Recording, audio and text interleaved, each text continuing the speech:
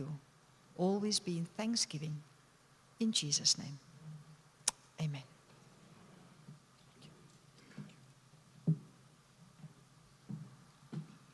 Amen. Thank you, Reverend Olifiri. Indeed, in the midst of our demanding roles, we seldom have the opportunity to pause and reflect. And this just just one of the moments where we had to pause and reflect and thank Jesus, our mighty Lord. Thank you once more, Reverend. Colleagues, now we move on to the national anthem. I kindly request that we all arise, as I'm also going to be calling the hospital choir to lead the national anthem. Let us gather in unity and respect.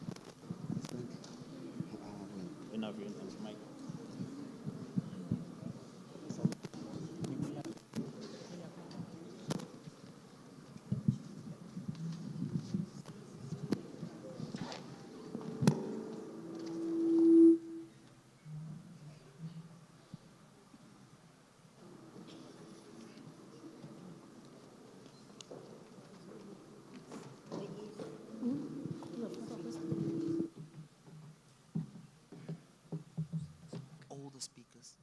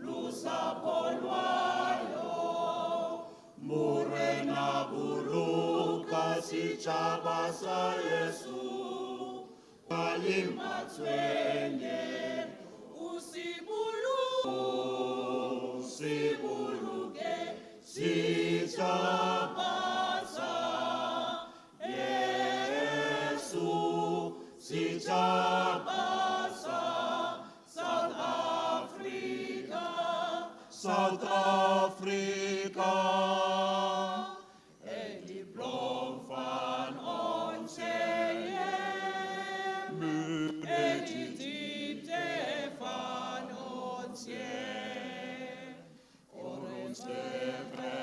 That within our busy healthcare environment, there is also harmony, creativity, and community. Let's give them a round of applause, ladies and gentlemen.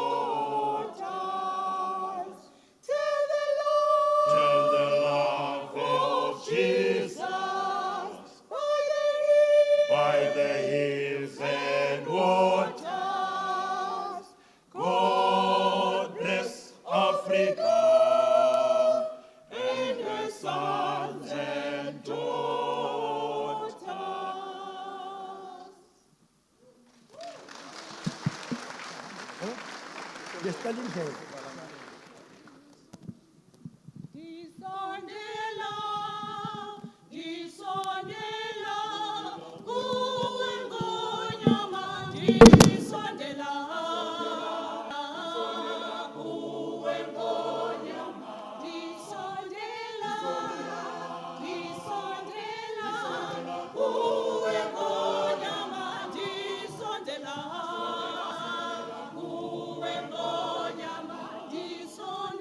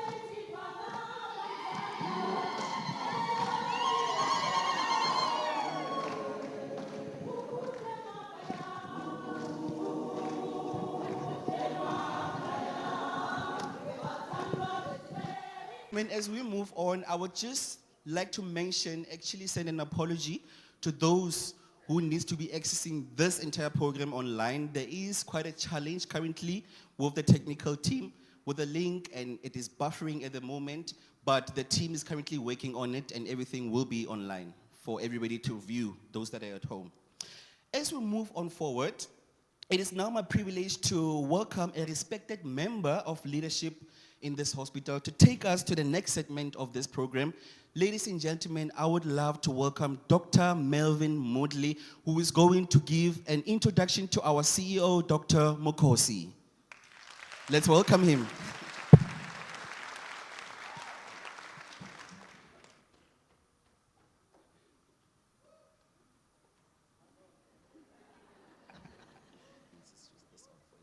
Okay, we good? There you go. Yes. So, hi everyone. It's great to be here. I just want to thank the choir. That was absolutely amazing, and Mrs. Dubase for going up there and joining the choir. You were brilliant.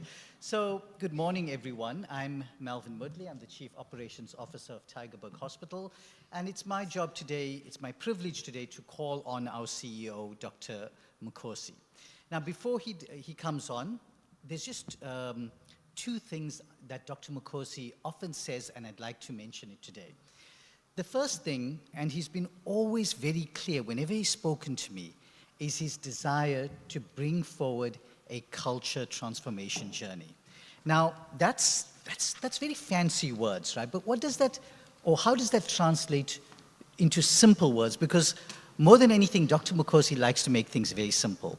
And he said to us the other day, what he wants is that he wants Tygerberg to be a place where every staff member, that's you, every staff member, feels valued, supported, and inspired to give their very best. And part of what today is about bringing this message to you and answering your questions, to take care of our people so that we can improve their health and wellness. With that, it gives me a great pleasure. It's my honor and privilege to call on Dr. Mukosi to talk to us.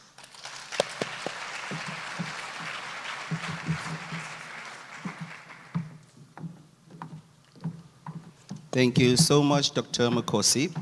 Now, ladies and gentlemen, it is that time that we've been waiting for. Let's welcome the CEO of the hospital, Dr. Mukosi.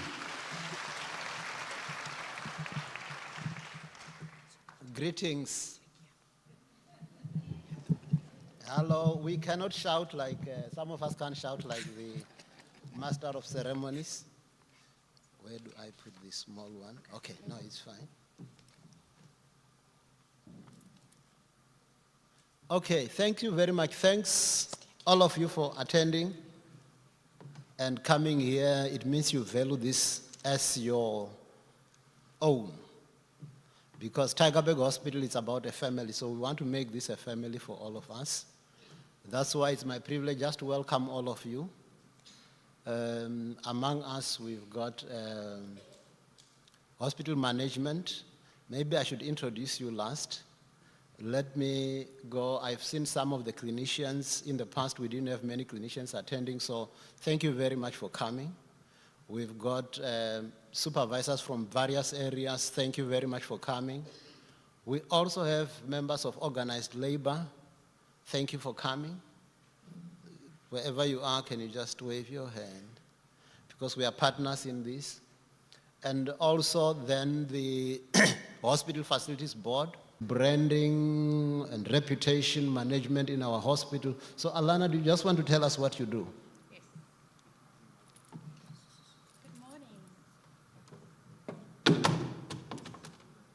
Hi, good morning. I'm behind the scenes, literally.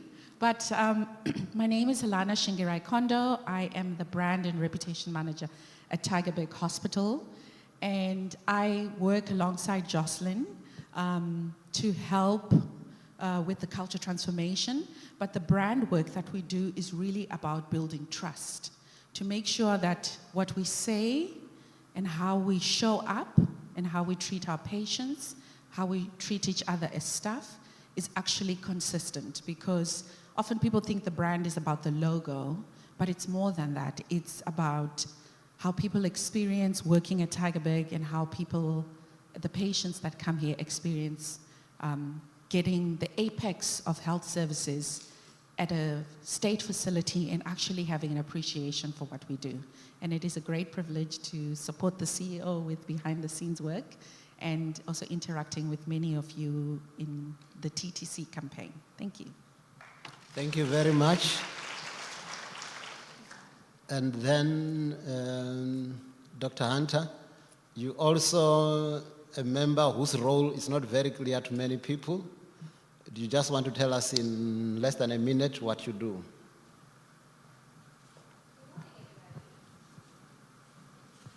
So, for those of you that don't know me, my name is Dr. Hunter. Some of you do know me from my time as a medical manager here at Tygerberg Hospital and my work on the redevelopment project. But as the Chief Strategy Officer in the Office of the CEO, basically my function is to translate Dr. Mukosi's vision and strategic direction into actionable items that we can then take forward. So that we move the organization forward, we can make sure that the staff feel valued, that they feel supported, that you can see the fruits of your efforts in everything that you do, and that the patients benefit from the best of us. And that we can also pick up where we need to place our emphasis, where we need to put our resources, how we can better strategize the direction of the hospital within the broad context of the organization, working together with our strategic partners, working on the transformation, and bringing all of that together to protect both our staff and our patients. So that's the crux of what I do. But we are in an evolving strategic landscape, and so I look really forward to seeing how this develops over time. Thank you. Thank you very much. Thanks, Dr. Hunter. So with that, you know what all of us do. Your supervisors, you know what they do. The rest of the people who stood, you know what they do. You also know what the CEO does, isn't it?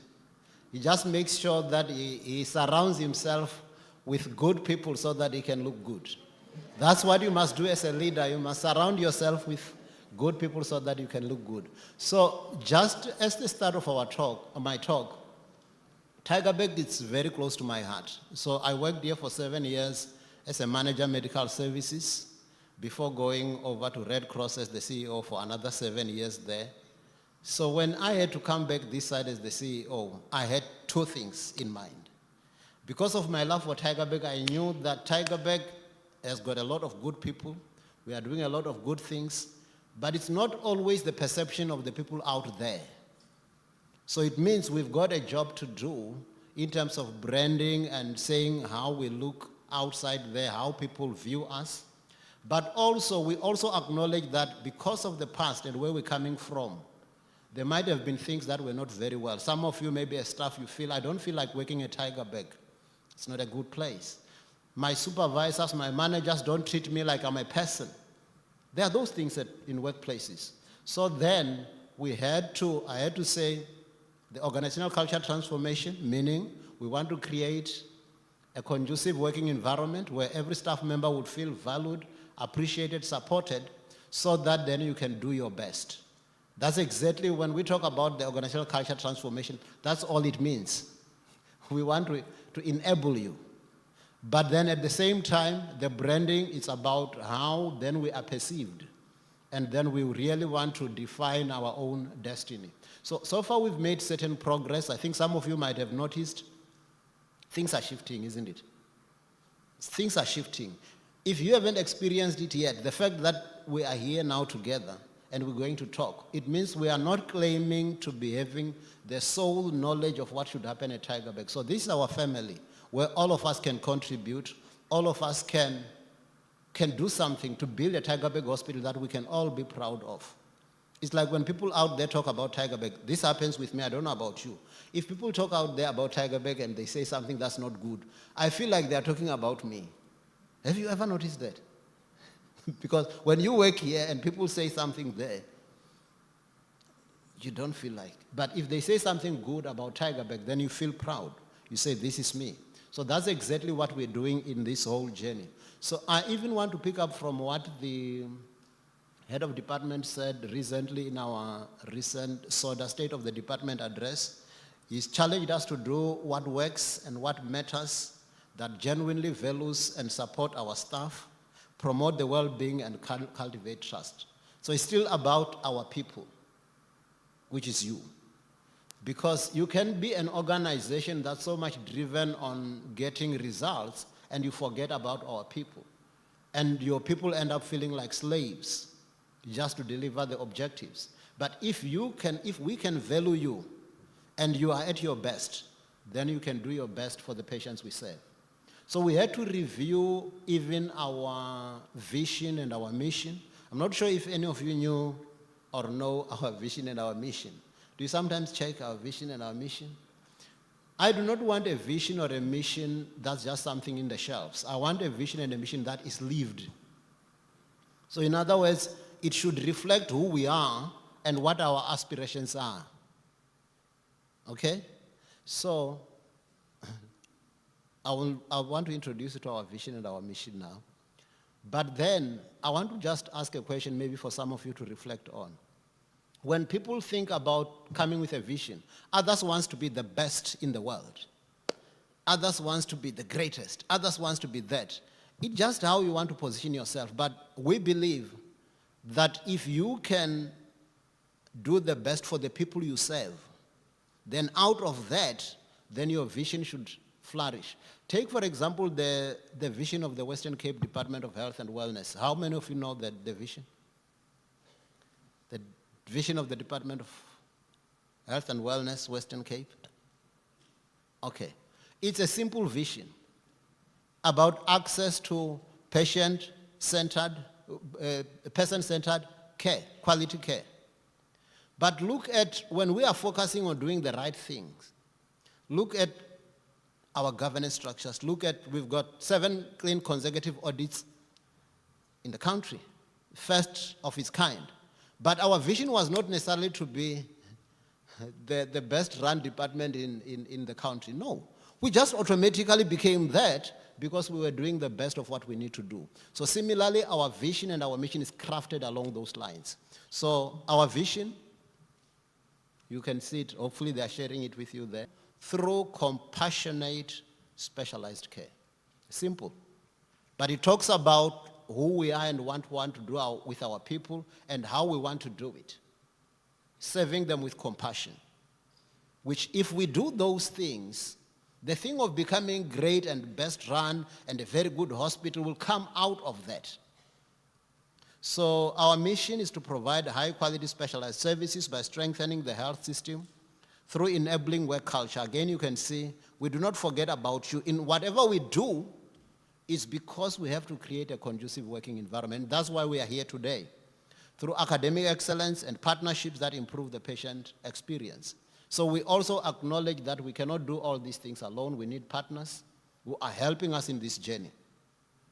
And of course, the values is the same values of the department, the value of caring, competence, accountability, innovation, integrity, responsiveness, and respect. Those are the 7 values of the department. But as Tygerberg, we added 3 more values, which we believe they align more to our identity, to who we are. So we've added the value of trust.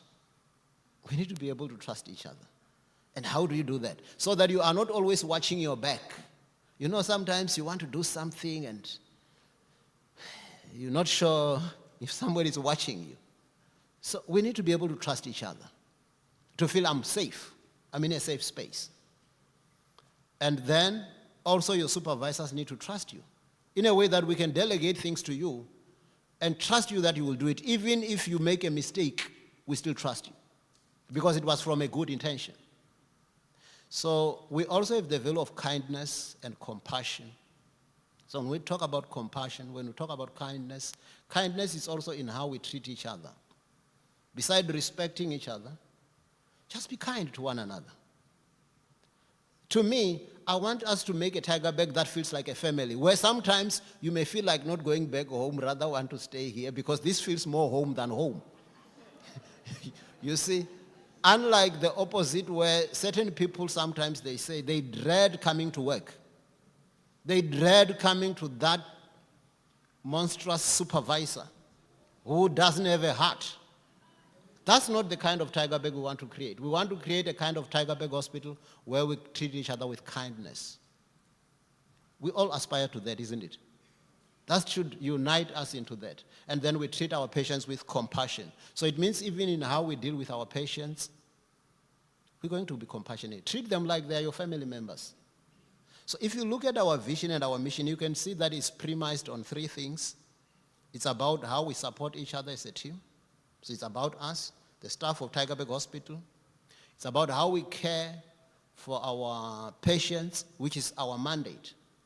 We do that with compassion. But we're doing that within a health system that provide quality care. And as Tygerberg, we are mainly as a tertiary quaternary hospital, we provide specialized care. So we decided we actually earlier in the year, I'm glad some of the people who were there at our AOP, Annual Operational Planning Session, are here. We focused on 3 themes, which are the themes that I want us all to focus on as the hospital. So firstly, we talk about our people. Our people is you. You are at the center of us. We think about you. Because if we have to be successful, we've got to make sure that we value you. We treat you as a person. There is a thing where a person would say, my supervisor doesn't even treat me like I'm a person. I'm just another number. I'm just a statistic. No, that's not what we stand for. So if they are treating you like that, tell them they did not learn it from the CEO. They are running their own agenda. Okay? That's why we are all here, to share who we are and who we aspire to be. Because we want to enable our staff. But secondly, if we enable our staff and we care for them, of course, we still need to make sure that you do your work, isn't it? So in caring doesn't mean that you can just do what you want to do. We need to make sure that we guide you in doing the right thing, isn't it? Yeah. So it means there would be times when we hold you accountable to deliver, to do the best that we should do for our people. And then our clients is the people that we serve. Our people that we serve, largely our patients. So we want to look at things that would enable how we serve our people. okay? Create a conducive working environment and create an atmosphere where patients would feel like coming here. It would be good. How would you feel when I heard this thing? I think, yeah, there was somebody who said, I don't want to go to Tygerberg if I'm sick. And I felt like they're talking about me. But they didn't say anything about me. So why don't I make sure that we all collectively do the best for our people, that if they have to choose a place to go to, they must come to Tygerberg. We create a best working environment that if people have to choose to come and work, they must come to Tygerberg, and we'll be the employer of choice. We also do this within like I said, within a health system, the Western Cape. But for us as Tygerberg, as a tertiary facility, we focus more on specialized quaternary care. There's a lot of advanced medical advances, top-notch, some of them best in the country. But we do that as we are just saving our people.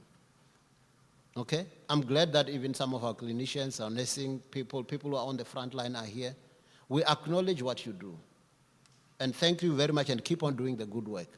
But we also work within an ecosystem where we work with our other partners through the platform. So I'm going to take each of these three things that I've told you about and just unearth it a little bit, because that's the gist of my talk, which is the gist of what I want us to do. So let's start with our people, which is you. So if I were to ask you as a person, what is your desire? How do you want us to treat you? How do you want us to interact with you? So obviously you would want to be supported, isn't it? You would want to feel enabled. So my role as the CEO and some of us as managers is not to see patients. I don't treat any patient. But I create a conducive working environment. Even those of you who are in the support services space, you don't see patients. Probably half of, maybe not half, maybe a third of us here, we don't see patients. So what is our role? Then our role is to support you. So that's why then there is a need for, especially we start with the management and leaders, we want to make sure that we capacitate our leaders so that they know what to do, they know how to treat you. If there are issues to be handled, or if there are issues where maybe staff members are not doing what they're supposed to do, we also need to teach them how to do things. Through, we're thinking of having the manager's toolkit that will just guide the managers. How do you then treat people in a way that you are enabling them, you are supporting them, but you're also making sure. When we do Barrett surveys, Jocelyn used to work for that team at head office. So Barrett survey is like it's almost similar to staff satisfaction survey. In other words, we wanted to hear how staff are feeling, how people are feeling at work. And our results haven't been always good. Where you feel, you hear people talking about how unsafe they feel. They talk about a toxic working environment. So the one time I was asking myself, if all of us think we are good, like if I ask you here, who of you is toxic? No hand will go up. But why are the results saying that we've got this? So then we realized that maybe we need to start also holding people accountable in their performance agreement. We want to see how you behave. It's part of the thing. So we've started actually as senior managers. We've done a 360-degree evaluation where people who report to you give a feedback. You do it anonymously because some of you don't want to the negative implications of that. So we create a safe space for you to give feedback about how you feel about your manager. And then the peers also give input. Your supervisor also give input. Then it can't be that all the people say you are problematic and you are not. Isn't it? Because sometimes even when you are problematic, it's not because you intend to be problematic. It's what we call a blind spot. Certain people who are problematic, they think they are doing the right thing. They think they are helping. But in quest of trying to help, they end up not treating people fairly. So we've got that as part of We've done it with senior managers, and we want to cascade that down to the rest of you. But we also realize that there's the thing where people talk about communication. People are saying they are not always getting the information that is needed.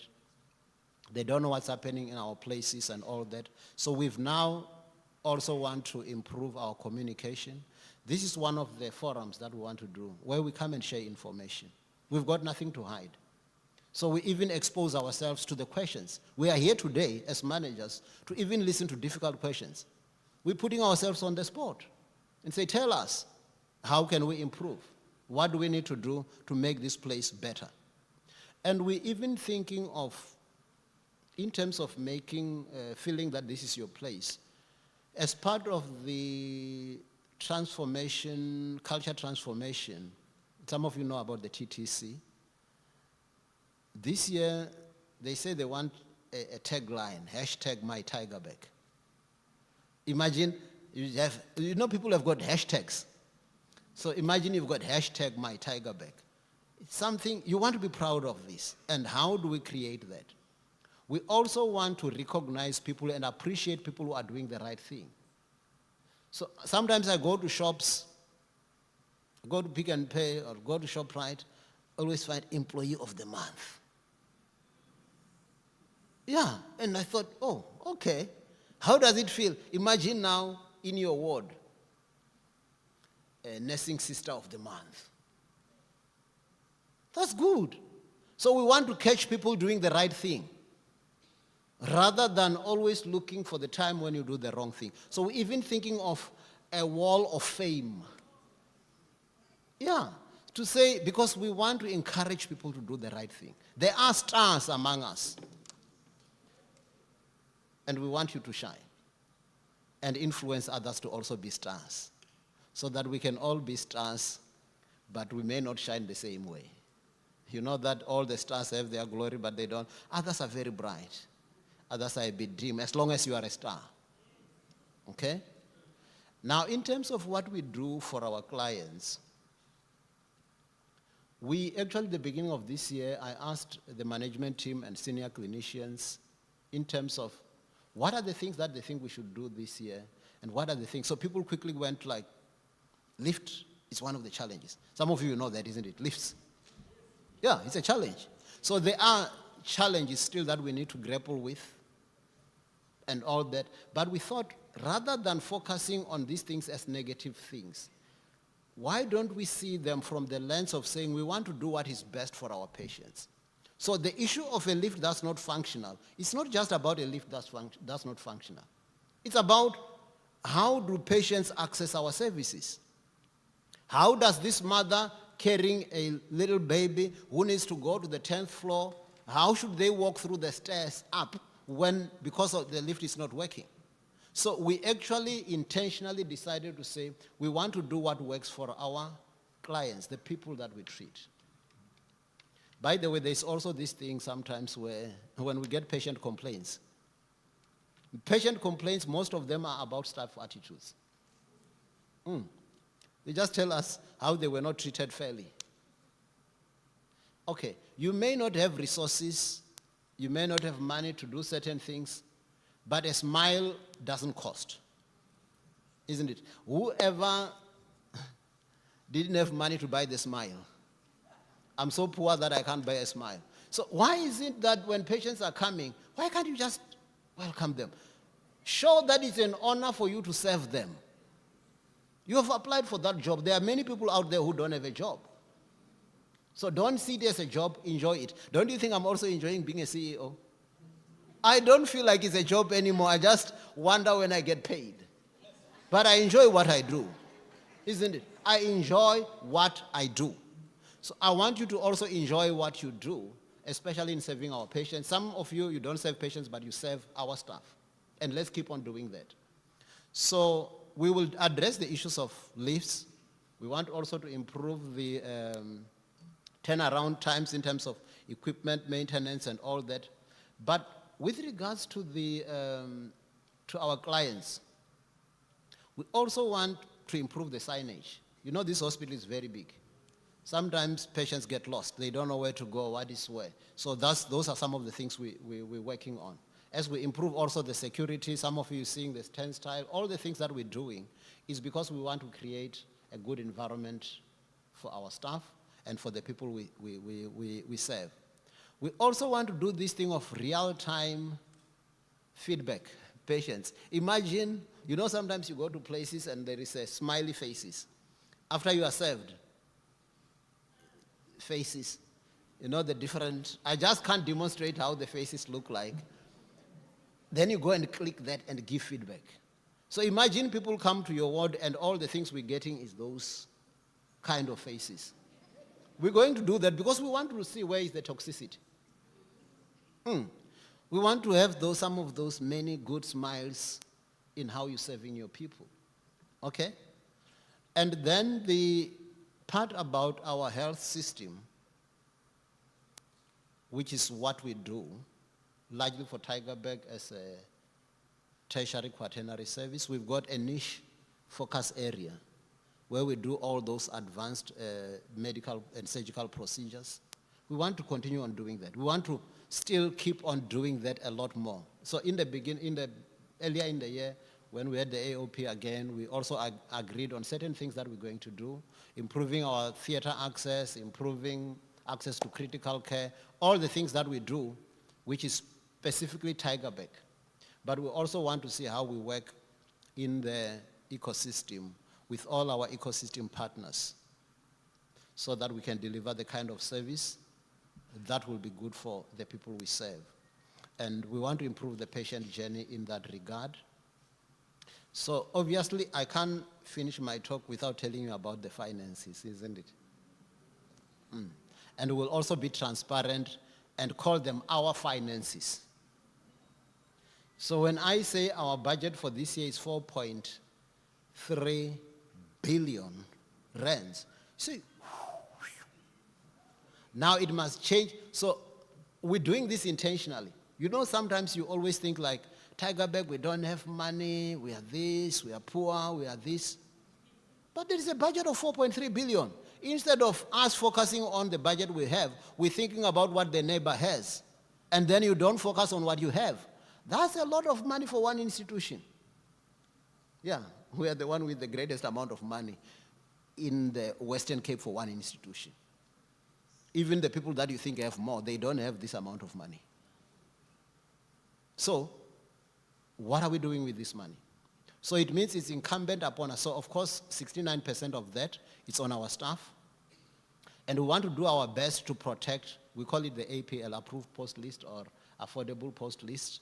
We want to do our best that we do not have to cut posts at any time. You know, in the past with austerity measures, where you can't fill posts, you lose posts, we cut posts and that. So if you look at how our budget is framed, so there is the staff cost, there is the goods and services cost. The equipment cost is just a tiny fraction. This is a balancing of the equation. So if we don't manage our goods and services well, let's say that 30% now, the expenditure becomes 35%. What is the implication of that on staff? Staff cannot keep on being 69 because your equation must balance.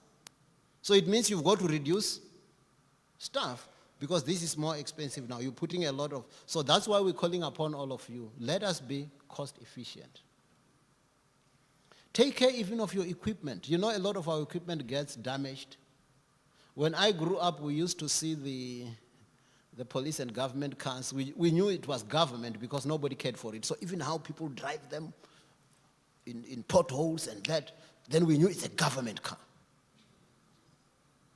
But I don't want you to feel like that. Who is government if that's government car? Because government is you.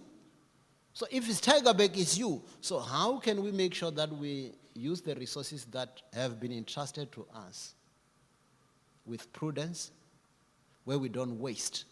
Because if we waste, we're actually denying ourselves an opportunity to deliver quality care to the people that we serve. So we're calling on all of you to help us manage our finances and our resources well.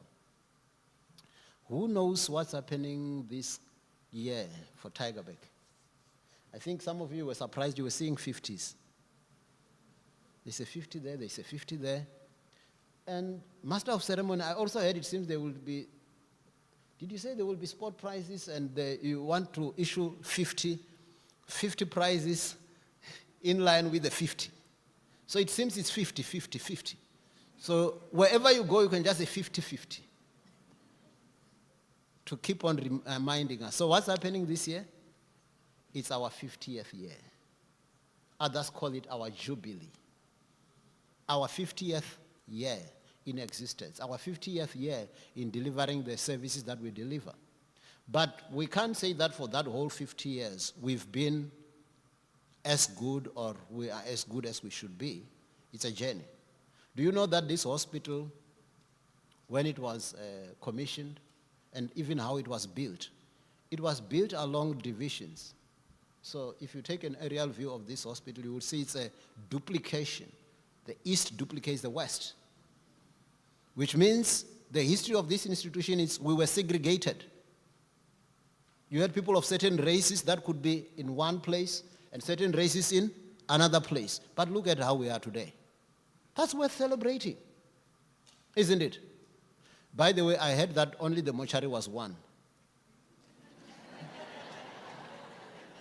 And we still keep the one mortuary. So everything was duplicated, but mortuary one. So this is an important time for us to celebrate. As we celebrate the 50 years, I also want us to be thinking about generations to come. We could sit back and keep on blaming our forebearers, but Tygerberg is our Tygerberg today, isn't it? We can shape the Tygerberg we want to see, and you are here for that reason. We want to engage you. We want you to tell us how can we keep on improving and being the best in what we do. So as we celebrate our 50 years, we will also be having certain milestones of celebration, but the big one is coming in October. Some of you were here with our family day last year. Family Fun Day, who of you attended the Family Fun Day last year? You know it was good, isn't it?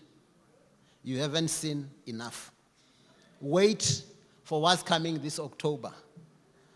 Because this October, it will even be more better. Because we are even aiming to invite all our partners who bear the name Tygerberg. You know, we've got a lot of Tygerbergs. Yeah.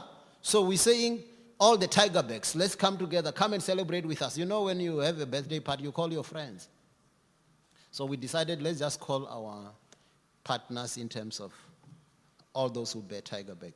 So the time today, as I conclude, it's aimed at you sharing your views. Telling us what's working and also telling us what's not working. But it's also encouraging, if you are part of the house, at least you must know one thing that's working. You know, sometimes other people are very good at criticizing. It's like some supervisors. They never see any good thing that you do. All they see is the wrong thing that you do that day that you do the wrong thing. So a good supervisor is the one who keeps on seeing the good things you are doing. And on the day you do the thing that's not right, you also understand when they correct you. So similarly, also when you give us feedback, please be kind to us. Tell us some few things that we are doing well, and then tell us this is not working. That helps us to receive the feedback, isn't it? Because we can see that you are genuine, you are fair. That's my story.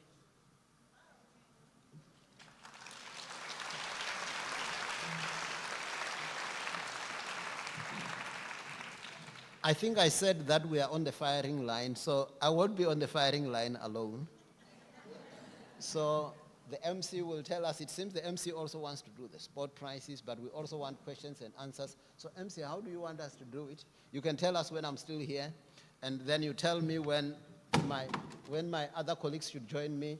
But I can as well remain here, isn't it? Yes, indeed, Dr. Mukosi. You can remain here. As Dr. Mukosi has shared, we are going to be giving away prizes. So I hope you're all excited for that. Dr. Mukosi mentioned 50 years that this hospital is having. So in celebration of that, we will also be giving 50 prizes. How good is that? How good is that? I would love to say thank you, Dr. Mukosi, for your insightful and very comprehensive speech. It does indeed give us clarity and purpose as we move forward within our establishment, Tygerberg Hospital. Thank you very much. So as I've mentioned, ladies and gentlemen, it is now time to bring that little bit of fun. Are you guys ready? I'm not convinced. I said, are you ready? Thank you. I have with me here our brand manager, Ms. Alana, who is going to be spinning the wheel.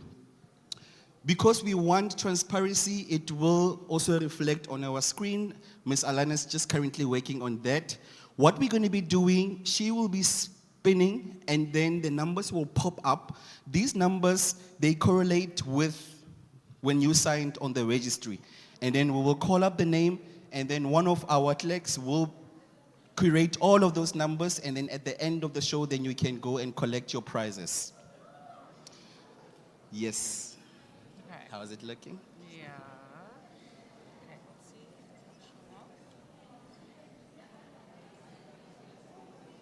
Oh, there. Okay. I don't know why use it's... this mic. Yeah. No, I'm not talking. All right. I'm going to duplicate just so I can also see. Changes.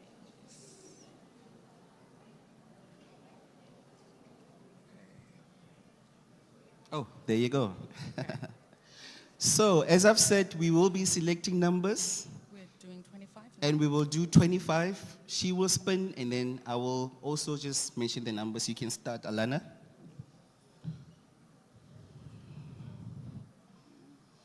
197.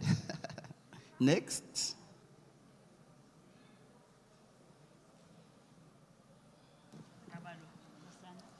Number 122. Those are our winners, guys. Number 132.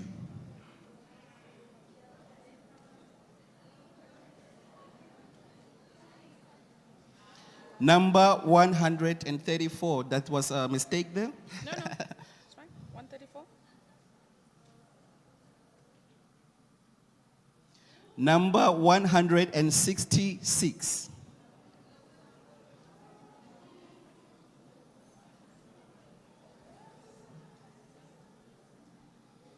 $24.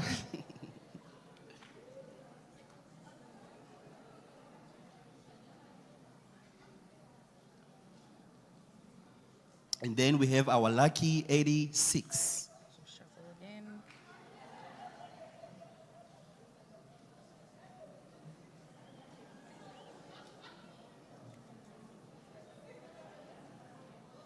$206. How many have we done? We're on 20. Are we 20 now? No, 50. 137. Okay, shuffle.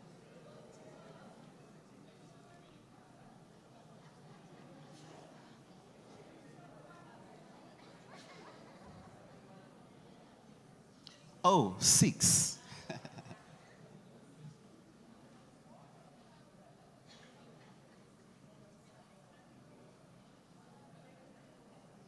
And then we have 185. Let's do 5 more.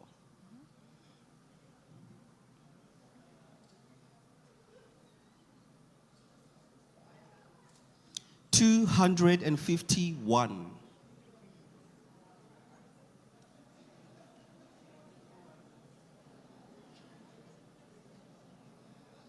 Number 33.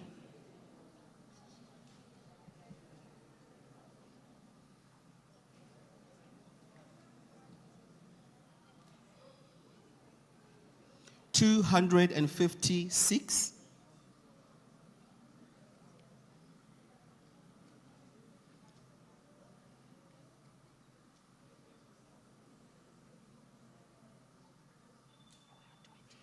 And then 260. Do I do 2 questions after this? Yeah.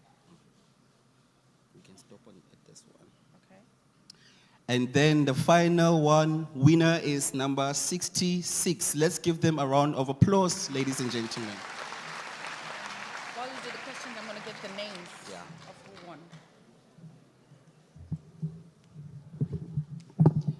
Give me the questions, they're inside. No, they're inside. All right. So, ladies and gentlemen, now we are going to be asking questions. These are the questions that relate to the CEO's speech and the institution at large.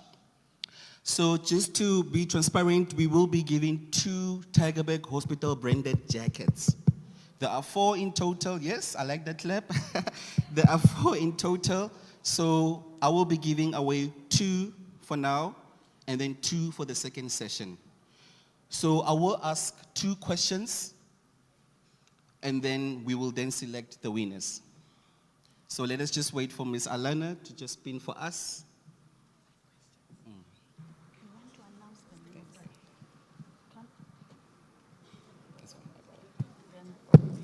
Hello.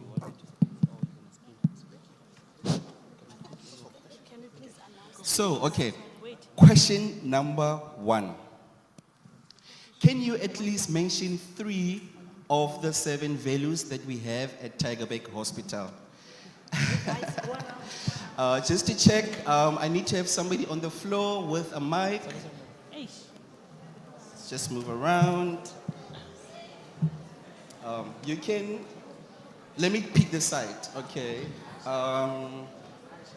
Eeny, meeny, miny, mo. You say with a white shirt. So remember, you need to give us 3 of the 7 values. Just mention any 3. Trust, kindness, and compassion. Let's give him a round of applause.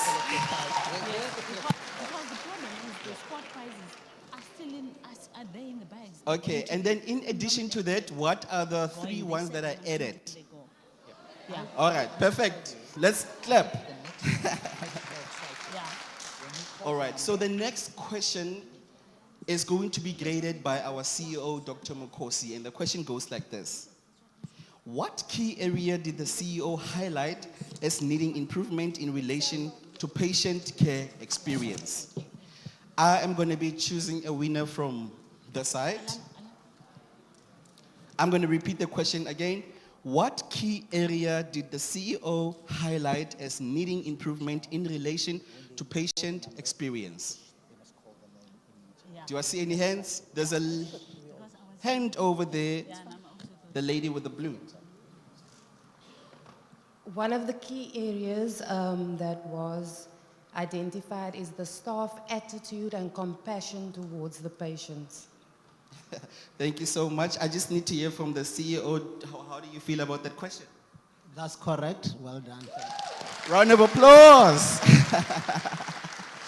Ladies and gentlemen, that now brings us to the end of our sport prizing.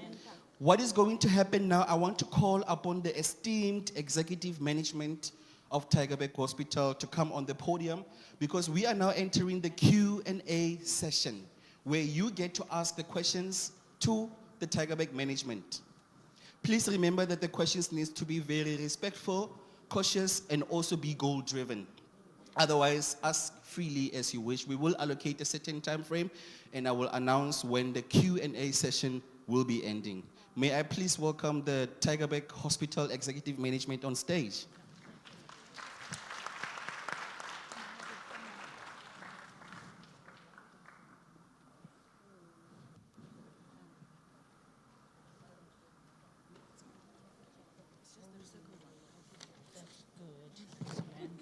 As we welcome the Tygerberg Hospital Management on stage, the names of the numbers that we spin, the winners are Jaden Andrews.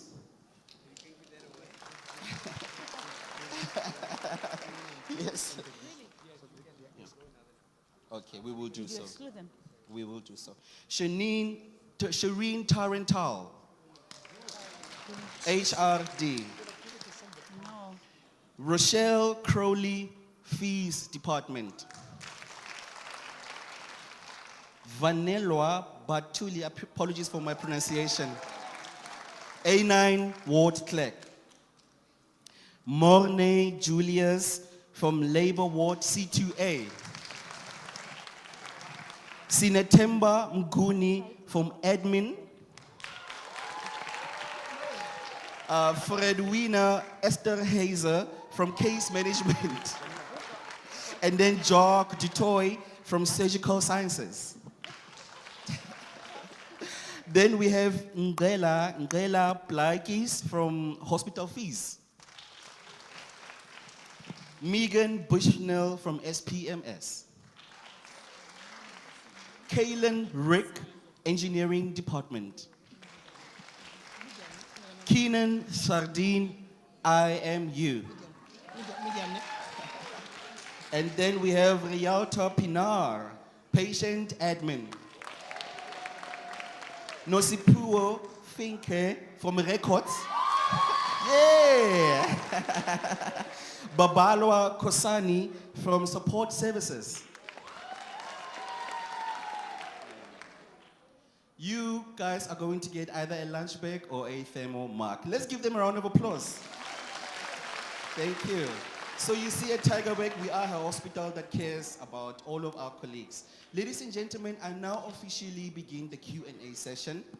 I will start from this side and then move on forward to take questions. Please do raise your hand and then I will select. I will also be assisted by all of the marshals that are on the floor. Thank you so much. Do we have a question for the Tygerberg Executive Management from the side? Or let's say anybody with a hand, please, with a question, please raise your hand.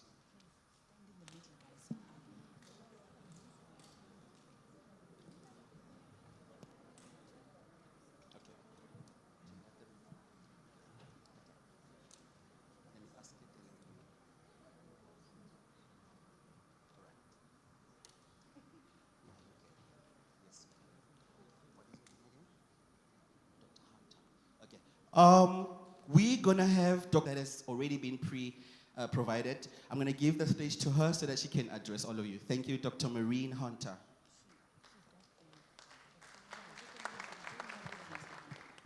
Morning again, everybody. So we actually received quite a number of responses digitally before the town hall meeting. Some of them were comments, some of them were questions, and some of them actually we want to ask you to help us with the answer. So the first one is there was a suggestion that was put forward that we have an area to share good practice across the hospital. And one of the examples of this was noise reduction. There were several instances where people mentioned that we are a place of healing, but the corridors are not always conducive to this.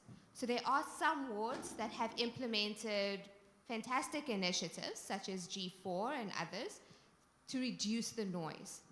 So part of what the team has asked for, exec, is how do we cascade those learnings across the hospital so we can learn from each other, from these initiatives that make sense and have an impact.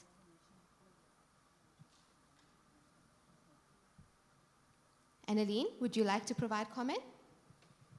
Well, I've been in private hospitals and I've seen that on the lifts, the doors, on the inside, the outside, they do advertise to say that please be quiet, this is a healing environment.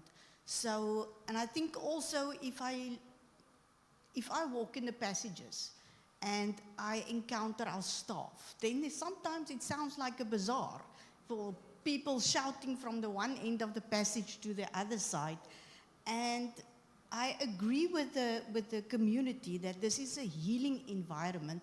So part of the change that we must learn is to use our inner voice when we speak to each other and keep the noise low. We've already got a lot of noise with contractors that's around us and all these ongoing things.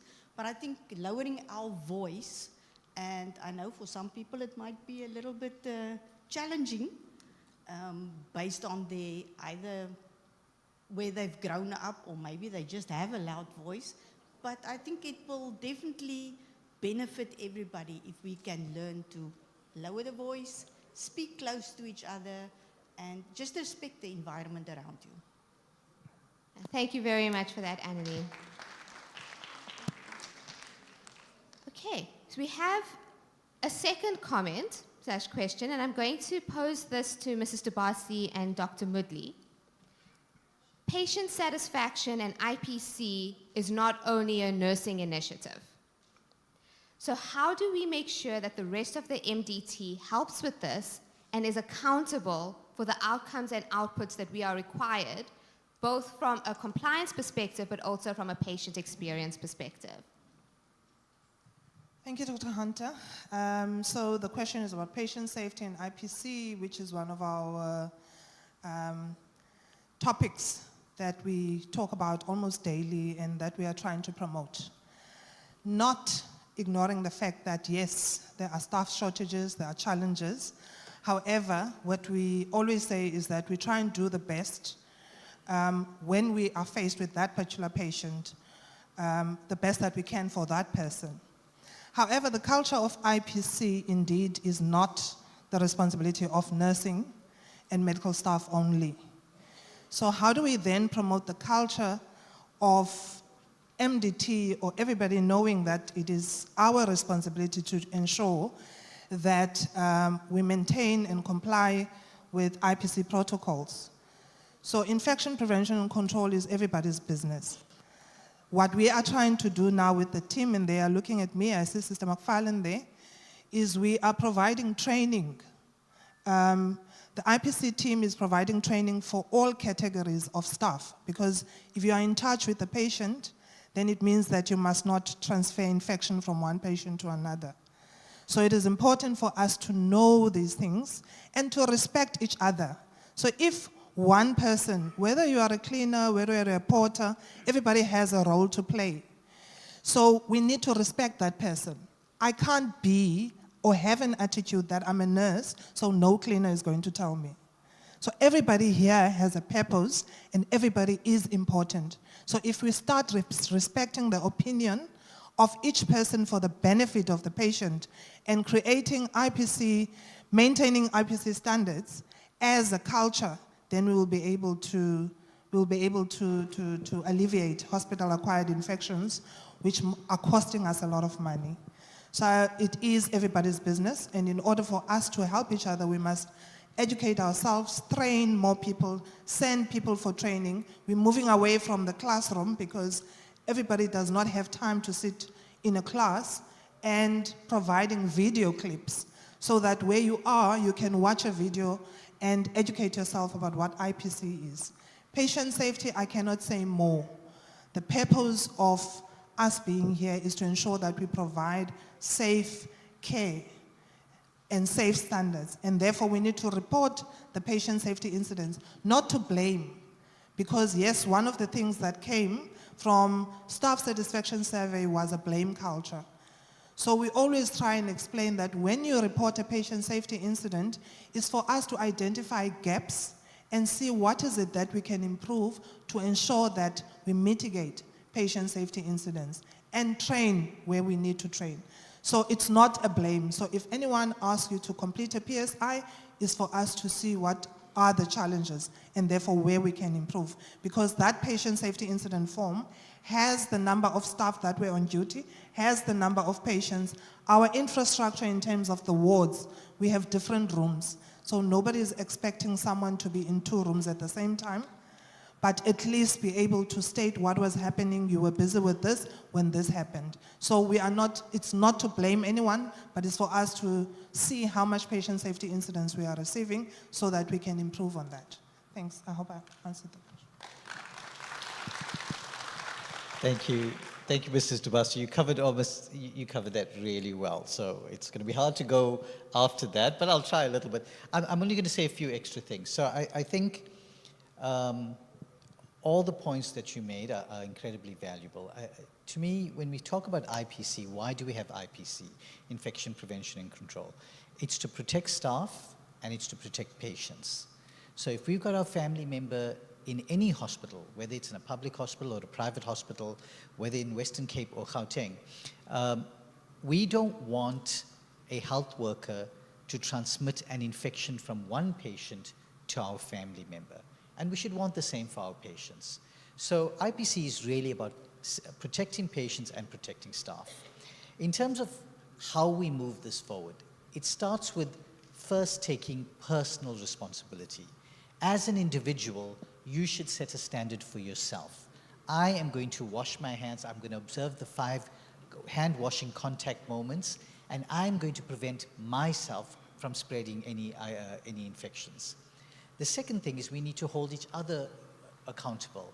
This is what Mrs. Dubas has said, that we need to be open enough to receive a comment that says, Dr. Mudley, you forgot to wash your hands. And my response must be, thank you. Thank you for giving me the opportunity to protect my patient and to protect the other staff members. And then the third thing is leadership. We need to be accountable at a leadership level. If we are a doctor managing a team, if we are a nurse managing, you're an operational manager, we need to maintain the standard. If you are the cleaning manager managing an area, we are responsible for maintaining the standard. So leadership is critical. And then finally, this speaks to our value of accountability. This is something we take on to do. This is something that's necessary for our goal and our purpose. So at every level, we have to maintain accountability and show that we are sticking to the standard that we have set for ourselves, the minimum, the standard that we believe will help patients and staff achieve their best. Thank you. Thank you very much. So I hope we've answered some of your questions. I only have one more, but this is a question that I'm going to actually throw back to you so you can help us unpack it a little bit. There was a comment that Tygerberg Hospital needs more consistent, visible, and intentional leadership. Now, when we read through all of these questions, and we did read through all of the questions that were submitted, we just, for the sake of time, can't go through all of them at this session. We went around the table and we tried to define what visible leadership looked like. And we discovered that every person in that room had a different understanding and idea of what visible meant to them.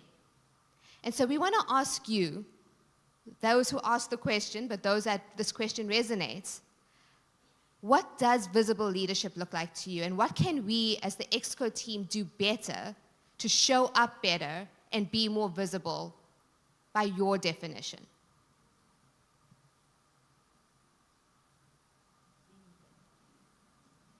Anyone at all? Can I just say family meetings? This is our family, right? Tygerberg Hospital.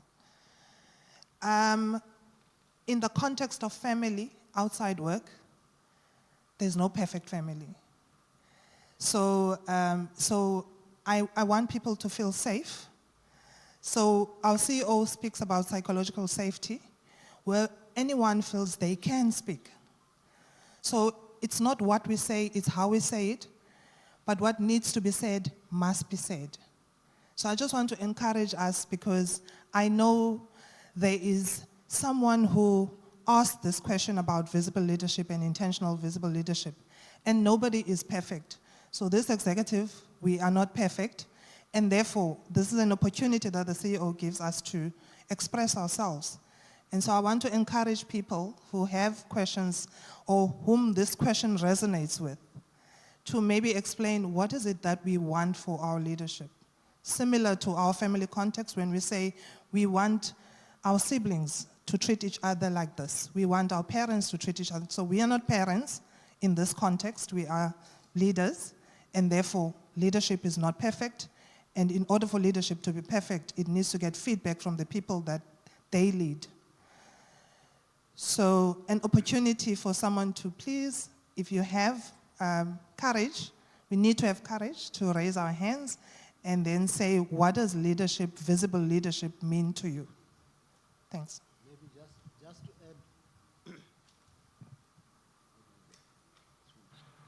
maybe just to add to what Ms. Dubas is saying, I could have just done a presentation and let you go to say, we know what you need, we know what Tygerberg should look like, and that's it. But we acknowledge that we won't be able to build this Tygerberg to be the best that it could be alone. That's why we need your voices. And no voice, it's a foolish voice, it's just a different perspective. You know where I stand as the CEO, I probably have got an aerial view of a little bit of everything. But some of you have got a focused view of something that you may know better and you can give us input. So, for example, this one of visible leadership, when it came about, we thought we are visible. We've got the town hall meetings. Sometimes as management, we also visit your areas. But maybe in your local space, there are things that you feel you're not seeing your supervisors well. There is issues with visible leadership. So that's why we want to hear from you. What would visible leadership mean for you? So nobody can say it's wrong because you're talking about what it means for you. And that's why when we say we are here, we genuinely want to listen to what you have to say. I'm even surprised when the program director asked for questions. You didn't seem to have questions. So this year we said, let's give you enough time at least to still ask questions. Of course, you can even just have a comment to say you are proud to be working at Tygerberg. That's good. But we want to hear something from you.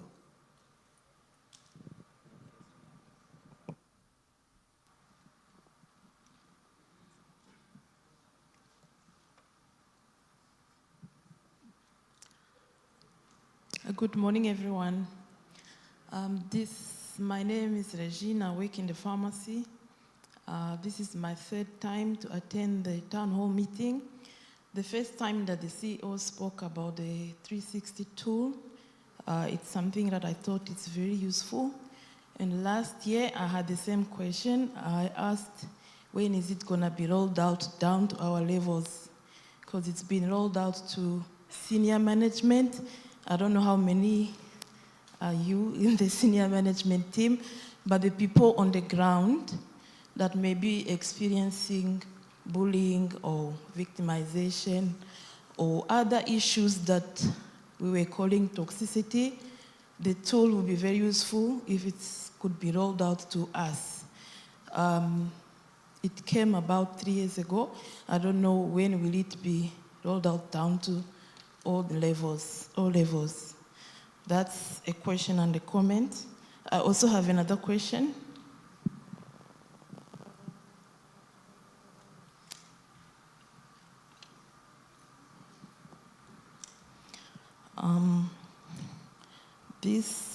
I wanted to ask what steps are being taken to address staff morale in this hospital, particularly where employees feel their professional input is undervalued. And can I ask another question?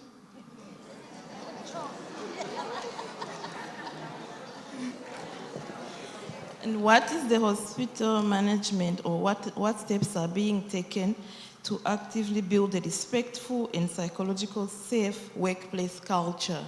I also want to comment that I do acknowledge that to change culture takes time, and I appreciate the CEO initiative to change the hospital culture. Thank you. Thank you very much. So I think, Jade, most of these things are in your space. And Jocelyn is not here, so you can. Okay, no problem. So thanks, everybody. Thanks for the questions. And again, I think just before anybody asks questions, I also wanted to make a comment of, we spoke about, I can't sit and talk, man. So we spoke about this notion of accountability. And we addressed it a lot. Dr. Makosi spoke about it all over the presentation. So now it's your opportunity to hold us accountable. I think that it's very difficult when when you're in a management space. I like the fact that Mr. Haynes holds me accountable, Dr. Makosi holds me accountable, but I find it even more important that my colleagues on this panel hold me accountable, and even incredibly important when the staff hold me accountable. So when I don't answer an email, I didn't do something, let me know. I'll try my best to get there, but now it's your opportunity to hold all of us accountable. And I think we need it. It makes my life easier. It makes my colleagues' life a lot easier. We do forget, but if you remind us and you hold us accountable, I'm guaranteeing you we will be able to do something. You might not like the answer, but we will have an answer. So in terms of the questions I was asked or put to us, in terms of the 360 tool, it's a brilliant tool, and it speaks directly to bullying, victimization, and it's a nice oversight tool that we can use. It's difficult to roll it out to the entire hospital. I'm going to be very honest and tell you it could be an expensive exercise, but that's okay. We do need it. And I think what we'll need to do is we'll need to start looking at, we get lots of grievances, we get lots of complaints, and I'll have our labor relations team look at which areas there are and where the majority of those areas are coming from. And then we'll start there as a project. So I've got Llewellyn here from Labor Relations. Llewellyn, that's a job for you, for me, please. Let's look at what the complaints look like and be honest. And I'm willing to share the stats with you. Your organized labor gets it. They know where these complaints originate from. So I've got no issue sharing that information. So if you're okay with me taking that approach, I'd really appreciate it. Or if there's a suggestion that we can do it better. But I think that would be the most appropriate approach, to say, let's see where these things emanate from and then target that as a targeted approach. Can I move to the next question? So in terms of, we spoke about bullying and toxicity, I ask people to please, if something like that's happening in your space, please let us know. Please tell us. We've got a zero tolerance for that, but we've got to investigate it. So many people come and there's bullying claims against the line manager, against a colleague of yours. They don't even know about it. It lands on the labor relations desk, and that person that's bullying or being alleged to be the person that's bullying has no insight, there's no input. The IO comes, they investigate, they speak to you yourself, they don't speak to the line manager. So we also need to just, some people might not be aware that their attitude is like that, so engage your manager also. But raise your complaint, we do investigate them. There are HCAs, so harassment contact advisors. We have lots of them and we appoint them eagerly. And I look at every one of those cases. And if you're not happy with my decision, you have an appeal. So I ask you, please do not be afraid to write those things down. It's not easy, I do know that. But I'm in the passages, you're welcome to speak to me, I'll give you more guidance. Staff morale, I think Dr. Makosi mentioned about our people, and we made a strategic intention to make sure that our people are okay. So I've been tasked with our people and the level of accountability. So some of the people in the room I've had some sessions with already to speak about how do we hold each other accountable, and also that speaks to our staff morale. So if you know you've got specifically I've been to the pharmacy to go and have a chat and see what we can do, and in terms of our labor relations, what is it that we can do. Staff morale is actually, we do a lot. So we'll have our family fun day. You've got the wellness clinic upstairs. But those are all things that are very general. I know that staff morale emanates mostly, the ones that we are speaking about, mostly emanates from a particular manager, particular leader, particular supervisor that makes it difficult for you to come to work. So I ask again, raise those things with me. I have no issue acting on it. I'll act fairly. I can guarantee you that. I'll be fair. And then steps for our EXCO in terms of trust and respect. I think this is a huge step in the right direction. I was worried when I came here this morning. I was worried that people were going to ask very difficult questions. And then I was actually excited that you were going to ask difficult questions. And that's us saying that, let us be honest with you. Let us build this trust. Let us build this relationship. And like Dr. Makosi said in the beginning, there's no secrets. We don't have secrets. So I think that this platform goes a long way to starting honoring your respect and building that trust. So thank you. Yeah, maybe just also to add to that, this issue also, beside you talking about your supervisor, but it's also incumbent on each of you who manages people to do a self-introspection.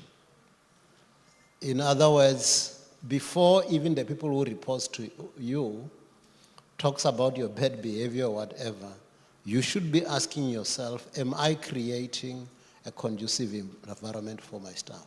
That's how actually you create a psychological safe space. So personally, for me, for people who report to me, I allow them to say even where they think I'm erring. Okay? So they should be free enough to authentically tell me, Mr. CEO, we think this way won't work, we think that, and I will openly listen to what they are saying. At the end, of course, I will still have to take a decision. So I'm challenging all the supervisors, every one of you here, please do what some of us do. I don't have any problem even in my meetings when people ask. That's why we are even coming here to expose ourselves, because we've got nothing to hide. So if we are doing anything that's not right, it's not our intention. It's a blind spot. That's why you need to surface that to us. So I'm challenging all the supervisors here, please, let's lead by example. Let's display the kind of behavior that we feel our people can talk good about us.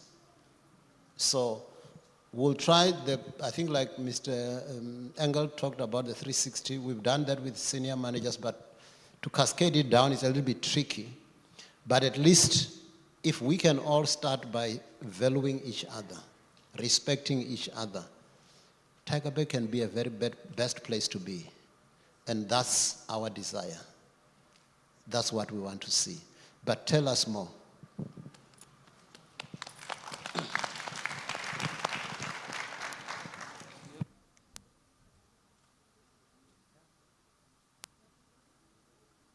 Thank you so much to our panel, and thank you guys for your contribution. I see we do have 2 more hands. Let us start with the lady right there at the back.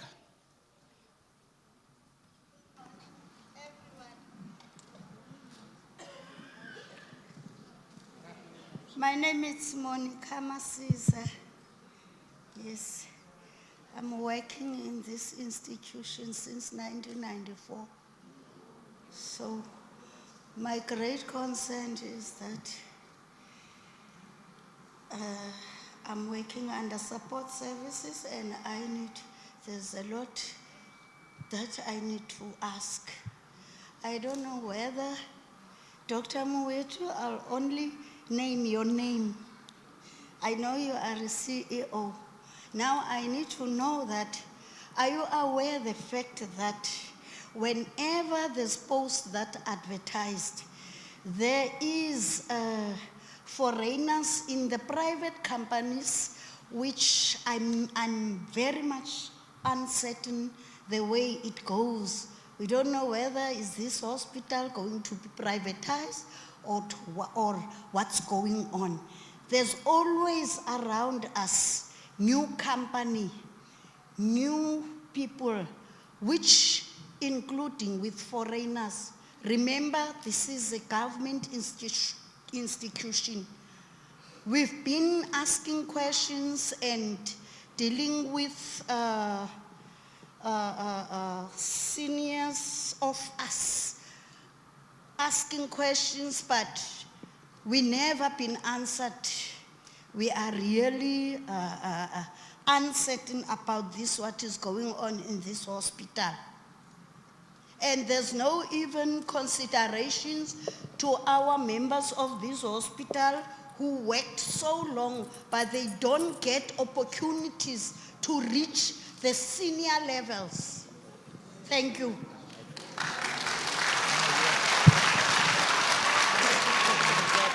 Right. Okay, thank you so much. Maybe we just see how many hands are there, yes, so that we see how many. You will tell us how many you're taking first and how many second round. All right, so okay, there's quite a so lot. that first one, I'll take that one. We just have to identify who will take which one. So Okay. let's go for the second question. All right. Okay. There's quite a lot of hands, so I'm going to be taking 3 more questions due to our time that we have, but we will see as how the program grows. Second question may be from you, Mhlekazi.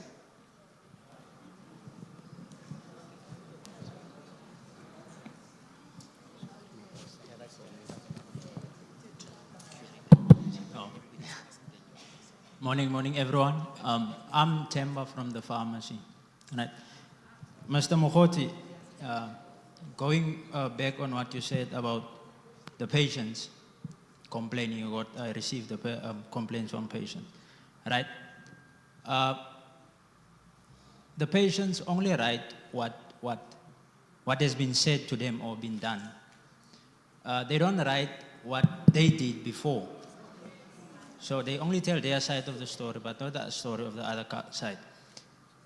Speaking from experience from pharmacy, you'll go to the window around about 10 o'clock or 11 o'clock.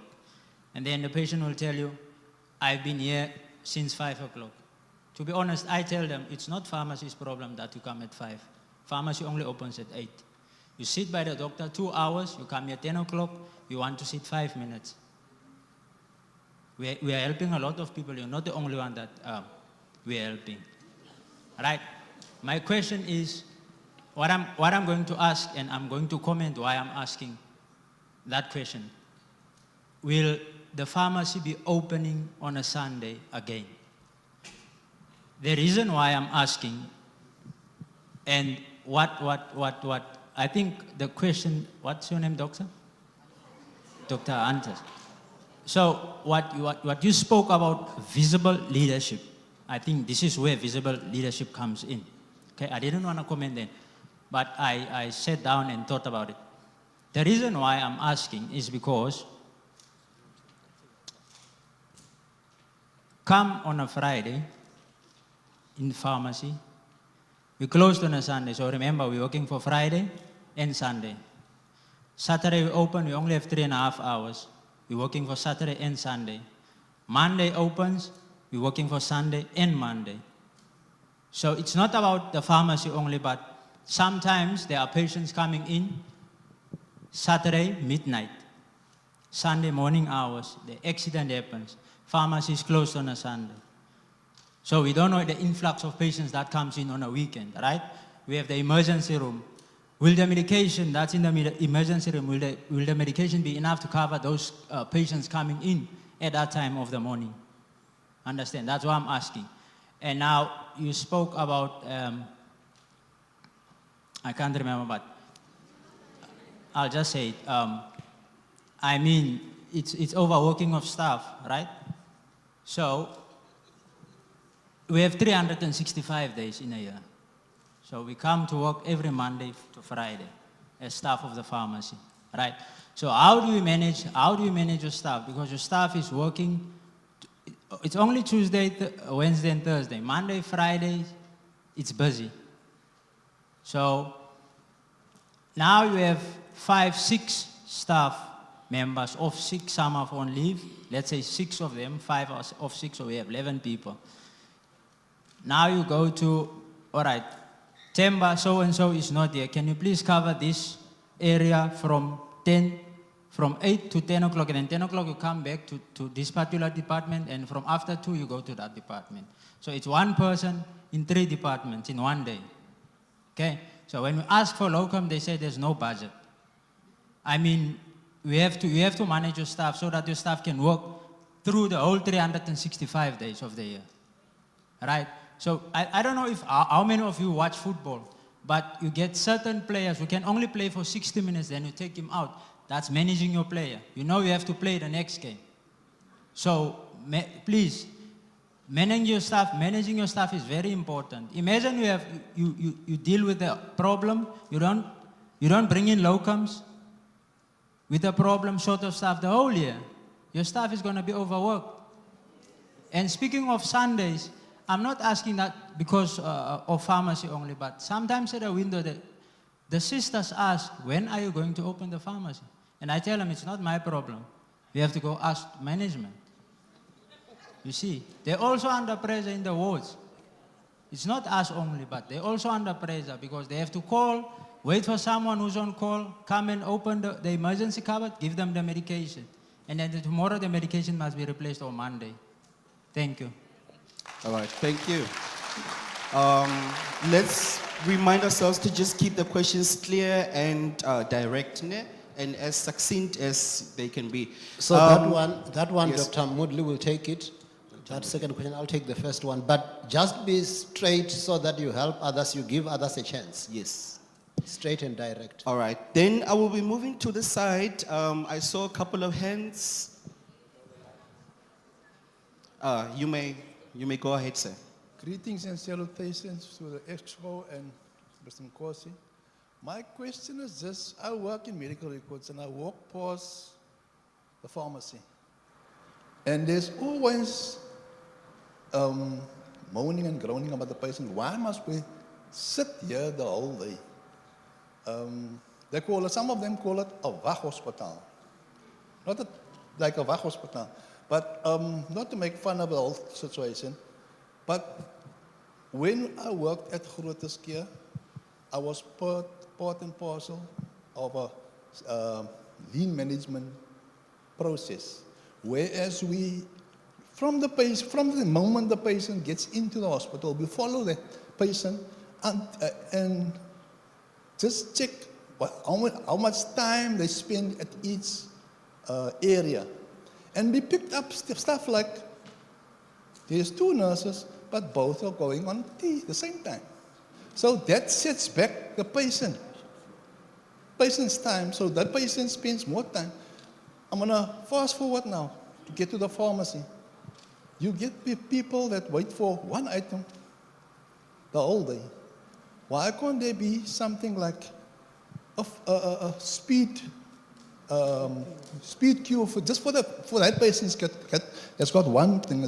And the other thing is also what I'm not complaining. I'm just saying what I saw. In the corridors, you get patients.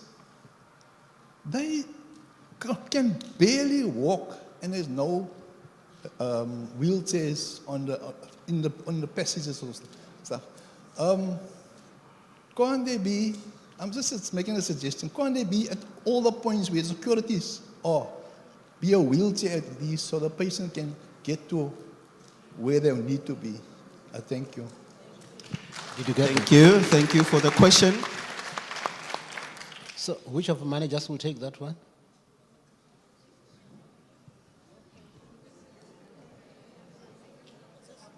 This last question, who will take this one? Okay, you'll take it. So 1 or 2 more last questions, then we'll have another round. But for now, we need to answer and manage our time. Correct, yes. You want us to go? Okay. I think you may answer those 3 questions, and then I will pick the next 3. So the first one around the foreign nationals in a workspace. So there are 2 processes that I just want to distinguish for you.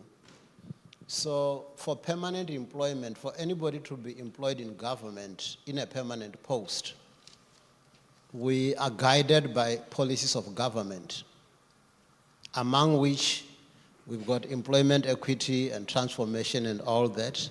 And there are groupings that previously disadvantaged and all that and all that.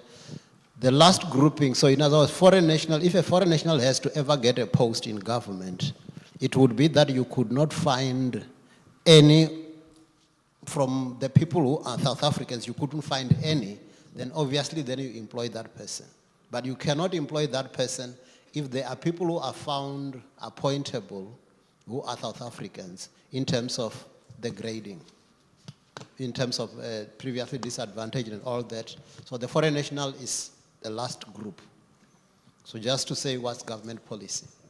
The second part, when you're talking about people around you, some of them being foreign nationals, some of them don't work for us directly, they are contractors. So as the hospital, we only appoint a contracting company. We don't appoint the people who work in those companies.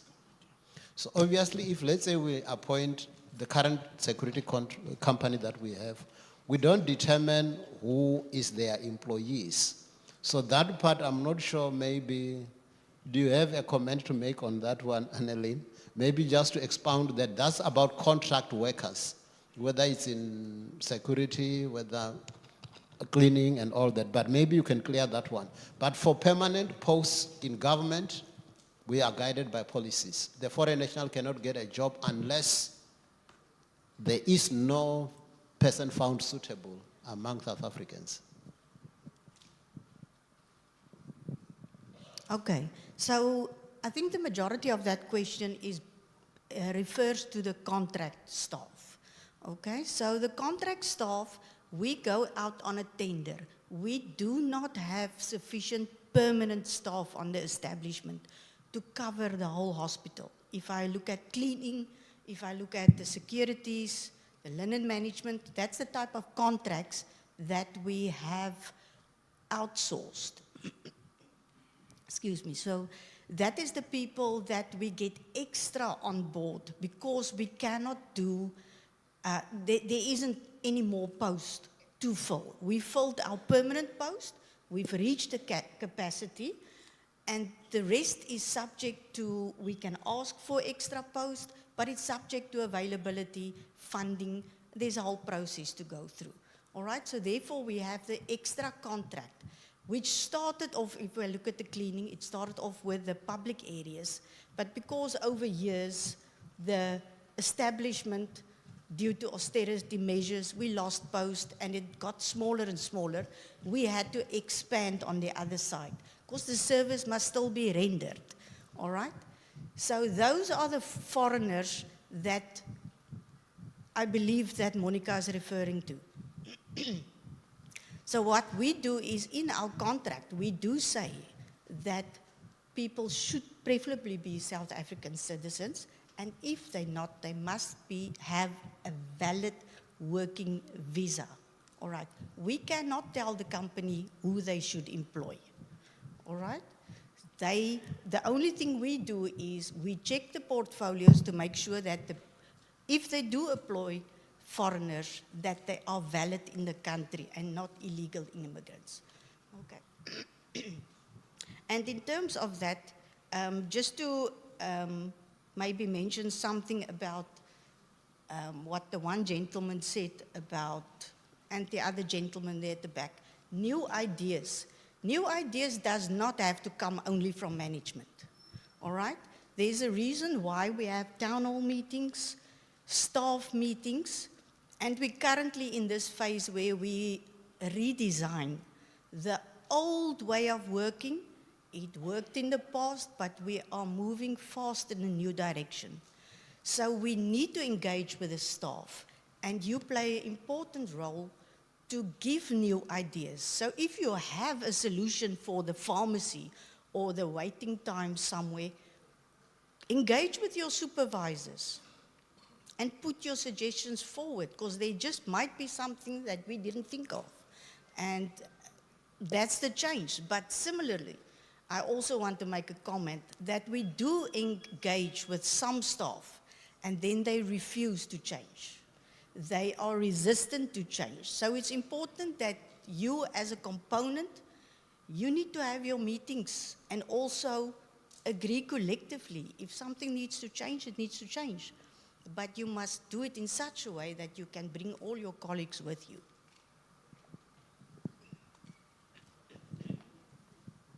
Thank you. So I received a few questions around pharmacy, and they were not completely questions, they were also ideas for improvement. So thank you, I appreciate that. It speaks a lot to things we need to think about in order to try and make things better. So we'll take that back. I'll start with the complaints about long waiting times in pharmacy. You used a football analogy, right? And I think that's a good one, because I think the first thing we must remind ourselves is that pharmacy is extremely busy, right? All the patients ended up there. So you can go to eye clinic or you can go to thyroid clinic and you'll still end up in pharmacy. And if you think outside of hospitals, there are sometimes systems that are so busy that inevitably you have to wait. So think about when you're driving into a football venue. There's a lot of cars all going at the same time, and there is a waiting time. So there is a reality that sometimes some places are so busy that there's going to be a waiting time. Now, it doesn't mean we're not doing great work, because every day, hundreds, if not thousands of patients are helped in our pharmacy. We dispense, an inordinate amount of medication, and our patients go home with their medication. Now, it doesn't mean that some people will not complain. Some people will go to their outpatient clinic and then they'll come to the pharmacy, and then their complaint will be, I have been here, as you correctly said, from 5 o'clock in the morning. And the way we deal with that complaint or any other complaint is we always want to hear both sides. We do not believe in a system that if we receive a complaint that our staff member is wrong. That's not the way it works. We ask the person who made the complaint, because we are accountable to responding to the complaint, what is your complaint? And when we ask the staff member, can we have a response around that? But we don't expect anyone to grovel, anyone to apologize unnecessarily if all we're doing is doing our work. Now, what I will say is when dealing with a complaint, if someone is at the pharmacy, you're at the coalface, it's a tense environment. Do not escalate the situation. Do not take the pain of that busy pharmacy on yourself. You're just there doing your job. You're right, it's management's responsibility, so if they want to complain, let them complain. But don't try and explain, I'm working so hard. We know you're working so hard. You don't have to justify your hard work. Now, you ask a question about Sunday pharmacy. That's not on the cards right now, but it doesn't mean it's not something we won't consider. You're saying things are very busy. Will you consider opening pharmacy on Sunday? Look, we are open to looking at any possibility that improves services for patients, but also improves outcome for staff. But we're also going to be here. We're not going to stand here and say, yes, we're going to do it. I think it is a budgetary consideration. If we're going to expend the budget on one action, and it can be anything, if we're going to do more operations, or if we're going to hire more HR staff, if we're going to invest in one area, it means that we're going to have to take money away from another area because there just isn't enough money. So I'm not saying we're not going to do it. I thank you for your suggestion. I think it's certainly something under consideration, and we'll look into it, but it will depend on the availability of resources. Now, the next thing you spoke about was staffing and adequate staffing. But you also started off by saying someone gets absent or a bunch of people are absent, and this is the problem. And I think one of the problems and even today, not in pharmacy, in another department or last night, we had staff that called in sick, and it caused massive disruption. And of course, the staff that were there had to carry the bulk of the work. And we're incredibly grateful to the staff that carry the work. To us, it's a sign of the commitment of the staff. But absenteeism is a significant problem. And what that does is it puts massive pressure on everyone else. We do not have, in reality, we cannot cater for a staffing complement and cater for absenteeism. That creates massive pressure on the system.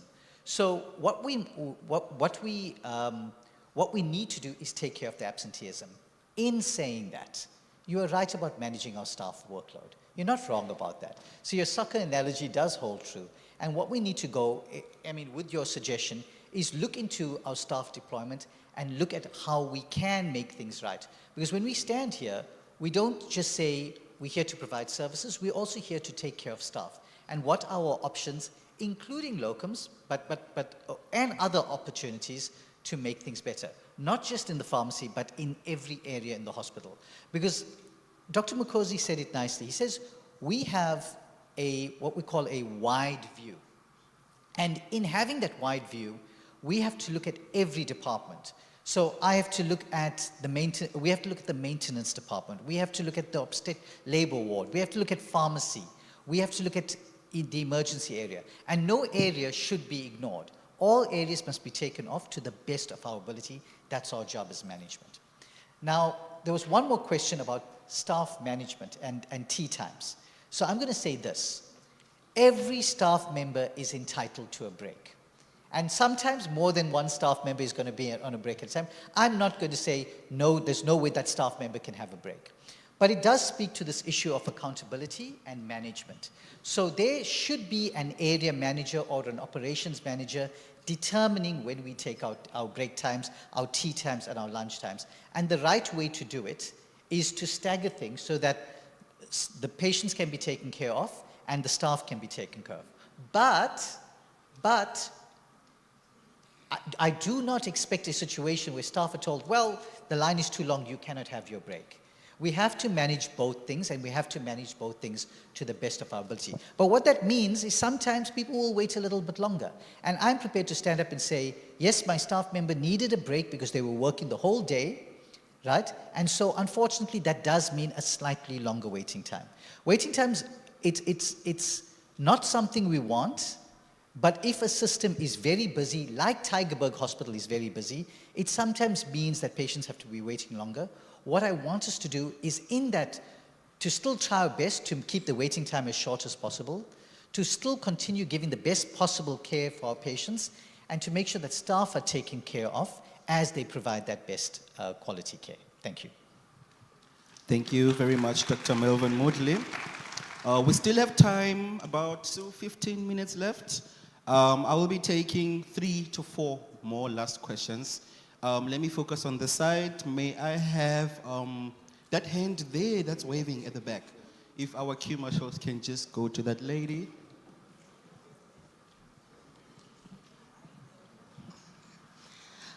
Good afternoon, everyone. I'm Stephanie Bombi from A8 East. I just want to ask, what went wrong with Tygerberg linen department, the laundry department?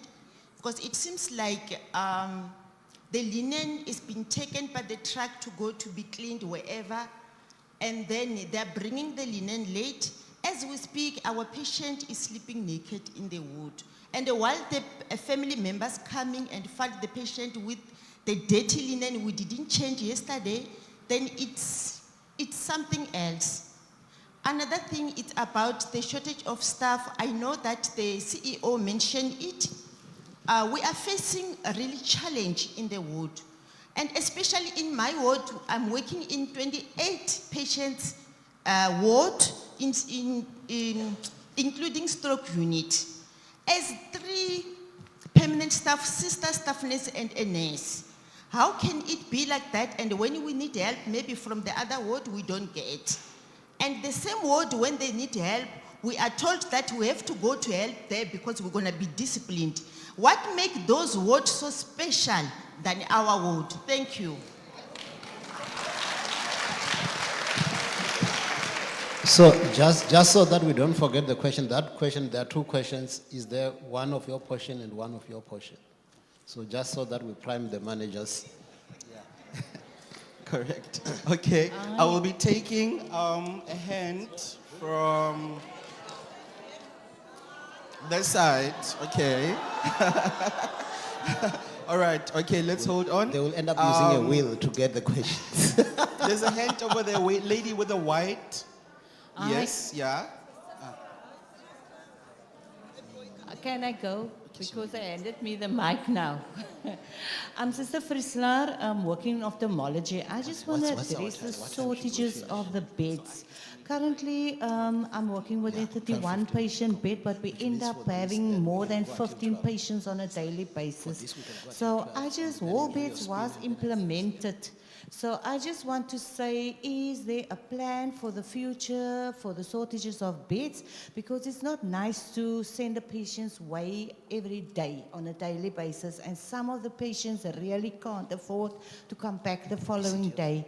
So they ended up sitting on chairs, and they are really elderly patients, which is not good for them. And it comes back to the service. It's not a good service at the moment for them because they get frustrated, and I just want management to look into the matter so that we can better the service for our patients. Thank you. Thank you. So Dr. Moodley will take that one. Yes, correct. Thank you, Sister Friesler, for your question. Which side feels I haven't given them attention? You know what? I feel like the middle side, I haven't given them attention. Do we have a question here? All right. I see a hand there.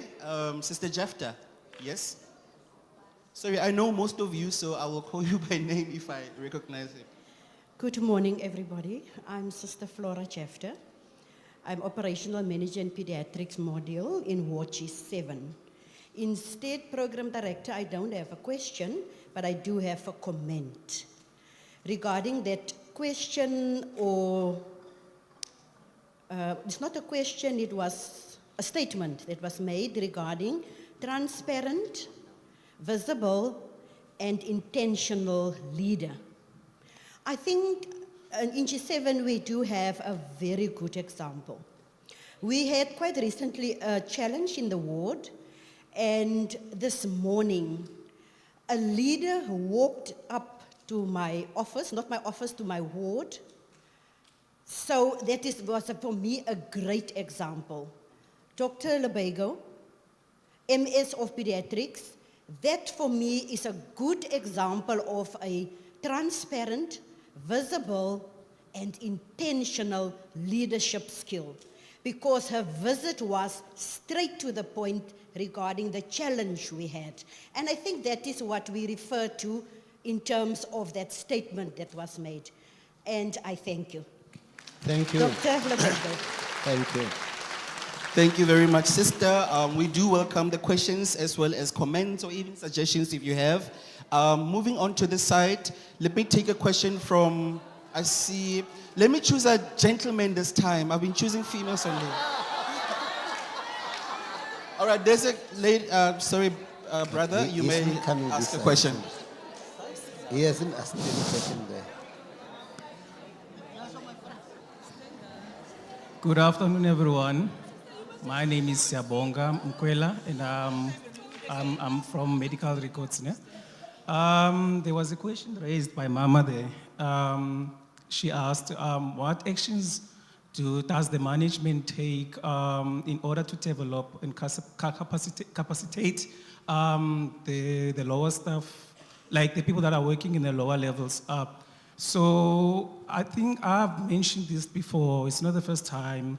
I've mentioned this before, that the hospital needs to maybe to create or to form a program whereby the people that are working in a lower level, the people that are matriculants, the people that have diplomas and the degrees, but they are working in the lower levels to grow or to develop in the hospital, like they can even create something like in GSH, they have something that is named experiential learner, whereby whoever is interested, those who have a metric, those who have diplomas, if they are interested to work maybe in supply chain, they can go experience there.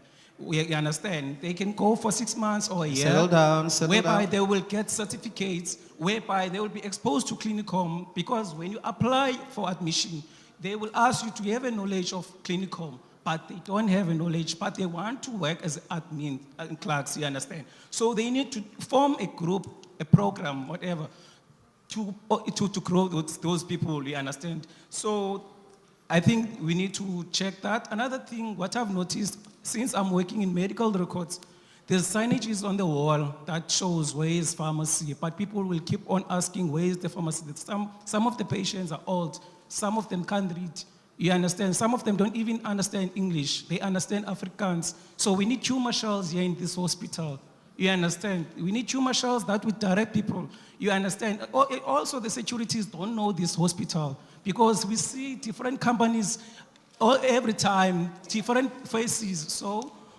we need to get queue marshals in the hospital. They need to create posts for queue marshals.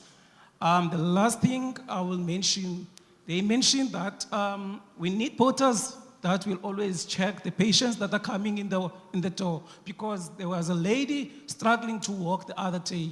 She was really struggling to walk, and she was like trying to balance against the wall.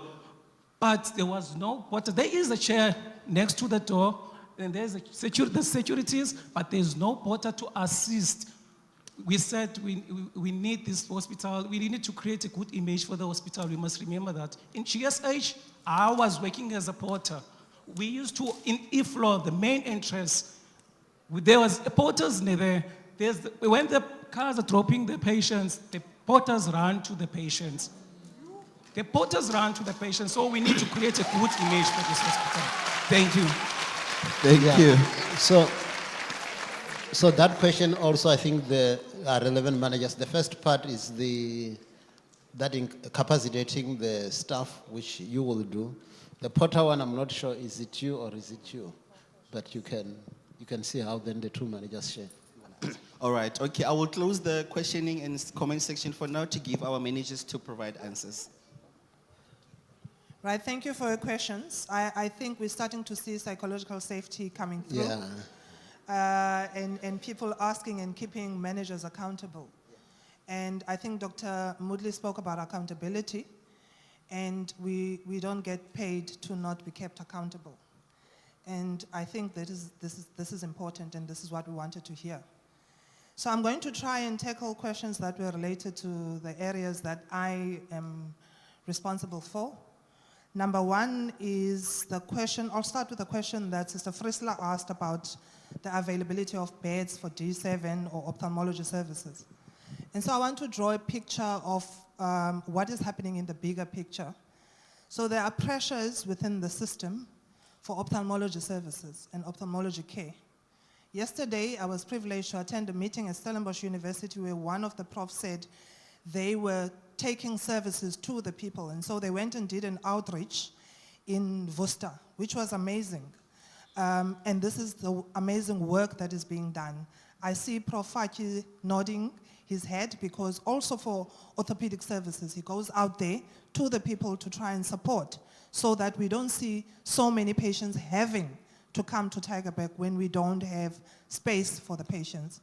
So within the system, and Dr. Kitesh Moodley is the MMS in that space, there are conversations that are happening in terms of how do we support the eye services and providing outreaches in areas where, so that we can, now the other thing that I want to go back to, so I know I'm going back and forth, is we all remember the COVID time and the surgical backlogs. So there's a lot of people waiting for operations who cannot access services.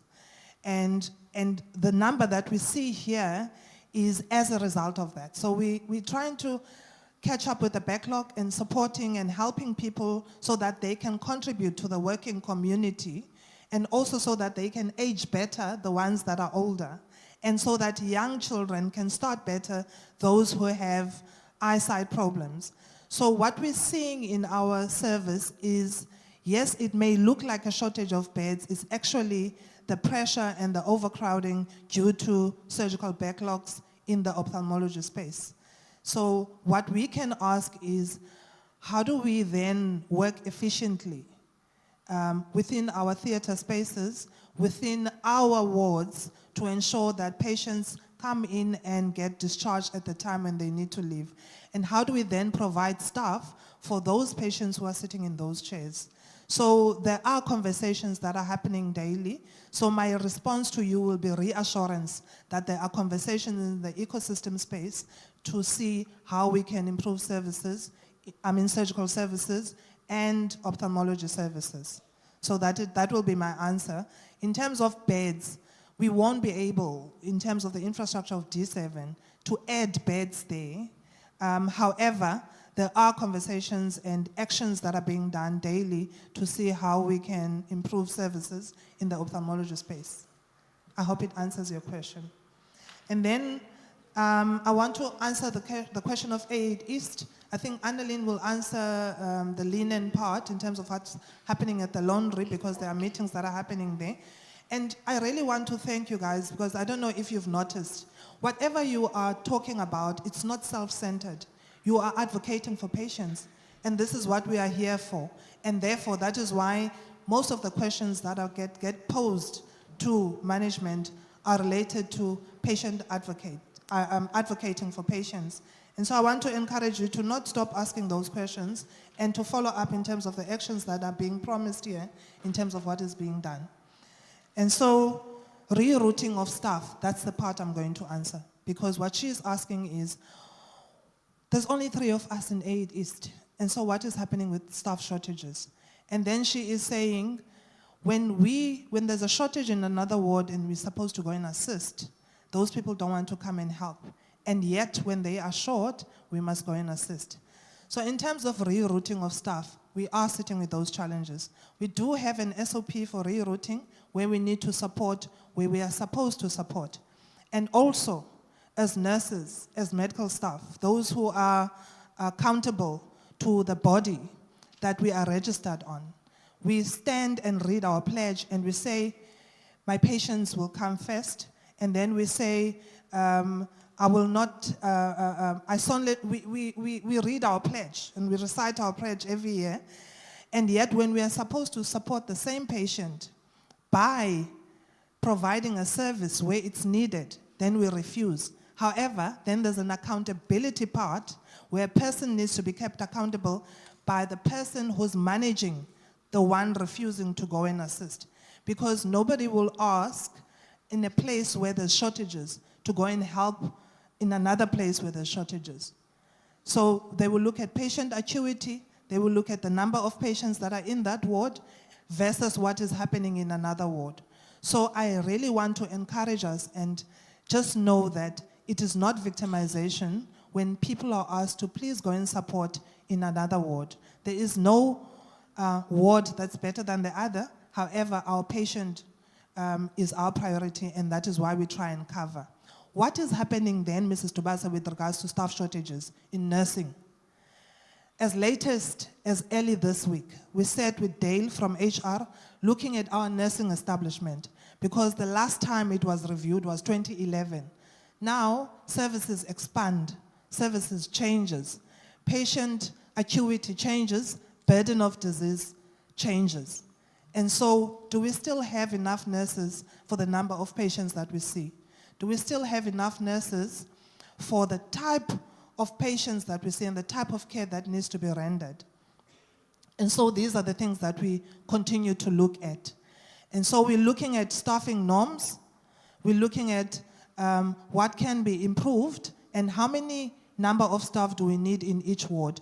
So area managers, as well as deputy nurse managers, there is an exercise that we said we are going to do by the end of June, where we try and see what is the current staffing that we have for each service, and for the service for the current staff that we have, and what is it that we need. However, I just want to caution you in terms of what we need. It might not be an overnight resolution, where we need 20, and so we're going to get 20 by next month or by next year. However, these are conversations that are happening. Also in the nursing space, there's changes in training where we're not going to have staff nurses anymore. So no institution is training staff nurses now. It's R171. So there's a time when we're going to have professional nurses and ENAs only in the wards. And so what we are doing is we're developing our staff nurses for the R171 where we can send people for training. So in terms of staff shortages, there are exercises that are continuously being done to look at what is the number of staff that is needed where. And with some of the walkabouts that we are doing, the CEO will then listen to us in terms of where shortages are. We walk there, he listens, and then he tries and finds solutions with managers of those areas. So in the nursing component, with regards to staff shortages, this is what is happening in terms of the exercise that we are doing to look at what is happening and what are the needs in the different areas. However, I want to highlight the issue of absentees. It is a problem. It's the biggest problem. Weekends, public holidays, Sundays, and then what we want to do is we want to work overtime on a Sunday to get double pay for that person who is off and absent for a long Easter weekend. And so there are things that are possible and are things that are not possible in terms of covering. So what we are trying to do is what the amount or the allocated money, because I said when the CEO said 4.3 billion, it's a lot of money.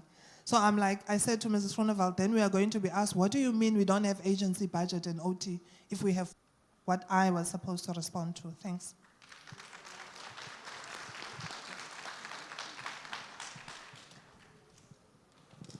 Okay. I think I will just go back. There was a question we missed earlier, which was the wheelchairs. And I think I'll link it up with the porters and the assistance from them. So with the wheelchairs, as you know, this hospital has got a lot of entrances. Our main wheelchair hub is on the first floor near the emergency deck. And that focus on the drop-offs for emergencies.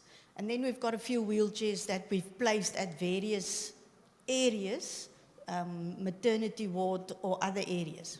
But what happens is, early morning when the patient comes in, they get a wheelchair, they go up to their clinic, but they don't vacate that wheelchair. They sit in that wheelchair the whole day. Although there's chairs in the waiting area, they sit there, which means our wheelchairs does not come back, all right? So that's where we need everybody's assistance. If you work in an area and you see there's a patient sitting in a government wheelchair, I'm not talking about those that the OT assigns to a patient, the porter wheelchairs, then we would like you also to encourage them to move over into a normal seat, especially if they can walk. They are just not mobile when it comes to long distance walking, all right?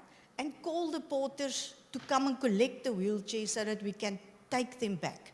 But there's also, at the same time, we are working towards minimizing our entrances so that we can move down to having one main entrance and an emergency entrance. But that's still a long process. There's many things that must happen. The security equipment must be installed, and it's being installed in phases. It's not something that can happen overnight. But in the meantime, we try to have our wheelchairs available, and if we can have the assistance of everyone, if you see a patient struggling, and you feel the need that this patient should have assistance, then please stop. Ask the patient if they need assistance, then go to the nearest ward or telephone, call the porters, and ask them to come and assist. Because the porters are all over the hospital. It is, 10 floors, 6 boxes, and then the whole premises, the people leave the wheelchairs anywhere on the estate. We need to bring it back. So if you see it, we would appreciate it if you can let us know, and we can come and collect it and take it back to the middle center point. And we can work this. If there's any other suggestions, or you feel there's an area where we also need to put in a hub for wheelchairs, please feel free to speak to Mr. Goodman, the chief porter. All right, so we try our best. At the beginning and at the end of every shift, the porters run through the whole hospital and the premises to bring back the wheelchairs. But we also know often the patients comes in from the emergency side and they also sit in a wheelchair instead of shifting them over into a normal waiting chair. In terms of the linen, so we do acknowledge that we have huge challenges with linen. We have been in engagement with the Tygerberg Laundry Services. So just for everybody's clarity, the Tygerberg Laundry does not belong to Tygerberg Hospital. It is another part within Department of Health. It is Facility Infrastructure Management. So they serve the whole province, West Coast, the Wineland region, Breë Rivier region, all the various regions. And there's 2 laundries serving all of, I think it's about 49 or 52 facilities, all right? So Tygerberg is one of the biggest users. And at this stage, they also went through the austerity measures. They only recently, a month, let's say within the last month, got all their interns and staff shortages sorted. So which means is we are on their case every day. Just to give an example, Friday they delivered gowns. And I know all of you experience a shortage on patient gowns. They delivered 280 gowns for this whole hospital. Now what do you think we must do with that? So our team went over, we have the luxury of walking over there and go ask them, we need more. And at the end of the Friday shift, we had 1,200 and some odds gowns that we received that we could distribute, which is even not enough as it is at the moment. because we've got a weekend. So Friday we receive our last delivery. When they work on Saturdays, they will issue us more. But then they only come on Monday to collect, and Tuesday we get our first delivery. So you can imagine there's about 4 days where we don't get any delivery. And we unfortunately do not have our own linen store.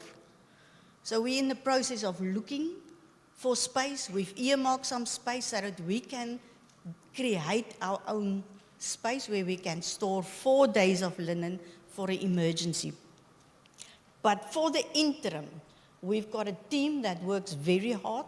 They go over to the laundry every day, and in the afternoon when we get linen, we count it. We unpack and count it physically, and then we go back to the laundry to say, I didn't receive enough of X, Y, and Z. And we are also in engagements with the laundry management on that side. So we're trying very hard.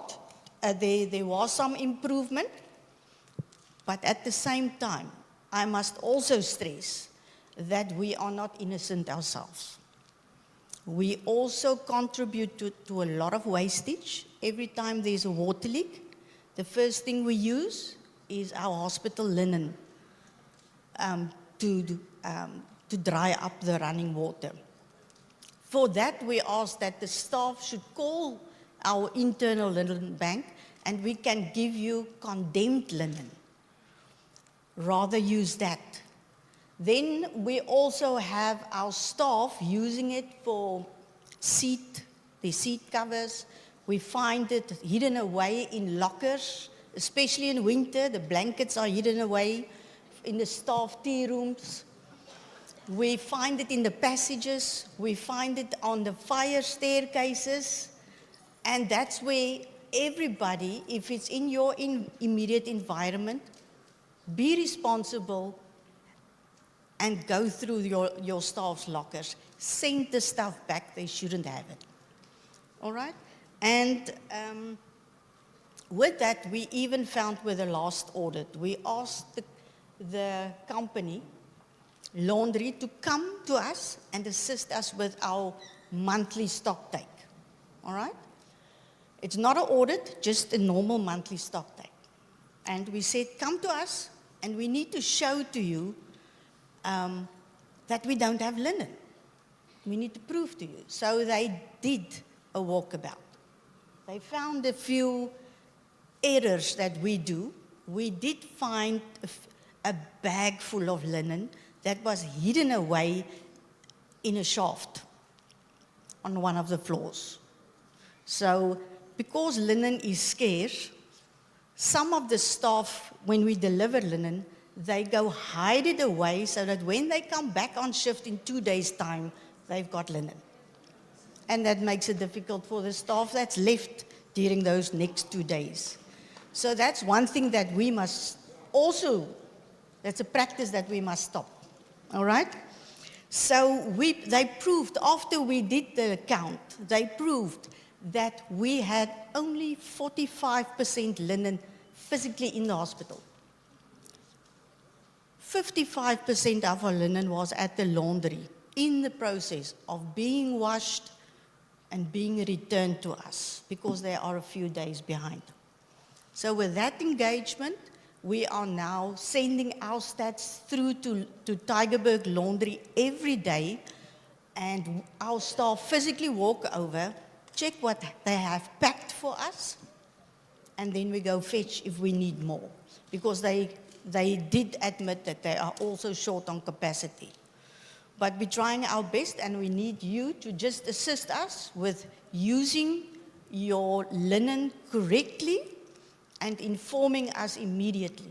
And the linen we deliver today, that linen is for tomorrow morning. Okay?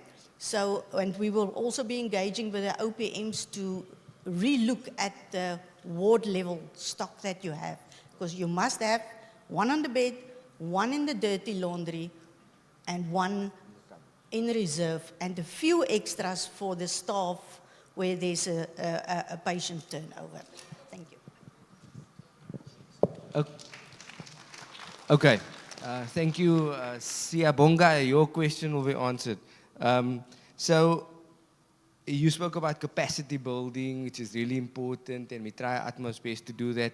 We're sending a lot of people to go and study, and you have bursaries, and those are all brilliant initiatives. But your issue is work experience. Because you're going to come, you're going to put your CV in, and I'm going to look at your CV, you're going to say no work experience, and I'm not going to shortlist you. That's your reality. It's all of our reality. So I might hold the qualification to be the DDG of this department, but my reality is I'm here. And it's a position I applied for, and I'm grateful to be here. So that being said, we've said, how does it look? What can we do? And not so much for nursing, we're talking about admin, and I'm sure you're speaking about admin support staff, speaking about admin and support staff. So we must also be very careful when we put out a SOP or a policy such as that, because now we're obliged to adhere to that policy. So if we say porters may go and work in patient admissions, we've just heard we've got an issue with porters not being strategically placed. So what do we do now? Then we've got a different operational challenge, but we've written the policy, so we're obliged to adhere to it. So I've asked that we rather call it a guideline, and we are busy with it. And the guideline circles around something very simple. It's called willing buyer, willing seller. So your line manager, because we will get people that my friend works, I don't want to sit alone in my office all the time. You guys have now seen what sort of a person I am. I like to walk around, I like to engage with people, but now I have to sit alone in a big office on my own. Not very nice. Karen keeps me entertained, so that's all right. But I would love to go and sit by Dr. Moodley or Dr. Makosi. But my job does not allow me to do that because I'm supposed to be there and I'm supposed to continue my function. However, if my line manager, if Dr. Makosi, Dirk Haynes, is willing to allow me to go for 2 hours, to go and work at Karl Bremer, to go and see what they do there, and they're willing to accept me, there's absolutely nothing wrong with that. Okay, and I think we need to, as line managers, as supervisors, we need to encourage our people as operations dictate. So it is not going to be in the form of a policy or a SOP or these harsh terms that we use. We will call it a guideline to guide the manager. And I think sometimes our supervisors just don't know what to do when this request comes through. It's not that they don't want to allow you, it's just they don't know what am I now going to do? I'm going to lose somebody, is it allowed? And then there's this whole factor of confidentiality, and you're coming to labor relations, you're going to know about your colleague's case, and we've got to find ways to work around that, because the fact of the matter is we have brand new people that walk in here, interns that maybe stay a week, a staff member that stays a week, and there's confidentiality risks with that as well. So we need to look at that, and we need to be honest with each other. So we need to be really open-minded and forward-thinking about this. But the most important concept would be willing buyer, willing seller, and it will be written as such. So hopefully that answers your question. I also just wanted to speak about Mrs. Dubasi and Dr. Moodley mentioned absenteeism is a huge issue in the department. So unfortunately, I came back from leave in January, and I was greeted with a message that we need to manage absenteeism because a lot of people were sick in December. But with that, so I'm that guy that also has to sign off on the overtime requests that the exec team puts through to say, is it reasonable? Am I going to spend 20 million rand on additional overtime? Those are not the numbers, they're a bit higher. But am I going to do that? But I've got this absenteeism issue here. So I was in a bit of a conundrum. It was a bit of a challenge for me. And I went and I decided to look at what our sick leave, pillar, your colleagues that aren't here, your colleagues that don't come to work and everybody has to pick up the slack, it's a difficult space to be in. And for the previous cycle, we spent of that 4.3 billion, it was less last year. But in the previous cycle, we spent 85 million rand on sick leave. I'm not talking about your locums that we replaced. I'm not talking about the overtime that we had to get in. I'm just talking about how much we spent on sick leave, not the leave, because we need to do that. And people are genuinely sick. But we just need to be aware of that figure. To date, it's been a year. We are now, and it's going to get worse as the sick leave sort of peters out. We're standing on in excess of 30 million for last year. So I think it's important that we quantify the numbers so that we can actually get the understanding of how much it does cost. So we do try. My colleagues try their best, and I try my best, and we do monitor these things. So we've got the stats, and we're working on a way to share those stats with you. It's part of the management toolkit. So thank you. Siyabonga, I answered your question. Thank you.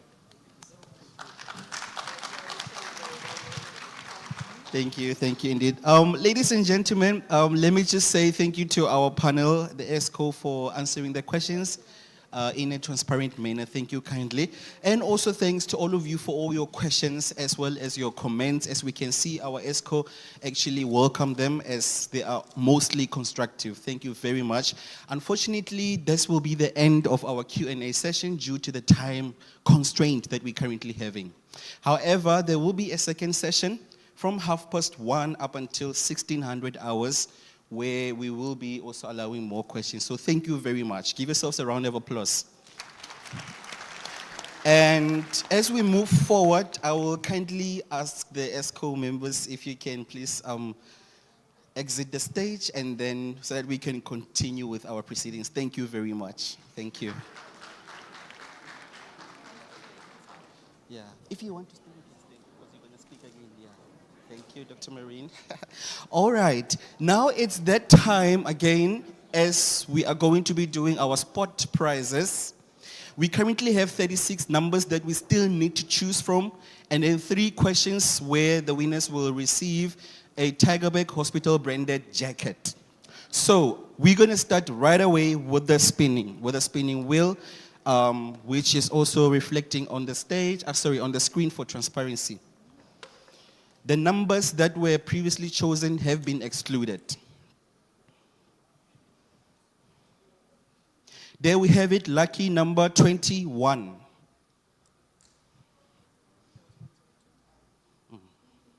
Okay, I will mention it. Lucky number 79.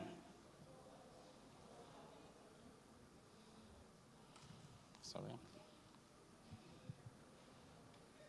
202.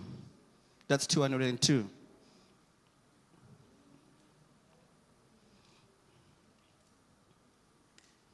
299.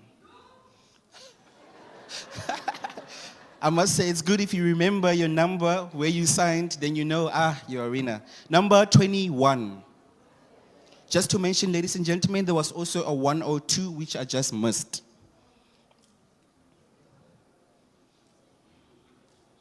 212.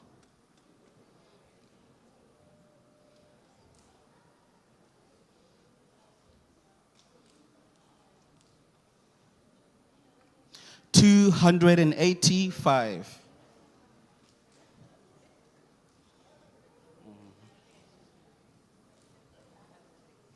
Lucky number 252.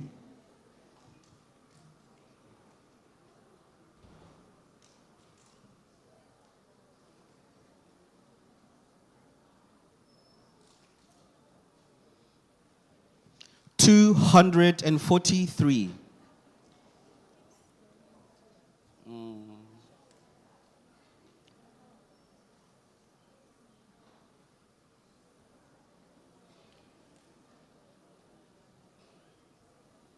Then we have lucky number 287.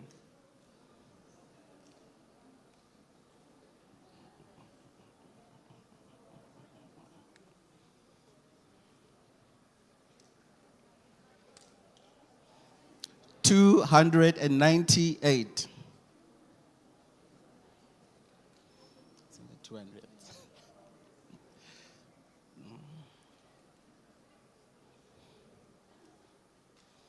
269. Don't worry, we're going to reach the other numbers.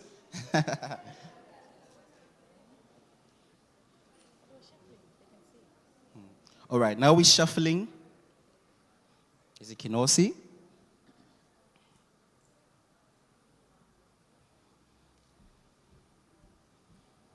Well, lucky number 77.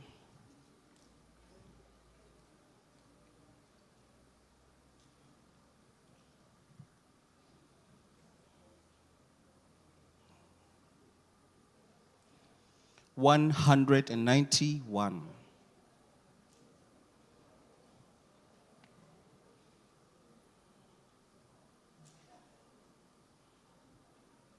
168.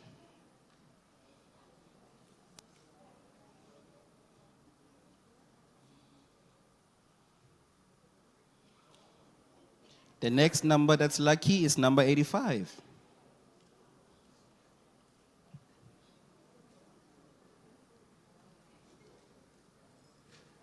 286.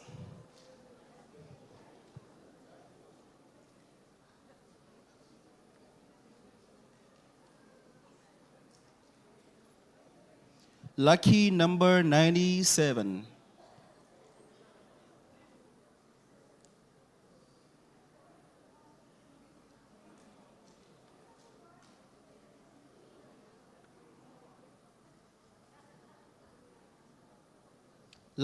39.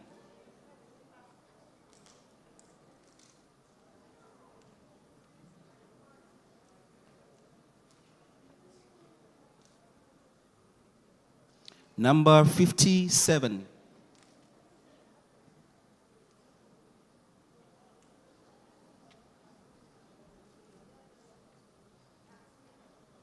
162.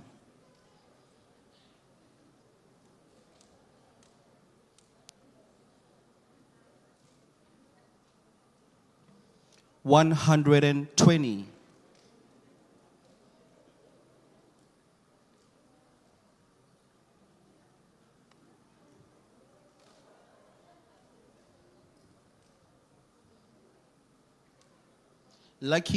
294.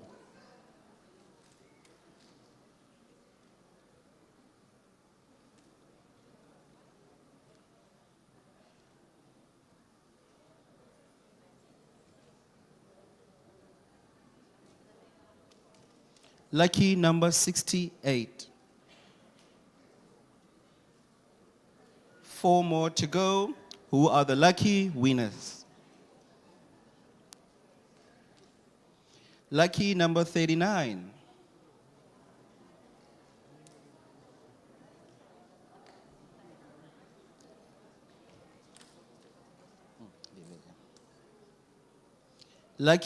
44. 1 more to go.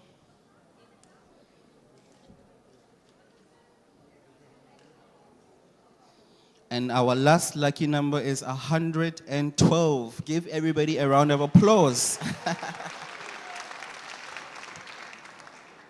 I will announce the names towards the end of our program. Ladies and gentlemen, now it's time for 3 questions for our 3 branded Tygerberg Hospital jackets. The first question, I'll choose an easier question now. In what year was Tygerberg Hospital established?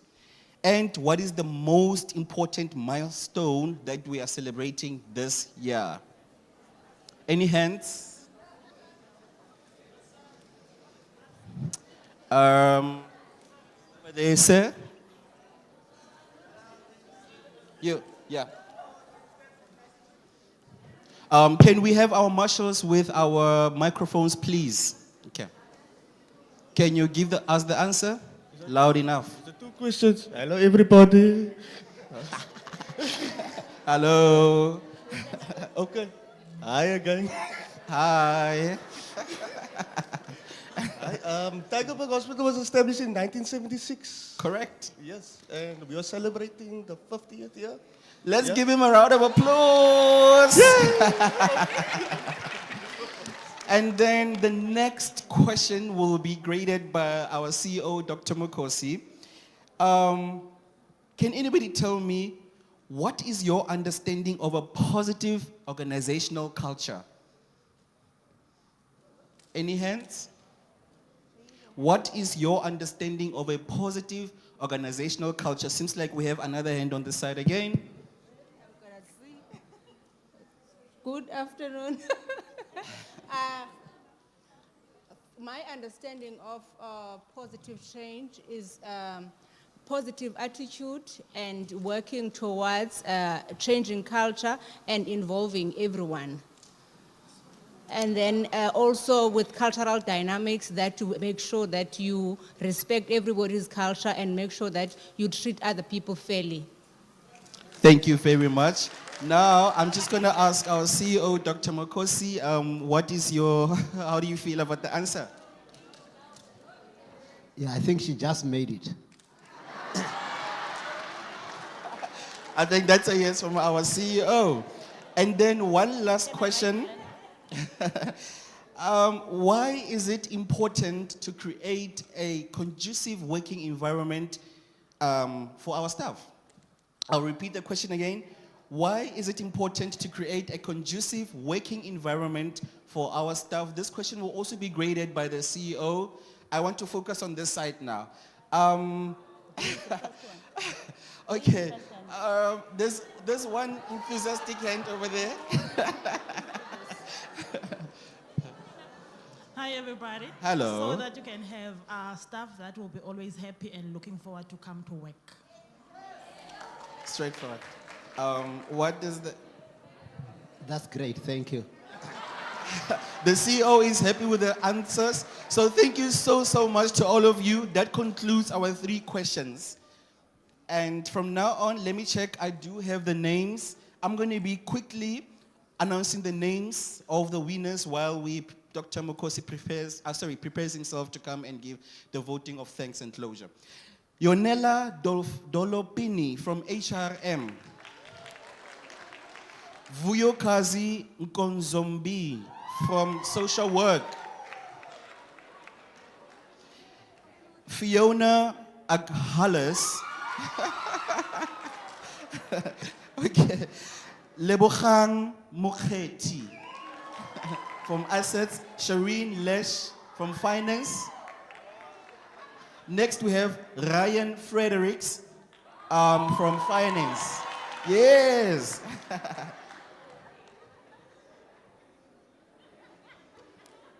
Then we have Jane Tolo, OPM. Danko. Then we have Paul Mutlabani from Pest Control. And then we have Lungelwa Bungane from G4. Do we have that? And then we have Solman Opperman from HR. Then we have Kaylen van der Vent, hospital fees. Fred Winner Easterhazer from case management. Our next winner is Zintle Jonas from admin. Yeah. Next is Chandre Hendricks from nursing. And then we have Oscar Petersen from engineering. Then Ilse Peters from SCM, support chain management, apologies. Then we have Renise Zimri, also from support chain management. Our next winner is Samantha Peters from physiotherapy. Then Sharon Friesler from surgical. Nicole Kettledas from HR. Next winner is Taryn Kearns from patient admin. Then we have Leonard Leonardo from HOD. And then we have Bonnie Napitempeni from J1 Ward. Hi, Bonnie. Next winner is Africa Mabali from admin supervisor.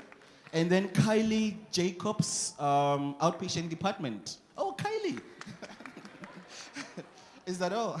Thank you, Alana. Ladies and gentlemen, that's it from our spot pricing. I'm now going to hand over to our CEO, Dr. Mukosi, to come and give us the voting of thanks and closure. Thank you, Dr. Mukosi. Thanks very much, colleagues, for staying in throughout the whole course. Your commitment to this course is appreciated. The fact that you could sit, not only sitting for the prizes, but you were also sitting largely for what we are doing today. And this is an important milestone in what we do together jointly. And it's not the end of it. This is just one among the many things that we need to do as we keep on crafting a Tygerberg hospital that we are aspiring to. So if you have any additional inputs or suggestions and all that, because we do not claim to have all the answers, you might know certain things that would work for your hospital, and we want to hear that. So Alan, I think, can you just give people the CEO's email? What is it? Just give them that email. So at least then if you've got suggestions, ideas, and all that, make it formal. Don't write it to the one that has got my name and surname, because that one won't be read much, because I don't have time for everything.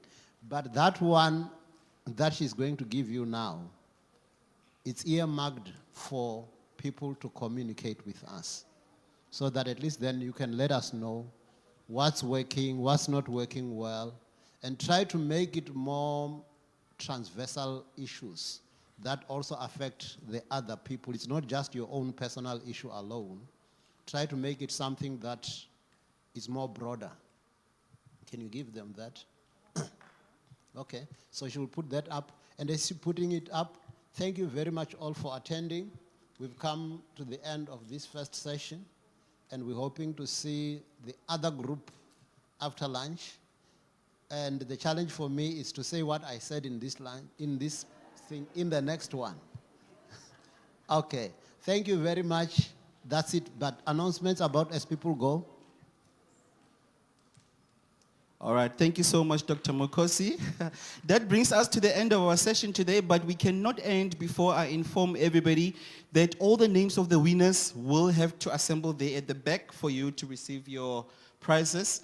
And then also there are refreshments. So how I want us to go about it, can we start with this block on the side, and then the side, and then the last side, so that we can have a smooth and coordinated fetching of the refreshments.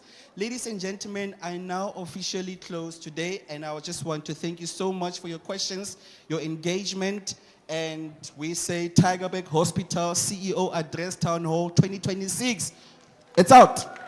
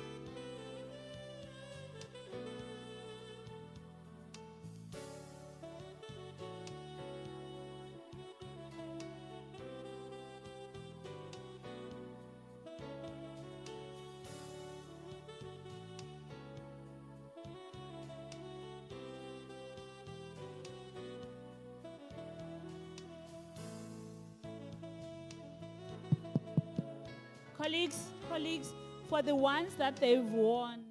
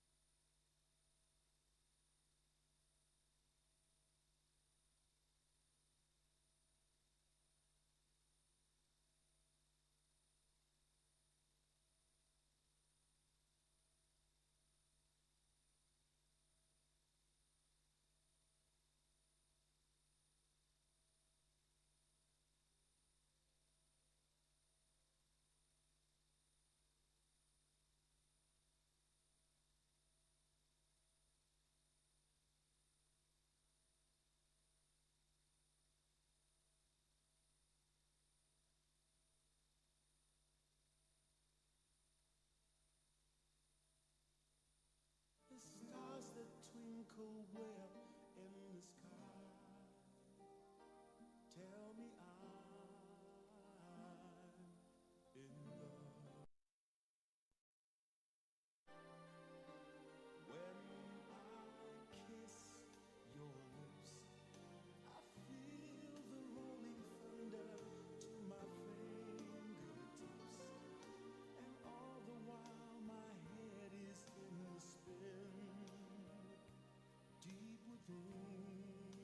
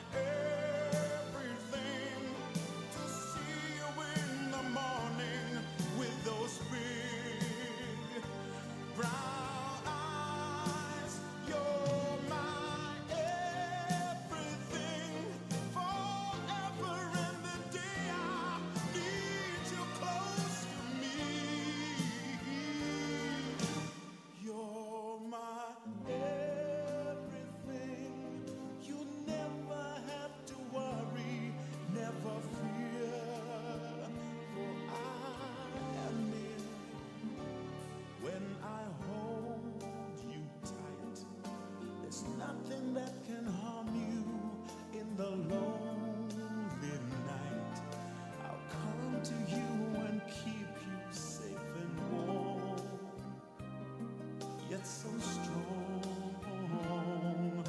my love. When I kiss your lips, I feel the rolling thunder through my fingertips, and all the while my head is in a spin, deep within. I'm in love.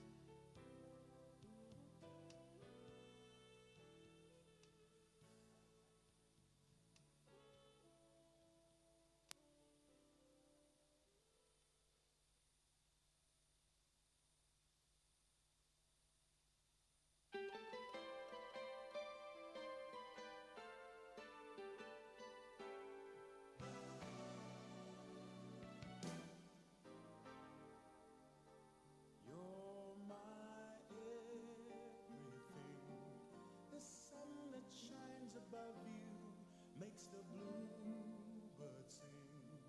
The stars that twinkle where in the sky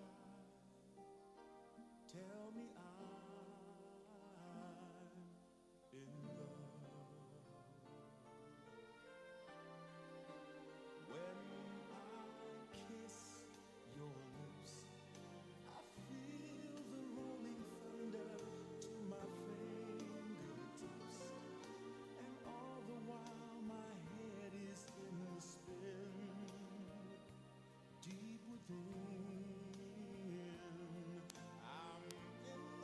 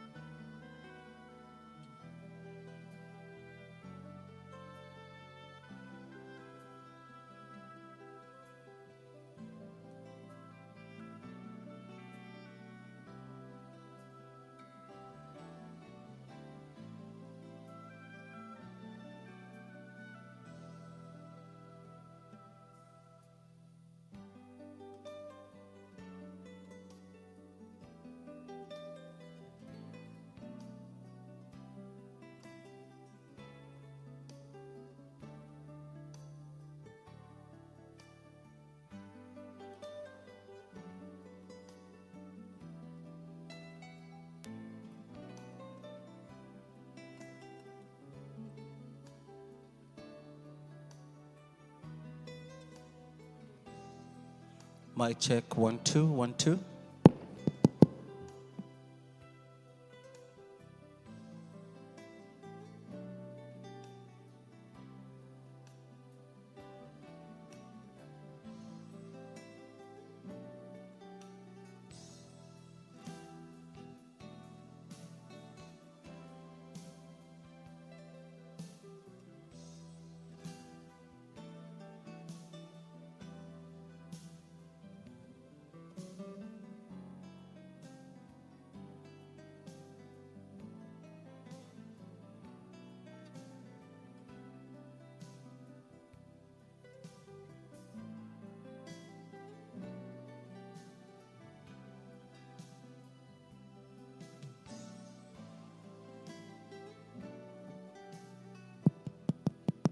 Mic check, 1 2 1 2.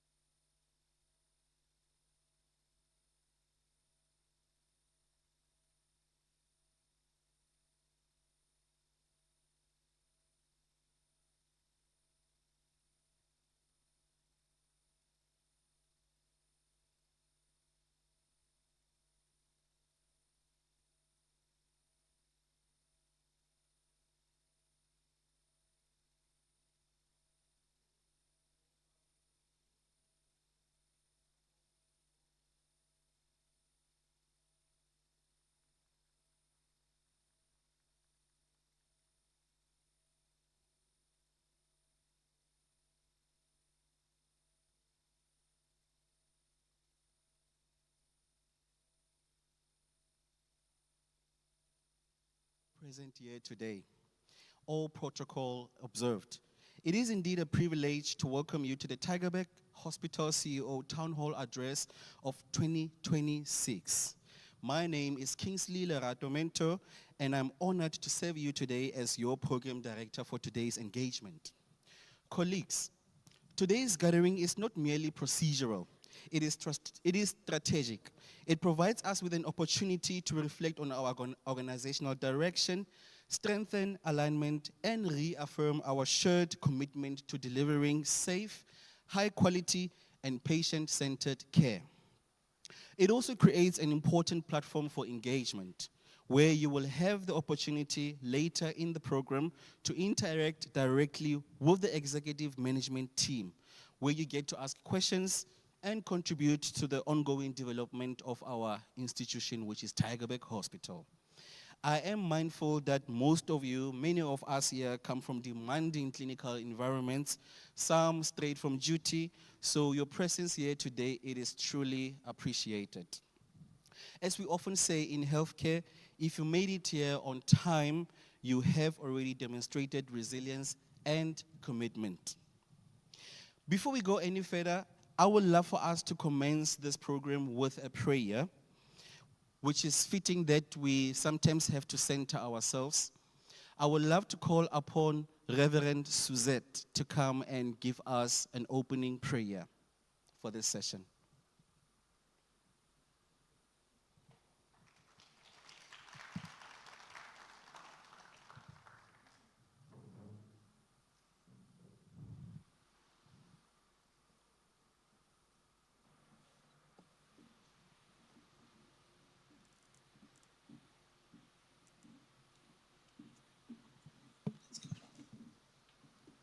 Good afternoon, everyone. Goeiemiddag almal. Let us pray. Lord God, we come as we give thanks and praise to you, the creator of us all. And so, Lord, we bring to you this meeting, this coming together, coming to listen, coming to discuss, and coming to collaborate. Help us, Lord, to listen to each other and being mindful that the passion and the gifts that we have, we received it from you, and that we will bring and do as you have asked of us for the well-being of our patients and the whole humankind. We ask for your guidance, and we thank you already for your blessing on this meeting. And all this I pray in the name of the one that have created us, the one that will sustain us, and the one that will guide us. Amen. Thank you, Reverend Suzette Stradom, for that wonderful prayer. Indeed, we seldom need the opportunity to pause and reflect. Next, we will be moving on to the national anthem. May I kindly ask the hospital choir to come on stage so that we may begin our national anthem. And may I ask all the audience today to just stand up as we are going to be singing alongside the choir.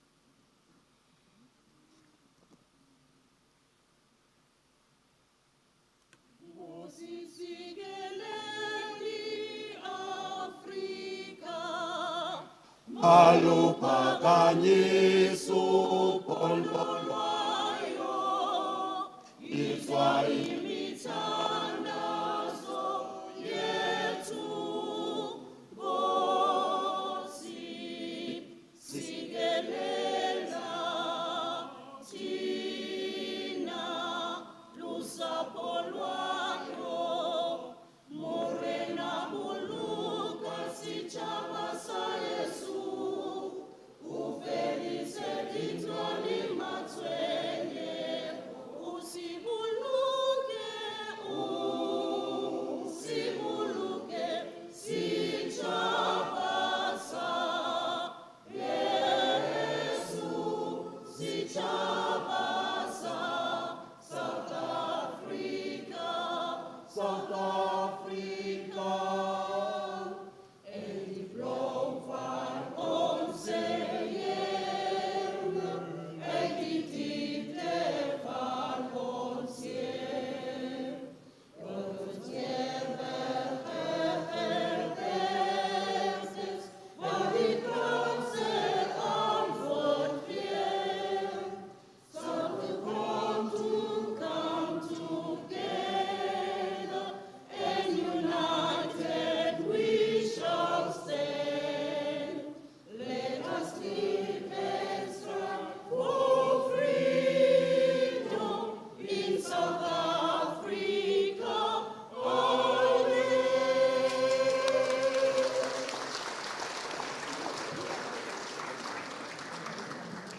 Thank you. We may all be seated as the choir will continue to give us another item. Thank you.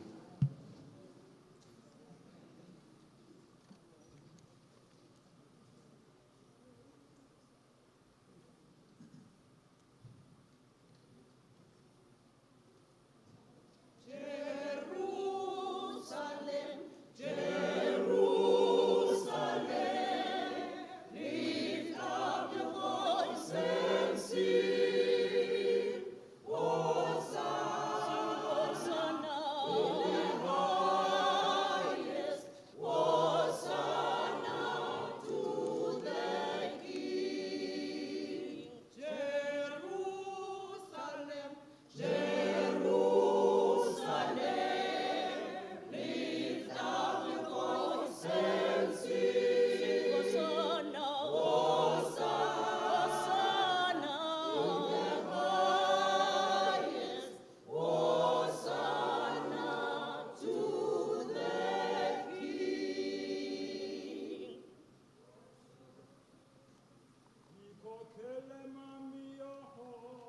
Ikokele, o Yehova, dinu nami, Nkosi yami, unamandla, anginawo,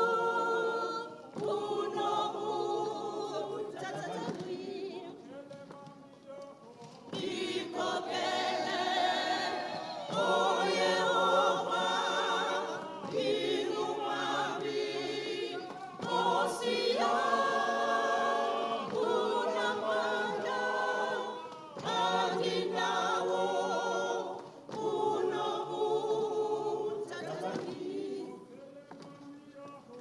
ikokele, o Yehova, dinu nami, Nkosi yami, unamandla,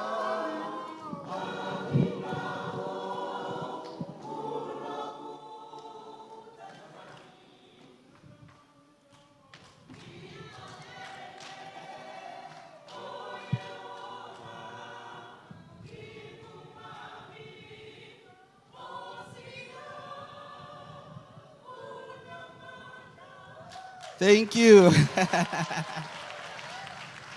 Thank you so much to our choir colleagues. It shows that we do have talent in this hospital. Ladies and gentlemen, as we move on to the next segment of our section, I would love to call upon one of the most respected members as well of the management team to introduce Dr. Mukosi. His name is Dr. Melvin Moodley. Let's welcome him on stage.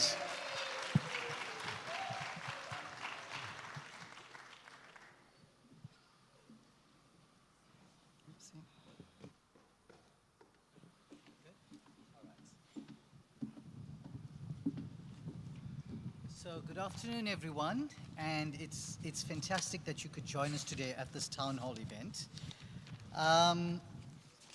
Just going to get my notes. So it's my privilege, I'm Dr. Melvin Woodley, I'm the Chief Operations Officer of Tygerberg Hospital, and it's my privilege today to call on Dr. Mukosi to deliver his speech. But before he comes, I'd just like to talk to you about two things that Dr. Mukosi always says to me and says to everyone in the hospital. One of the things he said when I met him the first time was of his goal, which was to take Tygerberg Hospital on an organizational transformation journey.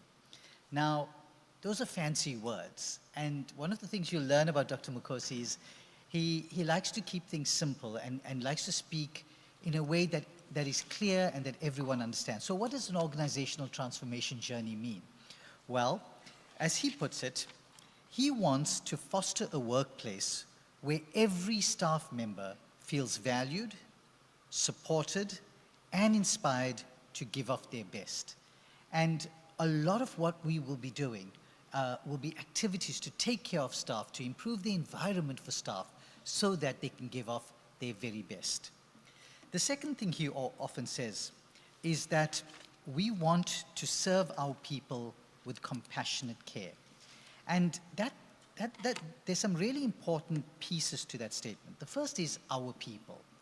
And it starts with the understanding that the people that come to Tygerberg Hospital, that the people that use the Department of Health, they're our family members. They are our brothers and sisters, our aunts and uncles. Everyone here sitting in this room has someone who uses the public sector. So it's serving our people, right? But the second part is serving them with compassionate care. And compassionate care means being a human being, caring for people, and caring about the humanity and recognizing the humanity in other people. So with those two concepts, these are some of the things that drives Dr. Mukosi's vision for the organization and vision for the care that we provide. With that, it is my great honor and privilege to call upon Dr. Mukosi, the CEO of Tygerberg Hospital, to deliver his speech.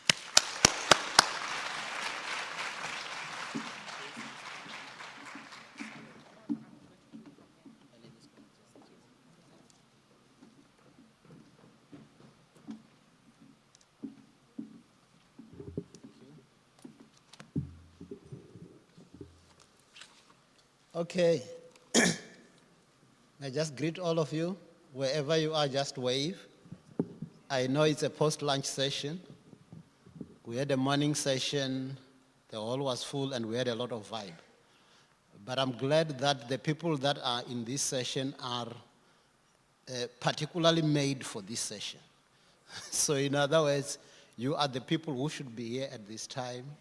So I'm very much excited. I welcome you all, having taken your time just to come here so that we build the Tygerberg together. Because this is the hospital that all of us want to be proud about. That's why whatever is at stake at Tygerberg concerns us. And I just want to start by welcoming some of our colleagues here, starting first with the special appreciation to all of you, and also supervisors and managers among us, as well as the members of organized labor, as well as the Hospital Facilities Board, who actually make us look smarter. You know, these things that are done here, it's all courtesy of the Hospital Facilities Board, which they made all these things so that, at least as a team, we can make all these things look good. And in terms of the hospital management, I just want to ask the rest of hospital management team just to stand up so that people can know you.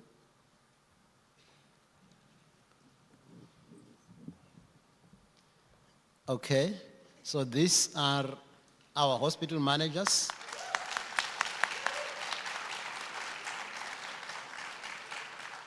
And we appreciate you. You can hear from that clap of hands that people are appreciating you.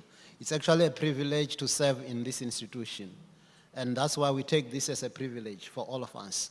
Can I just ask, maybe among the people who stood, I think there are 3 people that I just want them within less than a minute just to tell us who they are and what they do. Because among the management team, we do not have a generic hospital management structure. We looked at what would work for us. So especially along the lines of my vision around the organizational culture transformation, we knew that we don't all have the skills to take people along that path. When you talk about the branding of the hospital and what we need to be identified as, we also knew that we don't have skills to take people along that path. So we have brought in people that are actually technical experts in those areas so that they can hold our hands in this journey. So I'll start with Jocelyn Manuel. If you could just maybe tell the audience who you are and in less than a minute, what do you do here?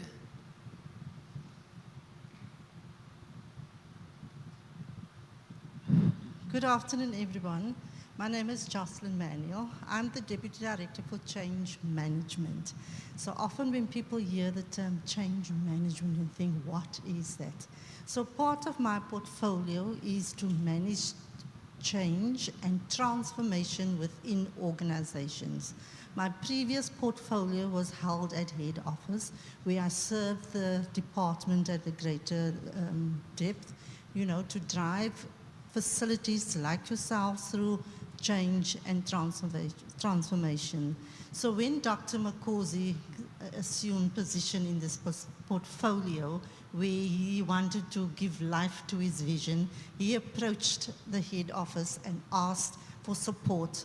And I was the lucky one to come and serve at Tygerberg Hospital. So part of my role is to guide you and to manage and to navigate a very difficult and I want to say precious journey as we change the culture of Tygerberg Hospital. And at the end of the day, each one of you will feel valued and respected, especially the families that come into our facility. Thank you very much. Thank you very much. So beside the culture, which I'm still going to talk more about, I also had this sense that Tygerberg is doing a lot of good things, but it's not everybody who knows Tygerberg that way outside there in the communities. So we also needed somebody who would help us in the branding and the identity of the hospital and how do you carve a brand that people can be proud of. So that when people say Tygerberg, you feel they are talking about me. Do you know that sometimes when people talk about your brand, if your brand is not so good, you want to hide, isn't it? So, but we are proudly Tygerberg. And we have people that want to help us along that journey. So Alana, if you could just say what you do. Good afternoon. My name is Alana Kondo. I really support from behind the scenes, literally. My job as the brand and reputation manager is to really build trust and to make sure that we can call ourselves this, but are we actually living up to what we are saying we are? So later today, the CEO defines our vision and mission, and a big part of my role is to make sure that our communication, our culture, and our patient experience align to the goal and the vision that we have for this institution, and that when people come here to the apex of the health system, they actually feel a sense of confidence in the quality of the healthcare that they have, and for staff to feel a sense of pride to be part of this institution. Thank you. Thank you very much. And Dr. Hunt.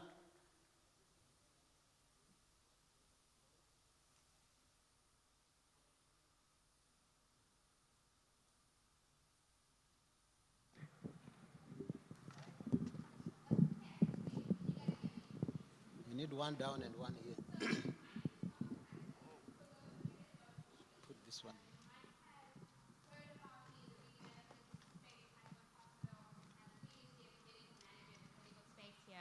But now I'm functioning as the Chief Strategy Officer in the Office of the CEO. And essentially what I do on a day-to-day basis is take the strategic vision of Dr. Mkosi and the SMS team and translate it into actionable items. so that we can move the organization forward in a meaningful way, and we can see the impact that we're having over time as we work towards realizing the vision and mission of Tygerberg Hospital. We also do that alongside our strategic partners, which I'm very much involved with, and being very cognizant of the organizational culture and transformation journey that we are on. So in very many spaces, a lot of support to the Office of the CEO, but essentially what we want is we want to create an environment where you feel supported, where our patients feel valued and looked after, and doing so in a very deliberate way that is sustainable over time. So the strategic landscape of Tygerberg Hospital is changing, and I'm very excited to be part of that process and that journey. I really look forward to where the next steps lead. Thank you. Thank you very much. So just to say that the Tygerberg Hospital that we're talking about, it's your hospital. And that's why you are here. That's why you are here to share with us what can we do to make this the hospital that you can call home, where you can feel that when you are here, it feels like a place that you want to come back to. Because there are times when people say, I don't feel like going to work. But we want to create a Tygerberg where being here would sometimes make you feel like, I don't feel like going home, because it's nicer here. So I just want to appreciate the work that each of one of you do in terms of the service that we deliver to our people. And some of you have been serving this hospital for a long, long time. And I'll just give you a bit of my background, then you will see why I'm passionate about this facility. I worked here at Tygerberg as a medical manager for 7 years. And then I went to Red Cross for another 7 years. I'm not sure if it was 7 years of plenty and 7 years of famine, but it was 7 years and 7 years. And then after that 7 years as CEO at Red Cross, I had to come back as the CEO here. So, and I had two things in my mind, which is what drives me and which should drive all of us. One, I was aware that Tygerberg is a very good institution with a lot of good people like you. But what we do is not always known that way out there in communities. So that was the first part, which means we had a work to do on the branding part. But I was also aware that there are certain things that are not working well at Tygerberg. And we need to admit to that. There are things that need to change in how we treat each other, how we interact with one another. That's why then we talk of the organizational culture transformation. And if you look at the history of this hospital, some of you, I don't know if you know, this hospital was, when it was commissioned, it was commissioned along racial lines. That's why they say if you take an aerial photograph of our hospital, you will see an exact replica of the West and the East, which means one group of people were supposed to be in this side, the other group of patients were supposed to be that other side. But we're changing that. And we can't keep on talking about what happened 50 years ago. We can talk about what's happening today. And it is our responsibility to craft the kind of Tygerberg Hospital that we want to see, that we also want our people to see. That's why the issue of the organizational culture transformation is very close to my heart. And some of you might have already started sensing the way we treat each other. We are improving, bit by bit. In Afrikaans, they say, biki biki mak amir. So bit by bit, but we are going the right direction. And that's the quest that we have. We really want to work to make sure that as staff, you feel valued, you feel supported, you feel appreciated, so that you can deliver your best for the patients that we serve. So it means you are our focus. And that's why even when we called you here today, is to hear from you what is working, what is not working, then you can help us in that regard. So I want to also quote from our head of department, Dr. Keith Klute. He talked at the recent State of the Department address. He actually challenged us to do what works and what matters, that genuinely values and supports our staff, promotes well-being and cultivate trust. So it's about our staff, about then our staff and then what we deliver to the people that we serve. So we had to review our mission and our vision. I'm not sure if some of you know what is our mission, what is our vision. It might be somewhere that's pegged in our books, our archives. But we need to have a vision and a mission that we live, that people can say this is indeed who we are, and these are our aspirations. So we had to review that. And in reviewing that, then we had to come up with a vision and a mission that aligns to who we are, that aligns to our passion, that aligns to our purpose. That's why then I want to introduce you to our vision and our mission. But before I specifically talk about our vision and our mission, when you craft a vision, you could talk about being the best in the world, being the best in the country. You can have a competitive vision, a vision that's based on comparing you with others and competing and being the best. That's one way of crafting it. But we chose to craft a vision that connects us to our people, a vision that connects us to the people we serve. And in doing that, you ultimately become the best anyway. So I like the vision of our Department of Health and Wellness, Western Cape. Simple vision, access to person-centered quality care. And you say, but why not, we want to be the best run department in the country. Why not this, why not this? But ultimately, by just doing the right thing, are we not the best run department in the country? In terms of 7 consecutive audits. But that was not our pursuit to be the best. Our pursuit was to do the right thing for our people. So that's why our vision as Tygerberg Hospital is to be an academic hospital that advances the health and wellness of our people through compassionate, specialized care. Straightforward. But you can see that it's about the health of our people. And how do we deliver that? With compassion. So that when patients want to come here, they feel like that's the place where I want to be treated. Because the people there treat us with kindness and with care. Our mission is to provide high-quality specialized services by strengthening the health system through an enabling work culture. Again, you can see we know what makes us succeed. It's creating this enabling work culture where we do not just look at you as numbers. We look at you as people.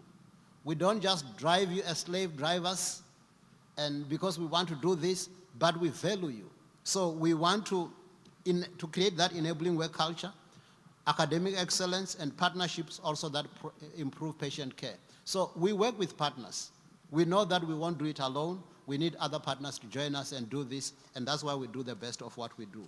So our values are largely the departmental values, which is the value of caring, competence, accountability, innovation, integrity, respect, and responsiveness.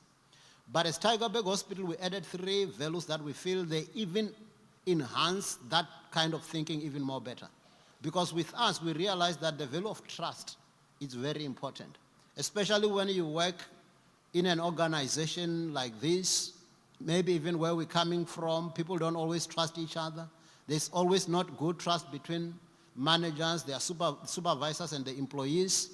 You want to do something, but you don't know if you will be protected. You're always watching your back. So we're saying we want to inculcate the value of trust, where even when you are delegated to do something, we know you can make a mistake. It's human to err, but you won't be penalized for mistakes because it's a mistake. It's only when, of course, you want to intentionally do the wrong thing that then we do not support you in that regard. For us, the issue of kindness, the value of kindness, it actually augments the value of respect. When we treat each other with kindness, just be kind. Because sometimes you find supervisors who are like monsters to their people. So when you feel like coming to work, you think, I'm going to meet that monster again today. It's not good, isn't it? It means your supervisor is not treating you with kindness. So we need to be kind to one another. We are a family. I think that's what we all aspire to, isn't it? And then we say we should also discharge that kindness even to our patients. Treat our patients with kindness, with compassion. How many of you know that it doesn't cost anything to have a smile? When a patient is coming here, they are coming here to be served. We actually applied for the jobs that we are in now. There are many people out there who don't have jobs, who are actually desiring they could just get your job. You've got the job, can't you just smile and make the patients feel like you welcome them? Even when we are interacting with one another, can we do it with kindness? Because that's to our advantage, all of us. We want to be in a place where things are going well, where you feel you are treated as a person. So if you look at our vision and our mission, we basically premise it on three things, which ultimately becomes the theme of what we do even this year. So the first part is about how we support each other as a team. We want functional teams. Even at your own levels, it might be at a ward level, we want functional teams. How do you support each other as a team? So that then we can care for our patients collectively. And it's not all of us who care for patients. I don't treat patients, but I've got a role to play in supporting you so that you can treat the patients better. People in the support services space, in the finance space, we don't necessarily treat patients. But our role is very important in supporting those who are in the front line. So it means whatever we do is geared to saving our people. And then the third thing, of course, is that we want to provide this quality, specialized care. That is our mandate. So that's why I want to pick those three things, which are our focus areas. And some of you might have attended our planning session earlier this year, where we invited a lot of our partners and also hospital management staff just to say, what are we going to focus on this year? And we identified 3 areas of focus. And we felt if you look at those 3 things, they cover basically all that we do. Firstly, it's our people, which is you. So it means the first thing we talk about, it's our people, it's you. Before we talk about the people we serve, we first talk about you, creating this conducive working environment for you, an enabling environment, so that then you can be at your best to serve our other people, which is our clients, our patients, and we treat our patients with care and dignity. And we do that in a health system which is not just a Tygerberg. So we've got a Tygerberg hospital setting where we deliver largely highly specialized care, but we also support our referral pathways through the ecosystem approach. And then, so we are part of the larger healthcare system. So if we look at our people, about us as staff, our clients, which is largely our patients that we serve, within a health system that values the people that we serve. So I'm going to take each one of those 3 areas and just zoom a little bit into it. That's the crux of my talk to you today. Starting with our people about creating an enabling and a supporting workforce through care, accountability, and strong governance. So in other words, we thought, what can we do to our people? It would be good to create an enabling working environment. Like I said earlier, the place where you may feel like you want to come back to work again tomorrow. It breaks my heart when I hear people saying, I drag myself to work because my supervisor is like this, or because this is like this, because it is like this. We want to create an environment where you can feel valued and supported. But sometimes it's because the managers are not capacitated maybe to manage that. Because how do you balance caring for people and also holding people accountable? Because sometimes when you care for people, people expect you not to tell them when they are wrong. No, we do both. We appreciate you, we value you, we support you, but when something is wrong, we also tell you this is wrong. That's how we do things. So we plan to help managers with Managers Toolkit, just how they can manage the people, so that then we are able to care for you genuinely from our hearts, to support you, but also that if you are supposed to be held accountable, we are still able to do that from a human heart. Do you know that you can even correct somebody from a good heart? Okay, this is how I used to correct my children. So I give this one. So I take even examples from home. So my children, when they grew up, they would do something and I know it's wrong. Then I would say, you don't do this. This is not right. Still without frowning. By the way, some of you with the children, you show your faces, another face that a child doesn't know, you beat with anything close to you. That's not how you do it with children. So I would talk with them nicely. And then, of course, children want to test boundaries. So they would push boundaries. Then I would say, okay, Daddy still have other means to make you listen. It's just that he's choosing not to use that. So you have your warning. Then they do it again. Then Daddy says, what did I say the previous time? Then the child realizes, no, the problem is not Daddy. The problem is me. Then it's easy. You manage it that way. So even with our people, if people can see that you support them, you are all out to make them succeed. Even when things are wrong and you've got to correct them, you do it from a loving heart. So that's why we want to increase that. We also want to appreciate our staff to catch you doing the right thing. So because sometimes there's this thing where you're always afraid of your supervisor because he's always looking for wrong things. There's nothing that I do that is appreciated. Everything that I do is marked wrong. No, we want managers who can catch people doing the right thing. That's why we even want to improve the thing about the recognizing our staff recognition. Sometimes when I go to shops, you go to ShopRite, you see Employee of the Month. Yeah, it means people who are doing good things, who are displaying the right kind of attitude and values among us, we need to showcase that. So we're planning even to have Wall of Fame. Whether it's in your own ward, you can have the Nursing Sister of the Month. In other words, this is the person who displays the values that we are espoused to.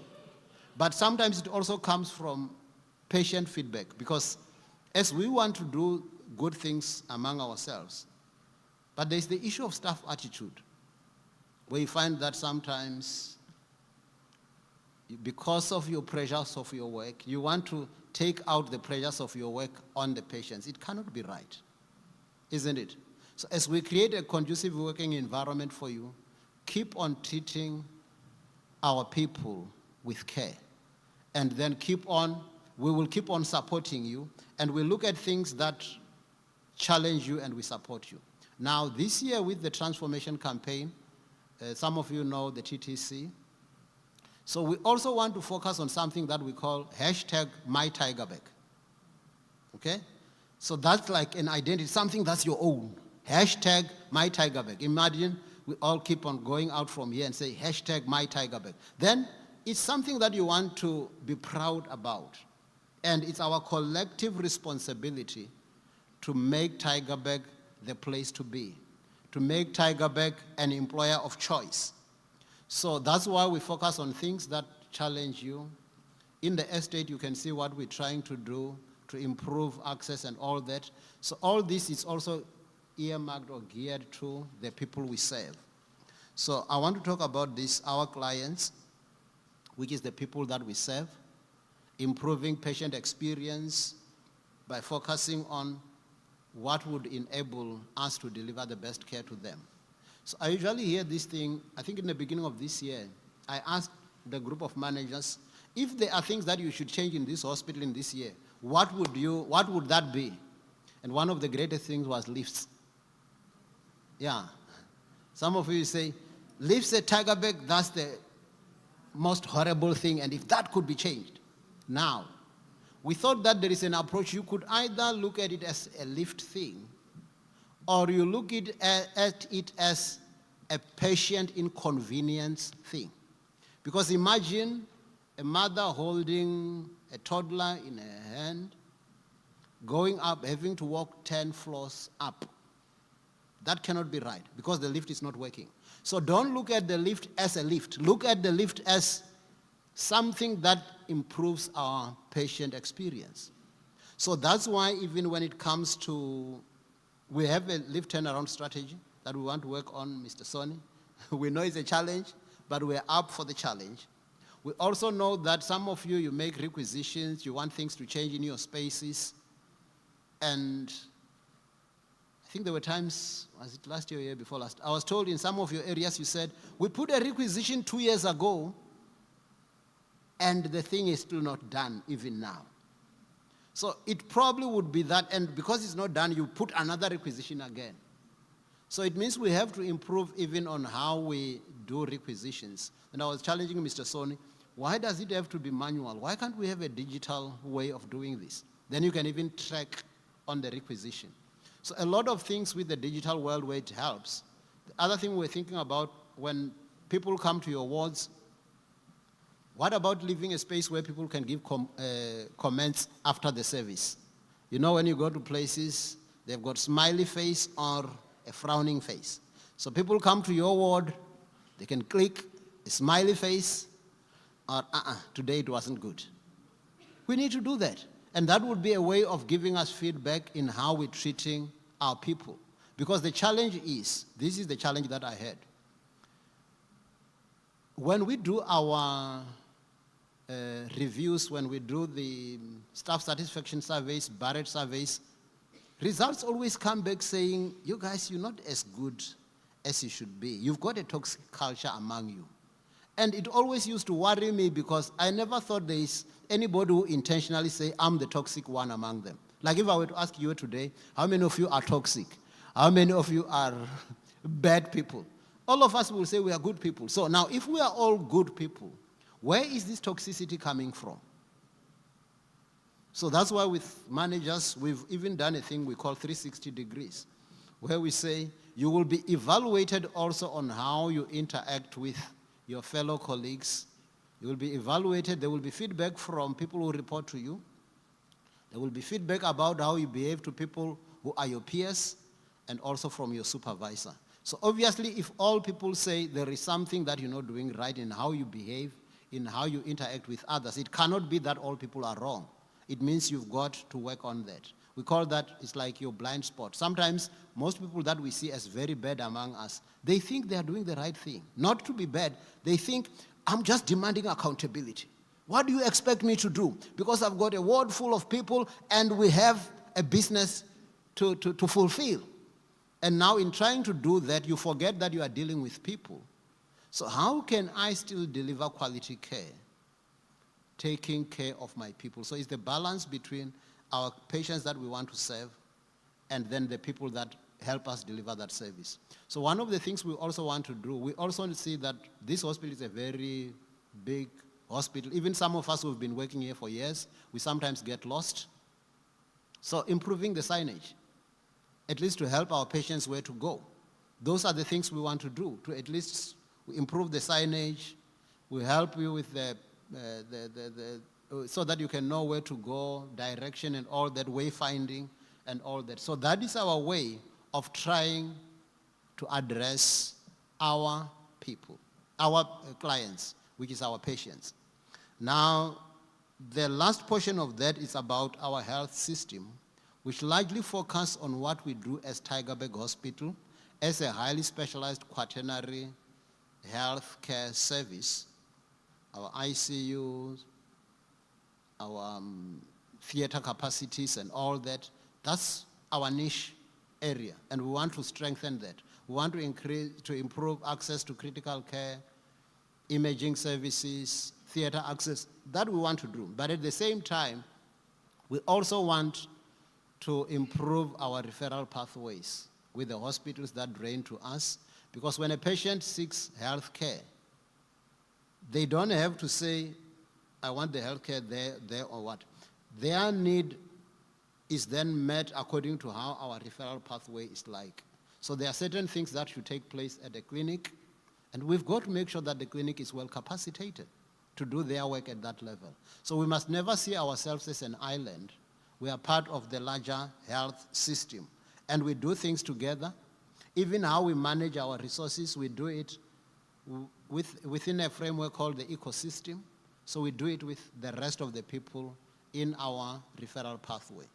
So that's why then I thought that I need to tell you that before I tell you the finances, because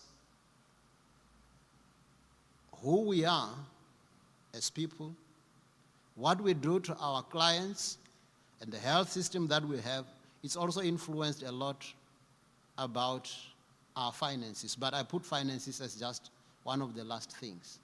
Because in essence, most things that I've said here do not need extra money. They just need a right heart. But then in terms of our money, yeah, we've got, okay, our budget 4.3 billion this year. And you say, oh, even the first people, the first group, when we said 4.3, they thought, we thought we were one of the poorest hospitals in the province. No, you've got a lot of resources. It's just that you spend most of your time looking at other people's houses instead of looking at your house. You see, that's the problem with scarcity mentality. Instead of appreciating what you have, you always look at your neighbor's house and think it's better there. Look at what we have here. So how do we utilize that amount? 69% of it is, of course, to staff. And I heard in the earlier session, unfortunately, we sometimes also pay people that are absent. Sometimes we pay people that are on long-term sick leave without necessarily being really sick, but they're just jipping the system. So that money, even though it looks like a lot of money, it also depends on how you manage that.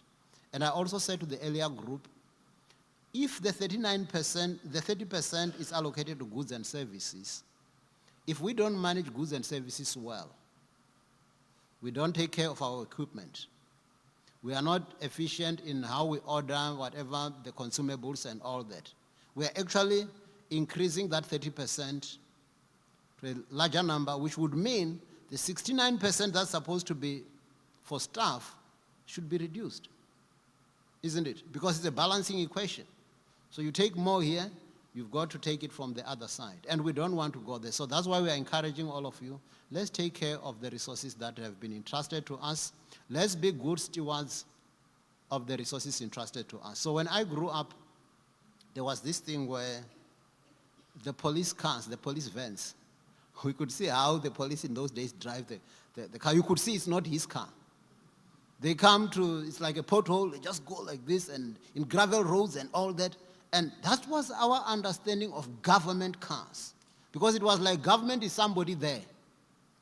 And people never thought government. Who is government, by the way? If you were to think of it closely. Is there somebody, can you go somewhere and find government? The place called government. Government, all of us, we are there. So it's actually, this is our resources. It's the same thing.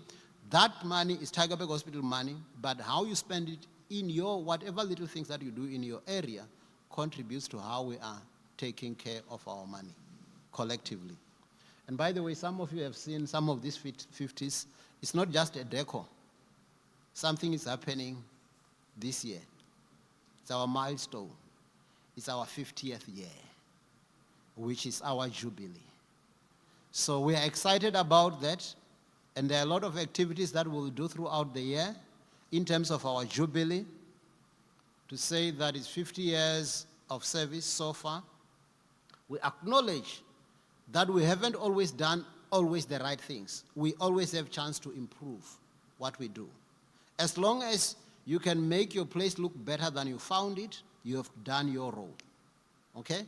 We may not be where we want to be, but it's our opportunity now to craft and leave a legacy for the generations that are coming after us. It's no point keeping on talking about this hospital having an apartheid legacy. What will people in 50 years from now, what will they say? They can't keep on talking about, they should talk about the Tygerberg that we have now handed down to them. So that's why we are here today, all of us. So in October, we are going to have a celebration time, like a birthday party. You know, when it's your birthday, you've got a birthday party and you invite your friends. So our friends this year largely would be every entity in the Western Cape with the name Tygerberg. Yeah, let's invite them, isn't it? You can have Tygerberg Radio, you can have Tygerberg newspaper, but we bear the same name.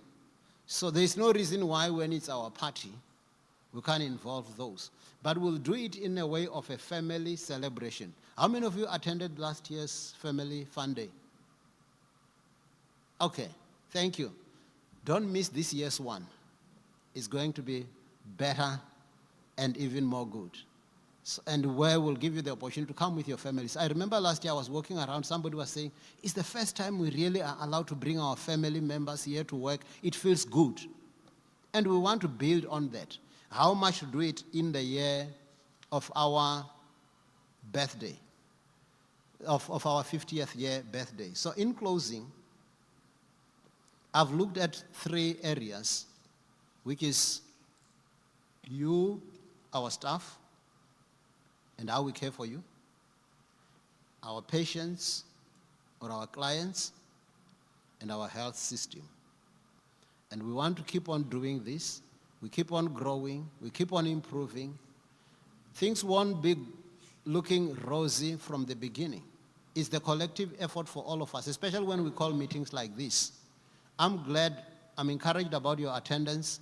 The first group was even the whole hall full, and you almost 3/4 full. It's encouraging. It means you love your Tygerberg. You love this hospital, and you also have a voice. We do not claim as managers to know everything that is right for Tygerberg Hospital. We say collectively, how can we craft a Tygerberg Hospital that we can all be proud of? How can we create a conducive working environment that people would want to come and work here, and we be the employer of choice?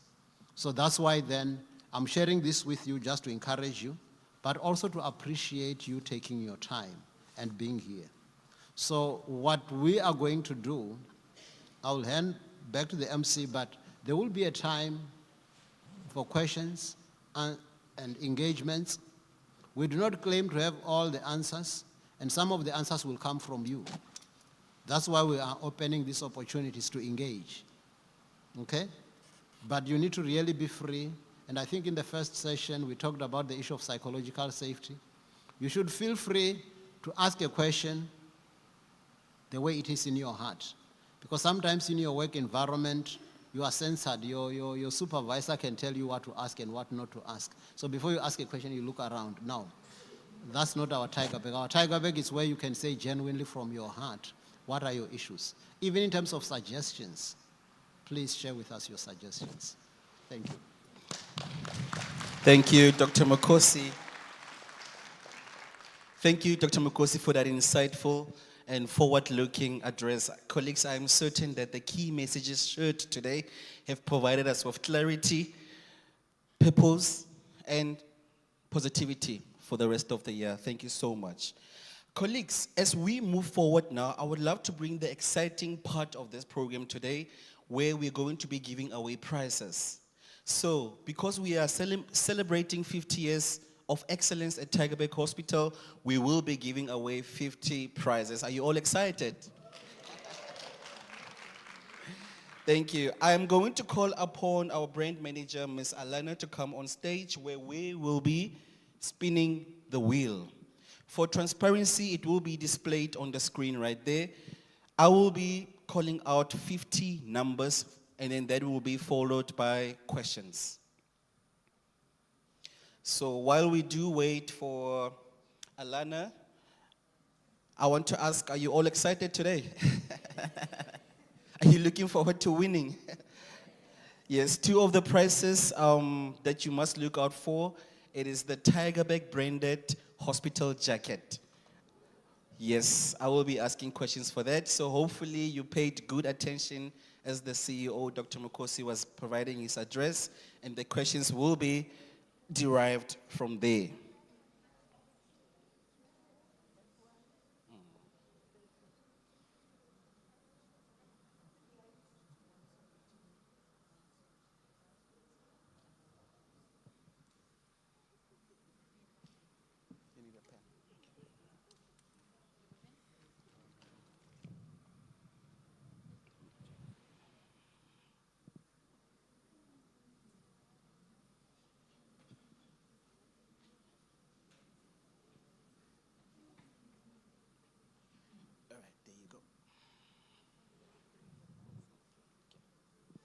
All right, are we ready?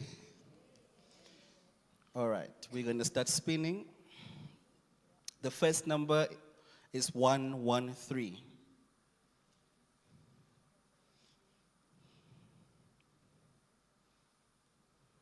Second winner is 79.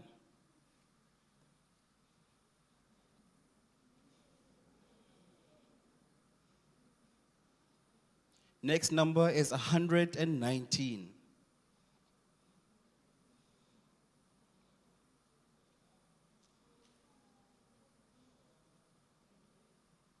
Our next winner is number 15.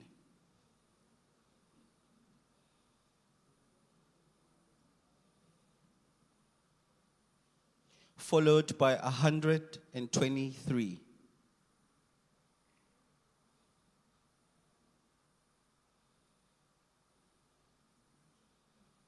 Next winner is number 27.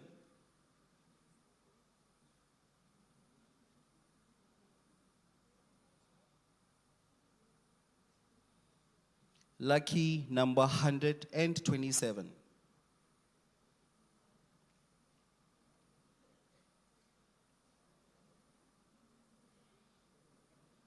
Next we have 119. It's repeating. Next, number 87.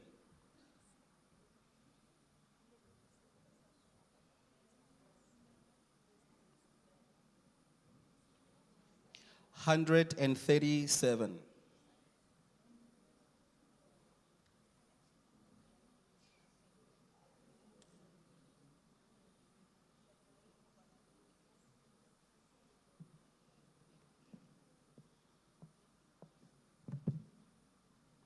Wow, our next lucky winner is number 31.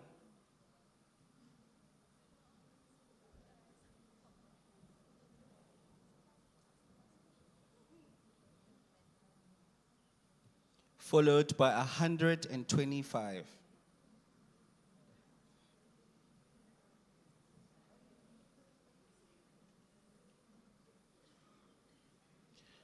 Number 101.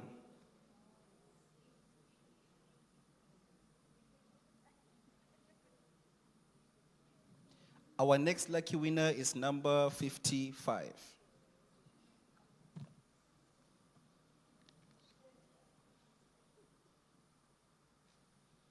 Number 11.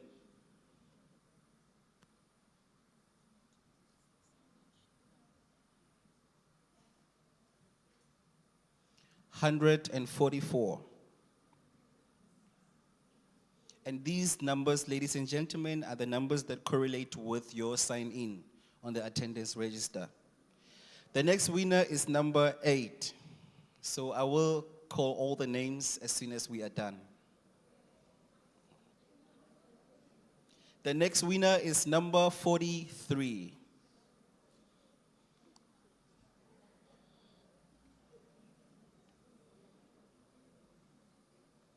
Followed by 142.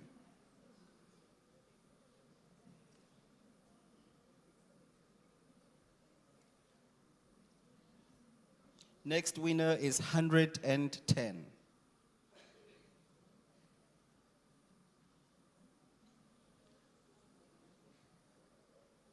Followed by lucky number 9.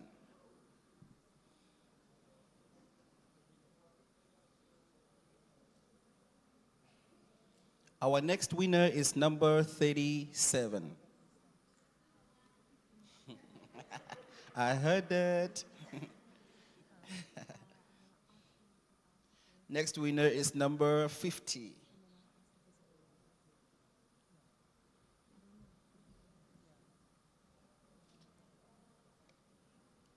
Followed by number 144.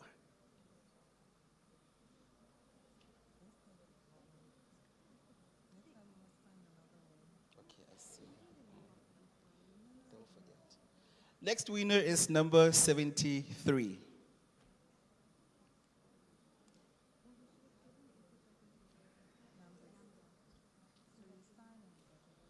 Followed by number 35.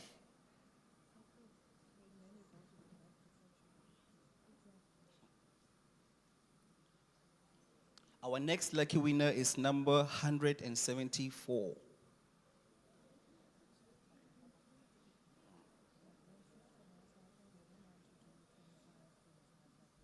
followed by 163. 4 more people to go. Thank you for your patience. The next winner is 107.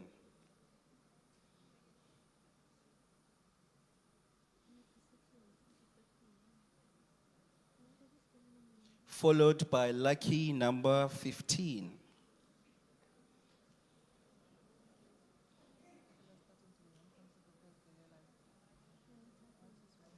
Second last winner in this round is 100 and number 22.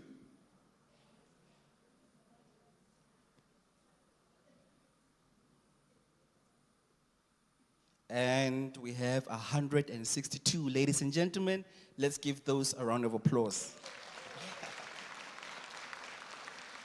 Now it's time for my favorite part of the show where I get to ask you questions. Remember, when you answer, you will be winning, you will be going away with a Tygerberg Hospital branded jacket. The first question, and I'll try not to make the questions too hard, eh?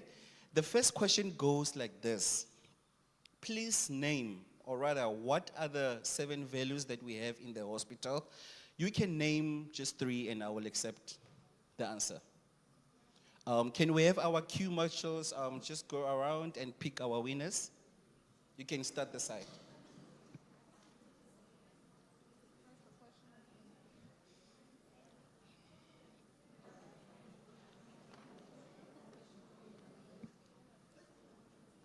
All right, do you have an answer for us? What are the 7 values of the hospital? You can mention just 3. I will also accept that. The 7 values that we have in the hospital. Integrity. Excuse me? Integrity. Care. And responsiveness. Let's give a round of applause. The next question, it will be graded by the CEO, your response, and the question goes like this. What is your understanding of a positive organizational culture? I will just give this to my Q marshals to pick winners there. I'll repeat the question. What is your understanding of a positive organizational culture? Positive. Organizational culture.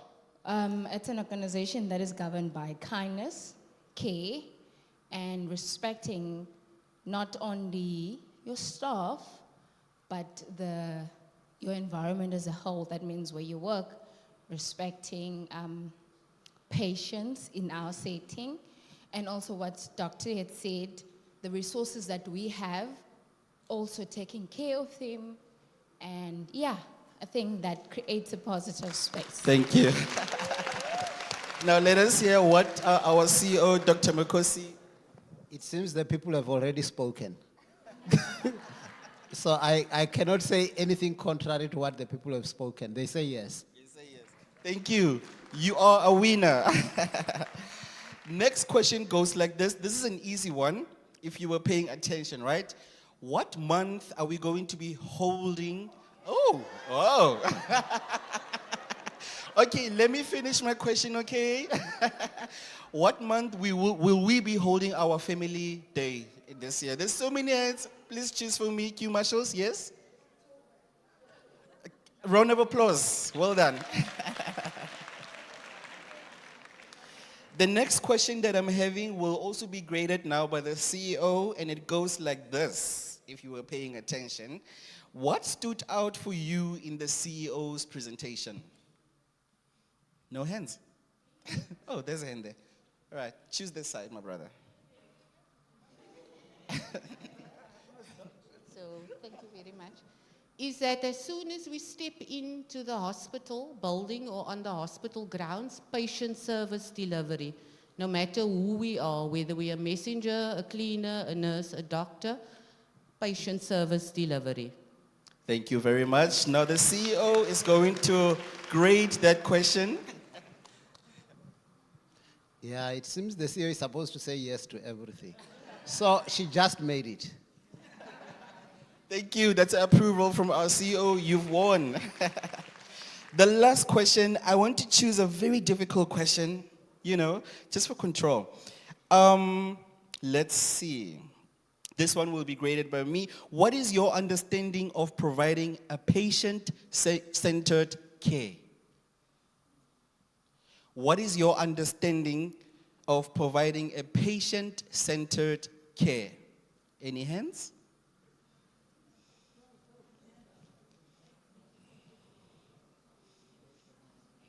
All right, do we have a hand? All right. We have a hand over here, that side also? Okay. Okay. To me, patient-centered care means involving the patient in every decision that involves their health care and letting them have a say in every decision that we take about their care. Absolutely. That was beautifully answered. So, ladies and gentlemen, that is it. We have our 5 winners of the jackets. As soon as we are done, you will all assemble outside, and then you will all queue up so that you can receive your gifts, and I will also mention the names. Now, ladies and gentlemen, we now move forward to a very important part of our engagement today, the reason why we're all here, the Q&A session. So I would love to call upon our esteemed ESCO Tygerberg management to come onto the podium so that we can begin with our Q&A session. Please be mindful that, as the CEO has said, you are welcome to ask any question that you want to ask. It can be a comment or a question, even suggestions if you have within your department.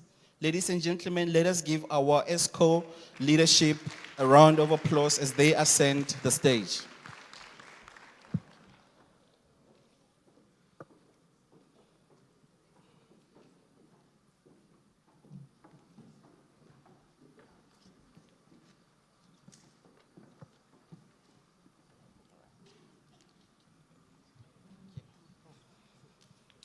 Okay, so as we begin, Dr. Marine Hunter has a few set of questions that have been pre-given to the leadership of Tygerberg. She is going to start off with them and also provide clarity and answers to those that have been forwarded to the Tygerberg management email address that was provided to us. So I'm going to give you, the floor is yours, Dr. Marine Hunter. You can proceed. Thank you. Good afternoon again, everybody. So I just want to firstly say thank you to everybody who sent through all of their questions. We have got quite a number of questions, quite a number of statements, and quite a number of comments. And some of them we're actually going to put back to you so we can get further clarity on what that looks like in your context and what you would like to see. For the purposes of time and to protect this town hall and allow you to ask your own questions, I'm only going to discuss 3. But I do want to reassure you that we have looked at every single comment and question that did come through.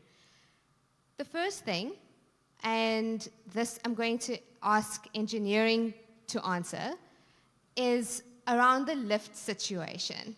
That came out quite strongly. People want to know what is our lift management strategy given all of the challenges that we have been undertaking with the lifts recently. Good afternoon, everybody. So we acknowledge firstly that the lifts are a problem. It has been a challenge for the last year as well.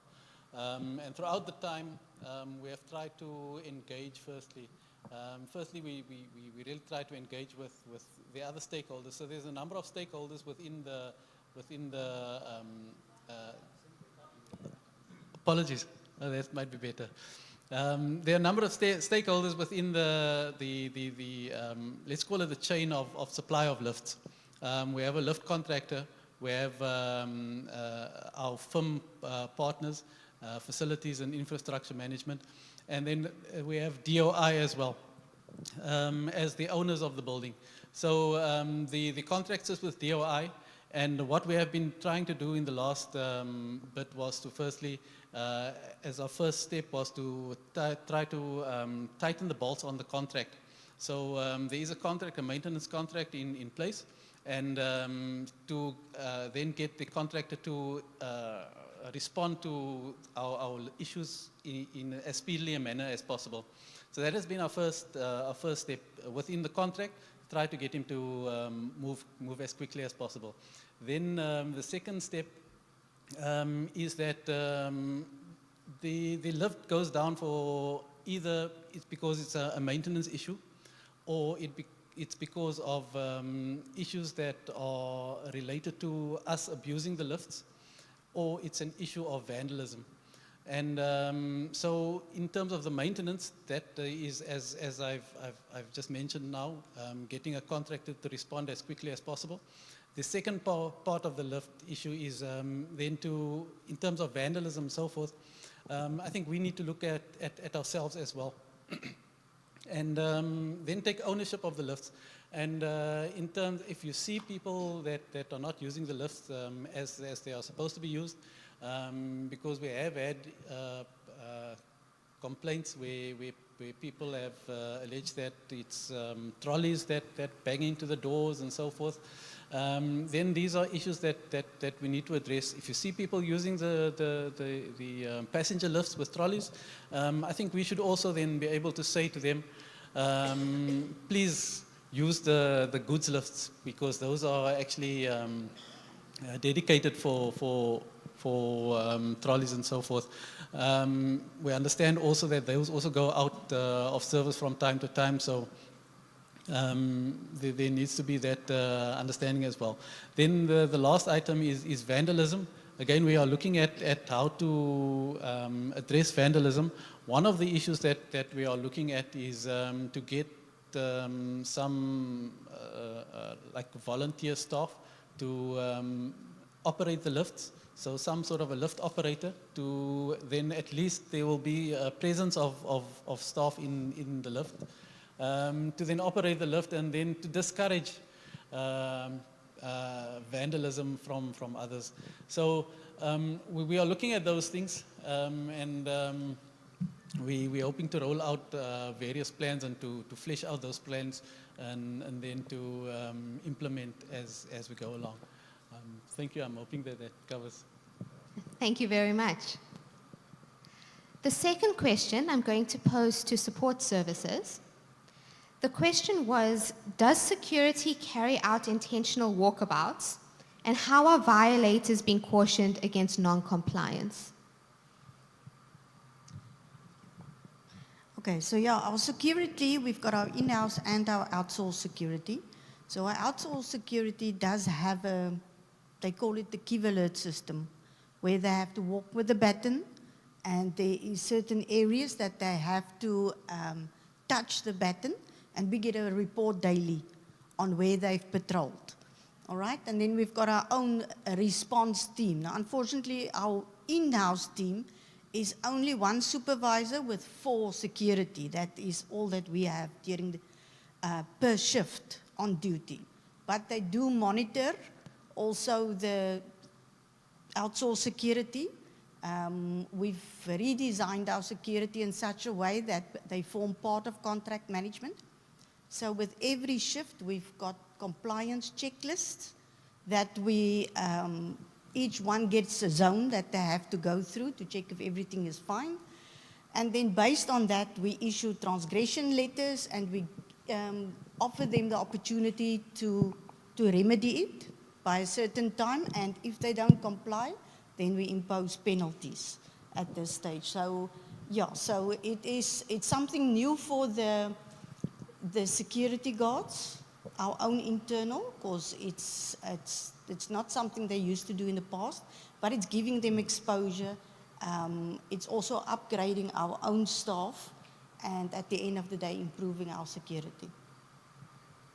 Thank you very much for that.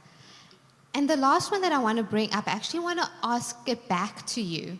So one of the comments that we received was, we need more consistent, visible, and intentional leadership. Now, when we went through all of these questions, we went around the table for all the people that were in the room at the time, and we tried to define what visible leadership meant. And what we uncovered was that the definition of visible leadership changed person to person. So my interpretation and what I wanted to see from a visible leader was different from the next person. So I want to ask you, what does visible leadership look like to you? And what can we do better at all levels of management to show up for you in the way that you need us to? Now, I also want to ask that you feel free to speak your mind on this question. There's no wrong answer, and we do want you to feel safe enough to do so. Any takers?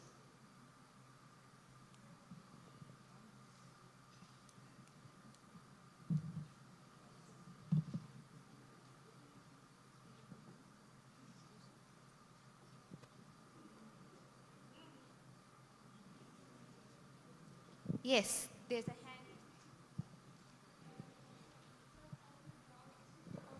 One thing is that if we, pardon, I'm not used to this. If we have an open and responsive, maybe answering my own question,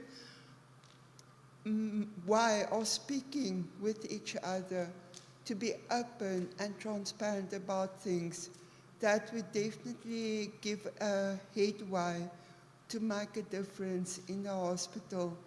It doesn't need to be a one-track conversation. It needs to be discussed and be open about it. Thank you, Dr. Hunter. Thank you.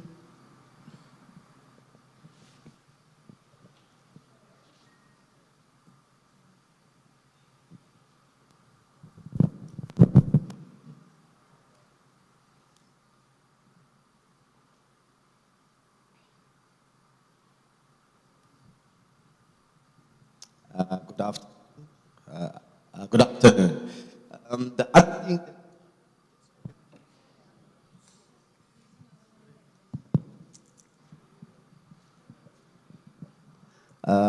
good afternoon. The other thing that from my point of view, is by the entrances, is actually the first time that I see some of the management that we don't know. Some people don't know who's leadership here. We only know there's the CEO, there's a picture of him. The rest of the other stuff that I only see today. That is all what I can say. Thank you.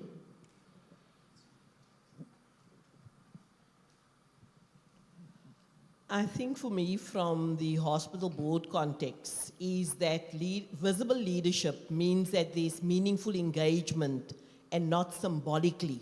So you're not walking around to be seen. But staff, I'm shocked. You know, if a staff member doesn't know who his managers are, then it raises a concern. So I think visibility means that I am there. I engage constructively, and I don't come to respond, but I come to hear and listen what people are saying. Thank you, both of you. At the back?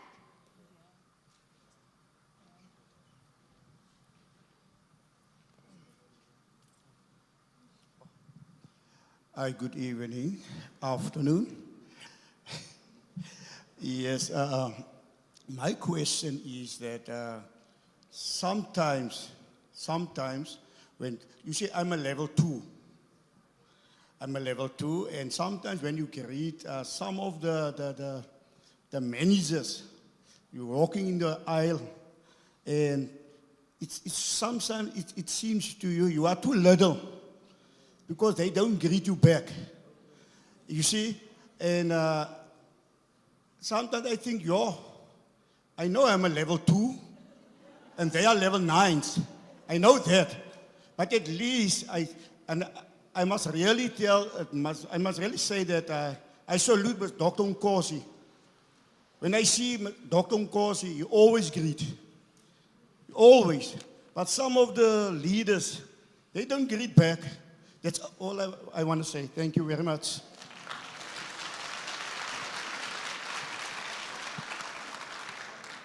No, thank you for that. That's very important, and it speaks to that cultural transformation that we're trying to go on, right? And trying to change that culture and remove that toxicity, where everybody greets each other, everybody is friendly with each other, and everybody understands what everybody else is going through as far as possible. So no, thank you very much for that comment.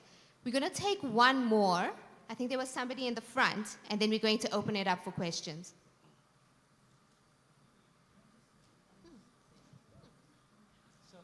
So to my friend in the back there, so you are not a level, you're a person. And I get why we have levels in our job, right? It's a job, it's an administrative categorization. But I think to Dr. Hunter's point and to Dr. Mukosi's behavior, whatever role we occupy in Tygerberg Hospital, we are there to do a function. No one is better or more important or more valuable than anyone else. And importantly, we are all human beings and we should all be respected. So if you greet someone and they don't greet you back, that's wrong, right? That speaks more to that individual than to yourself. But what I would say is that all of us agree that if we are walking around, if we see anyone, we should always acknowledge that person, we should always greet that person, because greeting a person is acknowledging the humanity in that individual. Wherever we are in life, whatever position we are in, it's a number of circumstances that are mostly not because of our own doing, but because of chance and circumstance, right? Let us be grateful for whatever benefits we've received in life, and let us also respect that everyone here is here to do a job. So I respect you, sir. You're not a level, you are one of us. Thank you. All right, ladies and gentlemen, now we begin with the Q&A session. The queue marshals, please identify the people that will be speaking. Preferably 2 from this side, 2 from the side, and 2 from the side. We still have some time, about 30 to 35 minutes. So can we have the first question or comment or suggestion towards our panel? Good afternoon, everybody. Thank you for the opportunity. I just want to ask a question. So I'm working in pharmacy and I understand about budget cuts and all of that. But I just want to find out, as the CEO was speaking about family and how we also need to, if he was making an example of how we, when the children is disobedient or whatever, how we solve that problem. So I just want to find out something. The Sunday overtime has been taken away, so pharmacies close on Sundays. But I want to know if a loaf of bread costs 10 rand. That is the value of that loaf of bread. So even though there's budget cuts, I can't send my child to the shop and give him 8 rand and expect him to come back with a loaf of bread. So I just want to know, Sundays are closed, but now on a Friday and a Monday, we need to fit in all that work, which I feel that it's not feasible. It is so, as much as we want to serve the patients, but who is looking after our well-being? Thank you. I will now take the second person who wants to raise a question, suggestion, or comment. So that first question, Dr. Mudlu will handle for us. I just need to distribute the work. Yes.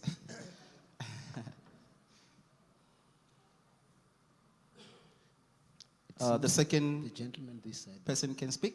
Thank you. Good afternoon.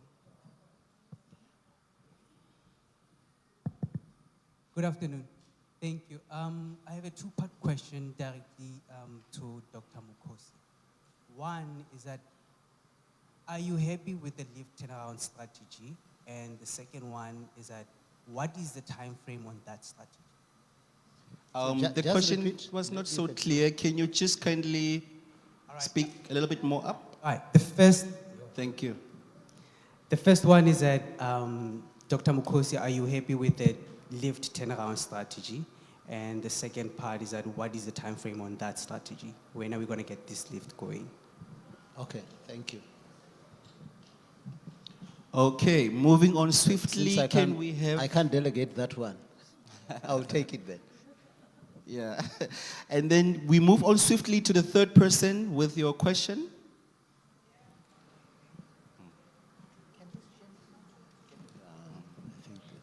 Thank you so much. My question goes, when Dr. Mokosi, you speak about our people, meaning us, we are struggling with small things. I'm working in switchboard, but the problem, we don't have water. We can't even wash the fruit that we can eat that we brought it from home. We don't have water that we can drink. There's a lot of things. Like now you spoke about people being sick. I understand they are necessary sick that we can stay at home, but are caused by our workplace. So in those, we wish you can also consider that there will be people that want to come to work, but the cause it's here at work because we get sick from the water, we get rust water from the hot, from the taps. It's just unhealthy. And remember, we are working for the Department of Health. Thank you. Okay, and then before We'll take allowing that the one. panel to speak, I will take one last question.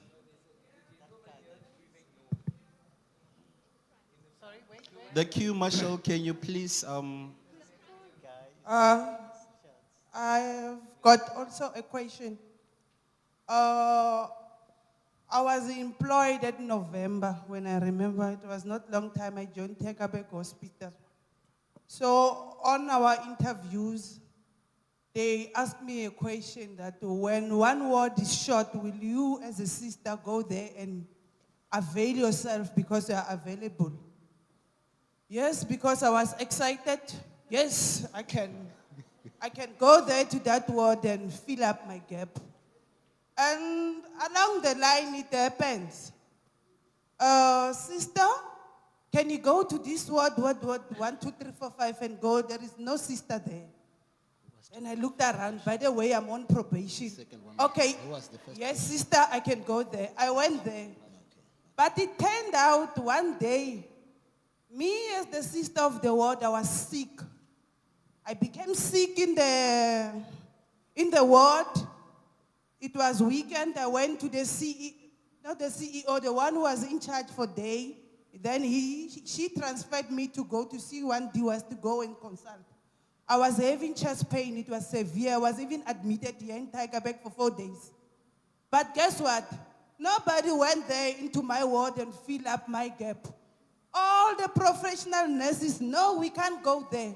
So my question is, did I go there because I was in probation, or this thing is really a rule that we must go there and fill up their shortage, whereas whenever that time I wanted them to fill up my shortage, they didn't come. Thank you. Yeah, that one I can delegate to Ms. Dubasi. Okay, thank you. And then I'm So going maybe to one allow- more, and then was it Yeah, this one last gentleman? question. And then we can respond to those.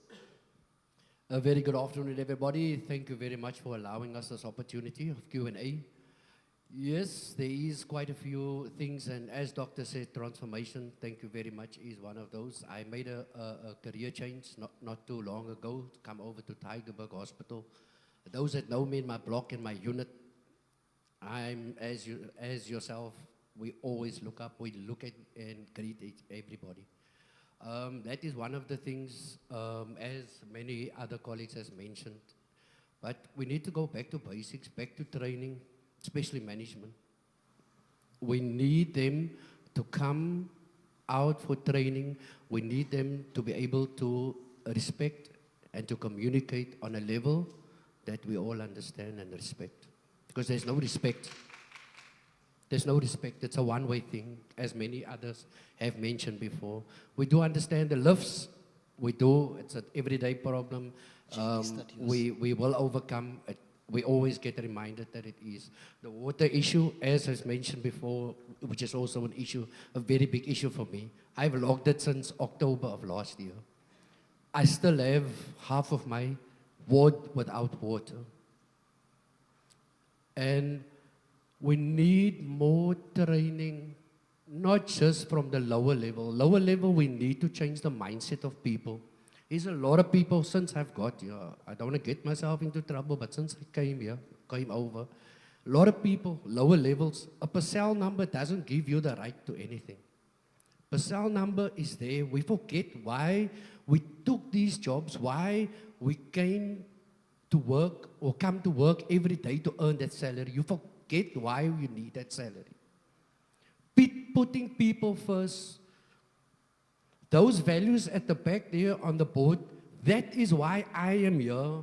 I'm here I might be a lower level, as my colleague mentioned earlier on, but I'm here for growth.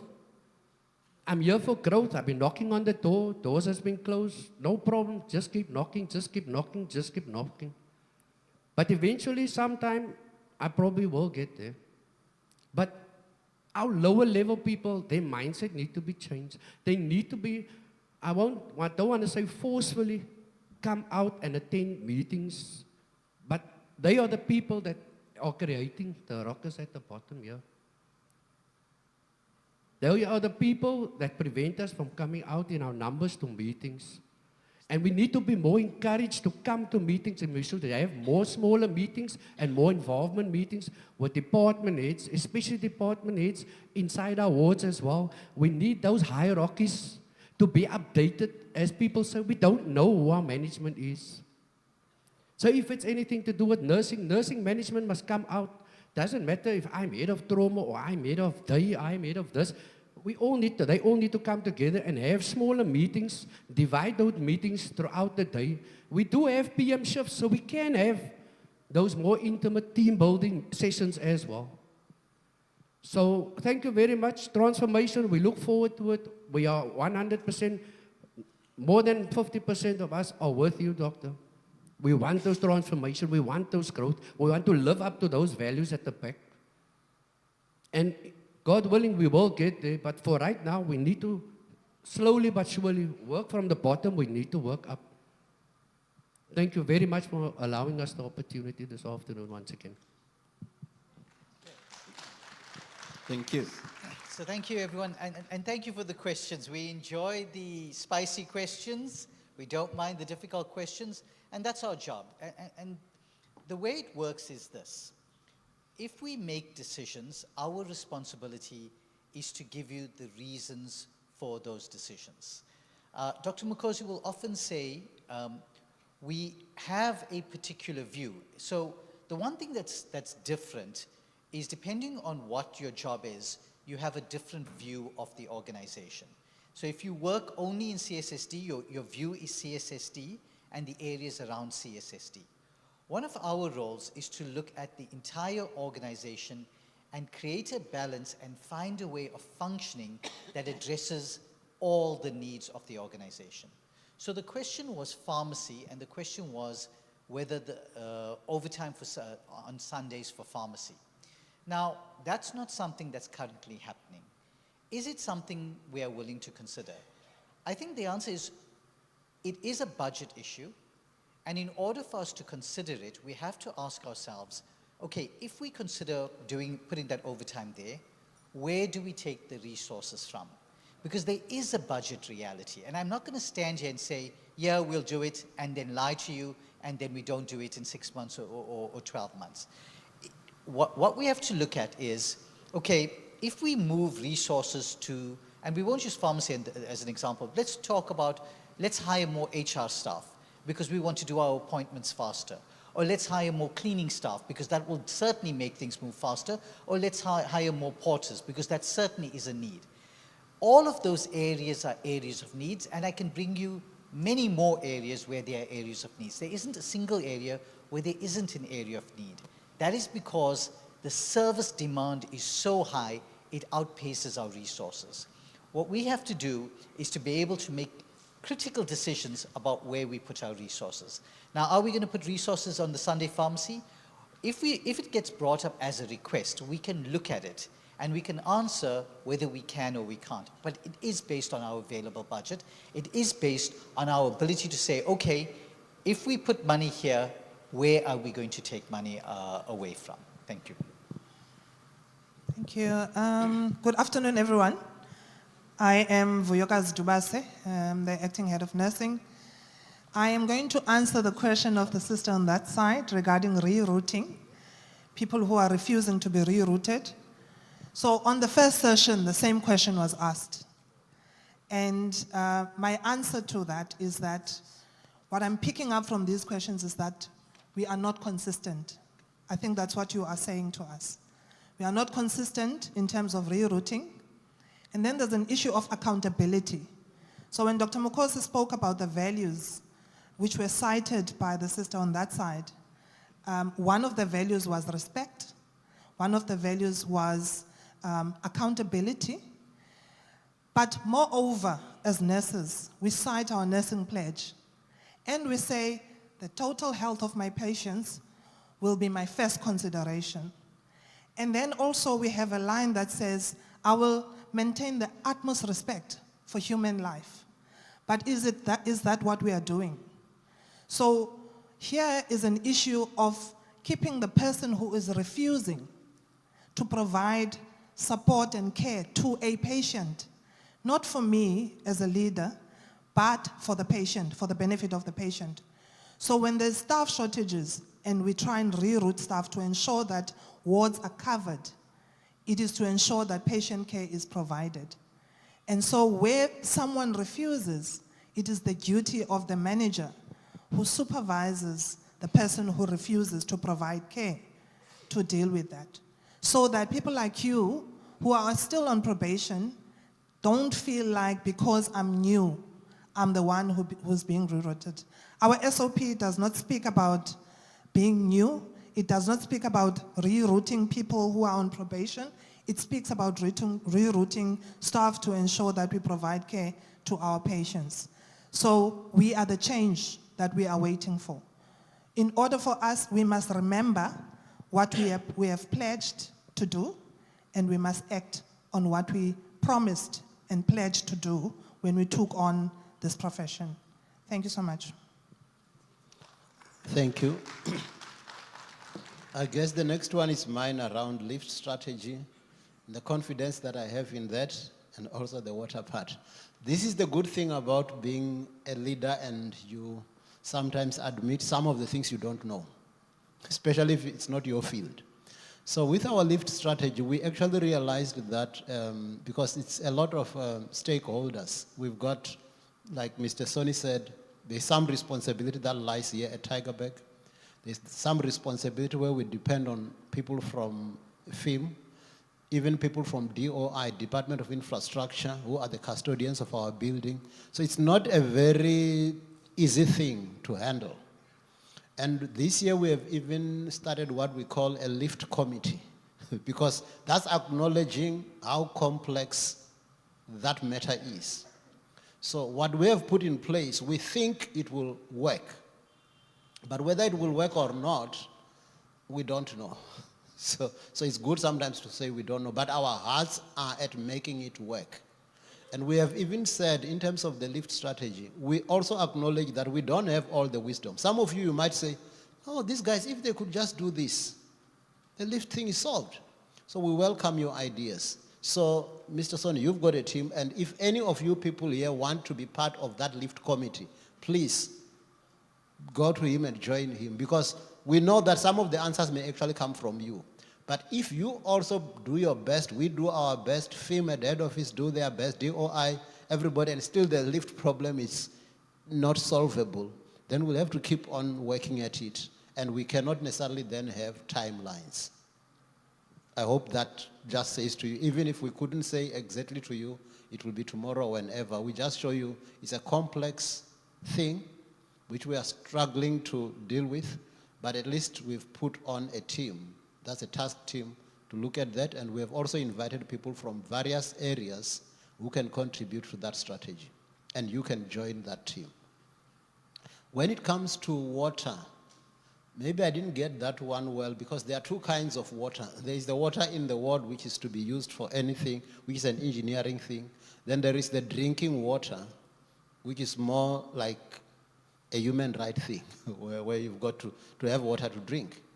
So I think I'll try to deal with both. And again, I'm not sure to what extent is that issue that you're saying localized to your area, or how widespread is it in the hospital.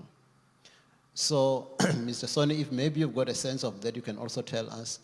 But I also think the Hospital Facilities Board is also very much willing to support us with things that are supporting staff. So if it becomes a real issue, I'm glad the chairperson of the body is here, the vice chairperson of the body here. If the issue of drinking water for staff, maybe we get those. I think we have started having some in the admin building and in some of the patient areas, those water fountains and that. It's something that we can collectively work on something like that, and then we make that work. So I think it's good that as a collective, when you raise some of these things to us, then we've got to go back and see what will work. So the infrastructure part of water coming to the ward, that's an engineering thing, then maybe if you want to respond to that, if you know the specific areas that they said. But the drinking water, I would say maybe, Damaris, you might also answer. We might have to help each other with that one. We know government also has to do certain things with drinking water, but we might also have to look at fountains where we can get support from our partners. Thank you.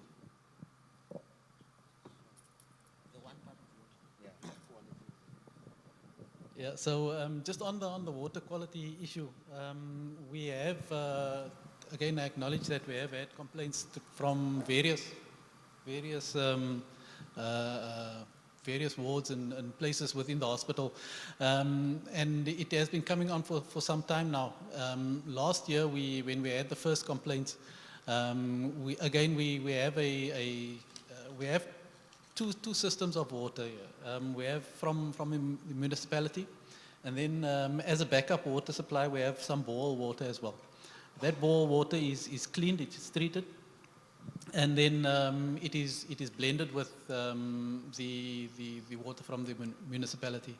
It's a very small component of the total water that we use in the blended form. And when we had this first complaints, we raised it with the contractor. Now that contract is administered also by our partners in Belleville Engineering. And we raised it with them, and then also with a contractor. There's a range of tests that they do as part of that contract. Firstly, it's a weekly test. Firstly, that we have a permanent presence on site, so daily there is somebody on site monitoring. Secondly, there's a weekly test. And then there's also an in-depth monthly test where they do a full-on report. Now, the reports show that the water is clear, it is drinkable. And this is done by an independent lab as well, so it's not just somebody coming up with the reports. It's an independent lab that does the reports, and the results from this is that the water is good enough. Now, and what we then found from last year, the problem kind of disappeared until maybe about a month and a bit ago. We then raised the issue with them again to say, well, you know, yes, we understand that the water is clear, but explain to us then how do we reconcile the test results from what we seem to be getting here. The problem or the difficulty that we are also having is that the issue is not consistent. So we are at the moment struggling to find exactly where the issue could be coming from. And we've now appointed another independent contractor to do testing of water for us. And to get that done as well, we will be coming to everybody to seek assistance with sampling the water. So when the water is brown or when it seems that it's not good enough, then at that point we will request that you fill the sample bottle with water and then log exactly where the sample is from, what time and what day, so that if it's something within the system, the reticulation system, we can then try to pinpoint where this is coming from. And if it's not, then we can at least conclusively say that it is coming from that other system or ball or whatever, and we can then switch off that system if that will make it better. But at this point, we don't have enough information to be able to say it is from specifically the ball, and information that we are getting in terms of testing, etc., is that the water is of a good quality from the ball. I know that doesn't give exactly conclusively, but I'm trying to be, or not go into too much technical detail and spend much time. But I'm hoping that that gives you some assurance that at least we are looking at it. And then we can, within the next 2 or so weeks, we will hopefully be able to get to a point with at least a trajectory on how we will solve the problem. Also working with us is our colleagues from Belleville Engineering as well, and the contractors. So we are being supported by the specialists as well. Thank you. Okay, I can't sit all the time. So the question pertaining to managers that need some training, the growth aspects, the changing of the mindset, lower staff's attitudes that you've mentioned, encouraging staff to go to meetings, and then the values. So there was a lot. It was a lot that was said, but I'll focus on those things. So in terms of our training for managers, you'll see on Dr. Makosi's slide, there was our people, and one of the tasks that we are tasked with now is that we've got to look at accountability and actually get a manager and leadership toolkit. So we understand and we recognize that it's not easy for managers. It's a difficult space. You train to be a nurse, and we ask you to do labor relations, we ask you to manage the staff. Sir, by the way, sorry, may I do this first? My name is Jade Engel, and I'm the Deputy Director of People Management. Okay. You're welcome to visit me. My name is not, my picture's not on the board, for good reason. They said I'm not photogenic enough. So I think it's important that we help managers and we assist them, and I've rolled out training with my staff. I'm in that training myself to see where the gaps are and how we can support, and we've taken a sort of different approach with how we train our managers now. Is we allow, previously it used to always be, it's training for supervisors. Now we're saying everybody join the party, so that our staff also know what managers and line managers and supervisors have to do, what tools they have. So sometimes we've got lots of tools, but we don't know we have them. They sit in the back of the bakkie. Sometimes we forget them at home. So we're asking managers to go along with us on this journey of teaching you this, giving you this management toolkit and unpacking it, and also in so doing, also training the staff with them, so that staff also understand this is what I may do, this is what I cannot do, this is why my manager is now holding me accountable. So there's no secret. In terms of job growth, and I see you really aspiring to grow, which is great. We need lots more staff that aspire to grow. So we had that question in the previous session as well. And I don't want to, for the Afrikaans people, draai doekies om. I don't want to make things sound as if they're glamorous. They're really not. It's simple. We're not going to draft a SOP that's going to tell you you may go and work in that area if you're a porter and you can work in that area. It's a simple concept of willing buyer, willing seller. If you feel that you want to go and volunteer in an area as a porter, I'm not speaking to professional nurses that have specialities and where it is possible. So you're a porter and you want to go and learn how to do some HR stuff, engage your manager, engage me, engage whoever, and there's a willing buyer and a willing seller. And we'll say, okay, you can come and do it for 2 hours a day. So, but we're not going to put it in a SOP that we cannot manage. It is impossible for me to sit there and say, you now must go at 2 o'clock to that manager, but there's a crisis in your own unit. And then we've also got the notion of, I want to sit by Melvin all day because he's a lekker guy. And then I decide that I'm now going to ask Dr. Makosi if I can go and sit there. So we need to be very clear in terms of this. It's a guideline, but we need to develop people. So people that want to, put up your hand, willing buyer, willing seller.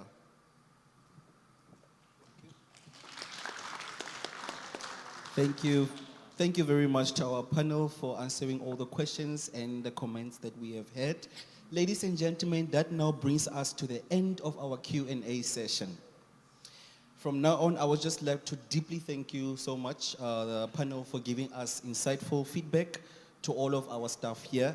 And should there be any further questions, Dr. Mokosi is going to provide you the platform on where you're going to be able to do that.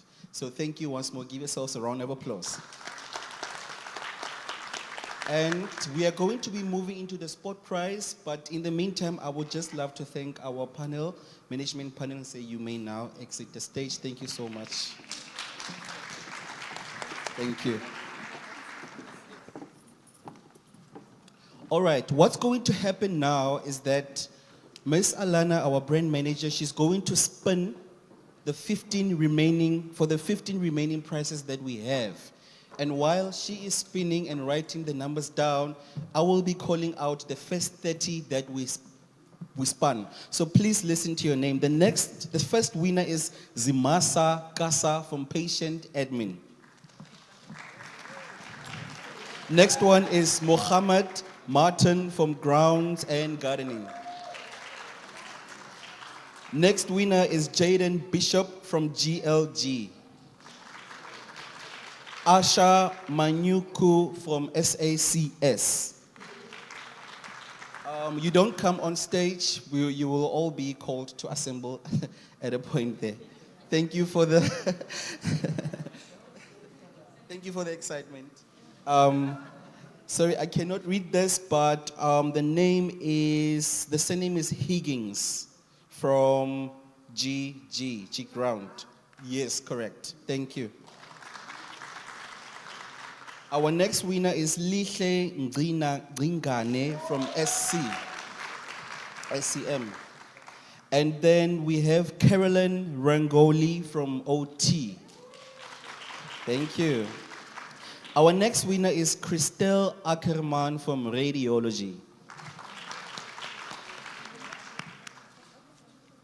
Followed by our lucky winner, who is Ursula van Heerden, also from OT. Our next winner is Lizelle Slambert from A6 ICU. Next winner is Eunice Mhlaba from X Block. Yeah, some excitement. That's what I want to hear. Our next winner is Garen November from Supply Chain Management. Followed by Ronel Davis from PICU A9. Our next winner is then Tembisa Geka from Household.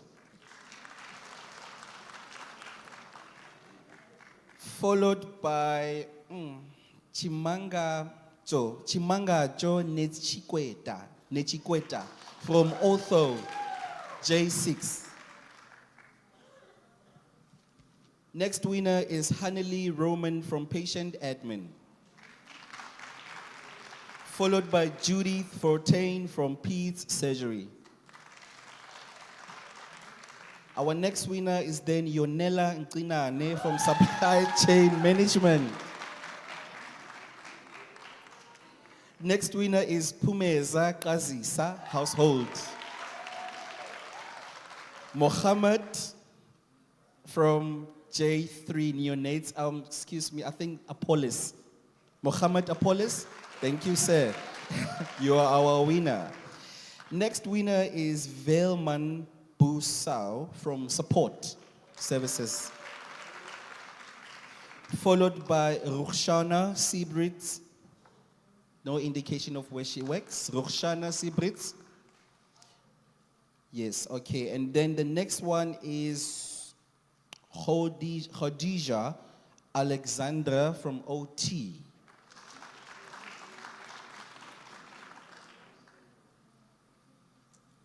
The next winner is Carol Adams from Support Services. Apologies for my pronunciation. Some of the handwriting I can't see, eh? Very beautiful handwritings. Our next winner is Wilfred Peterson from Otho. Followed by Megan Feldman from F Ground J4. next winner is Regan Lee Fortune, Labor Relations. Followed by Nyameko Malangeni from Security.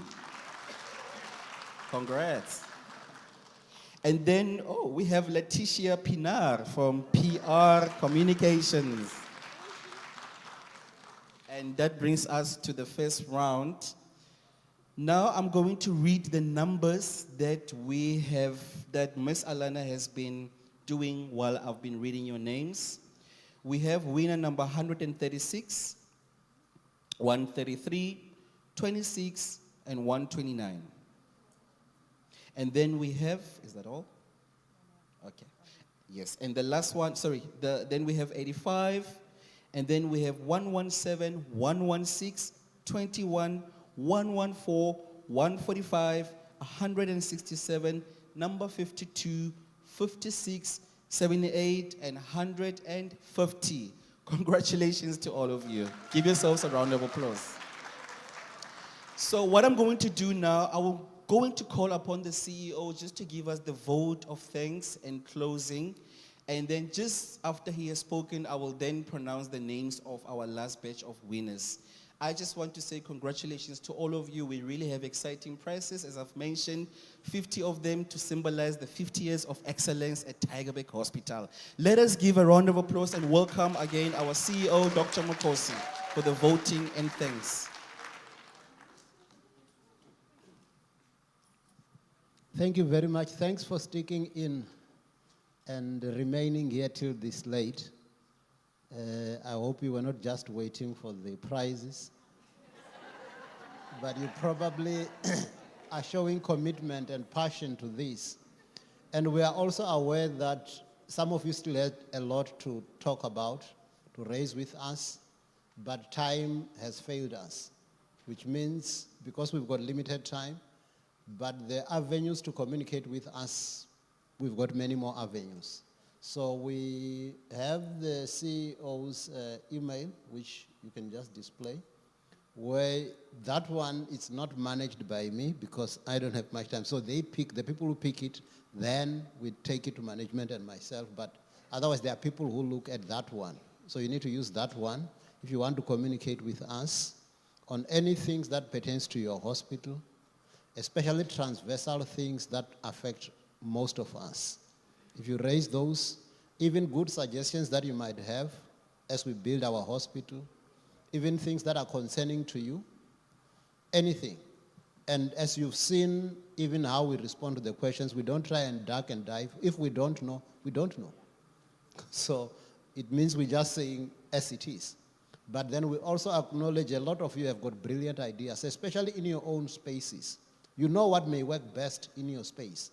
Rather than relying on a manager who's some miles away from you to come and tell you what works, sometimes come up with the ideas and say, in this case, we think we'll do this. We think for patients, instead of us having long lines and all that, I think if we do these things could work this way. At least we need to create that enough psychological safety for you to be able to share your ideas without feeling like your idea would be disregarded. At least we listen to you, and then we still make a decision and see what will work and what may not work. So I really want to appreciate your coming and your staying in. And if we look at the first session and we look at this session of you, so we probably over 500, which probably is more than 10%, which is good. At least then in terms of the people that came, which is very much encouraging. It also shows your commitment to your hospital. And let's all continue to be proudly Tygerberg. Thank you. Thank you so much, Doctor. All right. Now I'm going to announce the remaining 15 winners. We have Ultimate Setwane Nurse.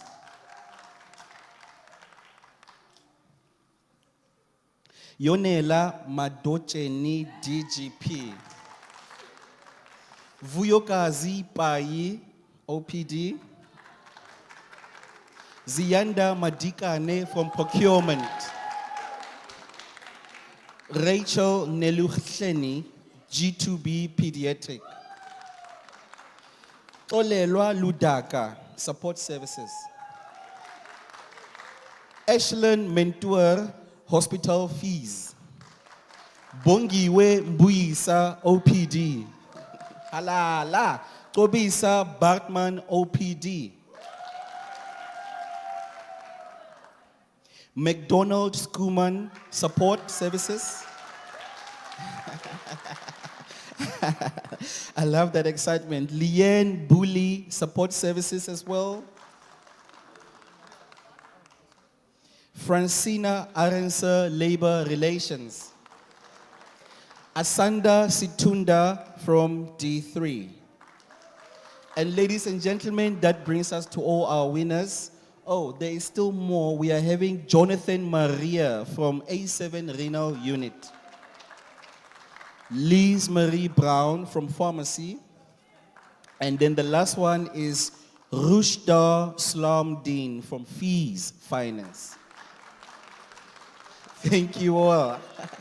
Ladies and gentlemen, that about brings us to the end of our session for today, and what a fruitful event it was. Thank you for raising your questions, and thank you to Dr. Mokosi for his address speech that he gave us for today. Also, I would love to thank the Hospital Facility Board for what they have sponsored today, and thanks to all of you for attending today. You look beautiful, and give yourselves a round of applause. From me, it's goodbye.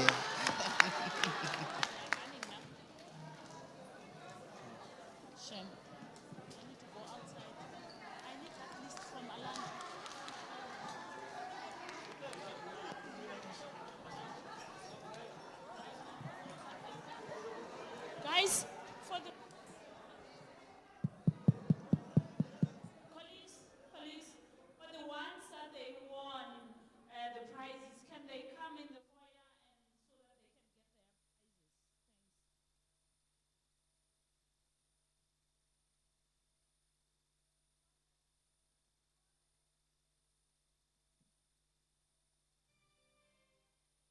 And as you exit, please remember to take the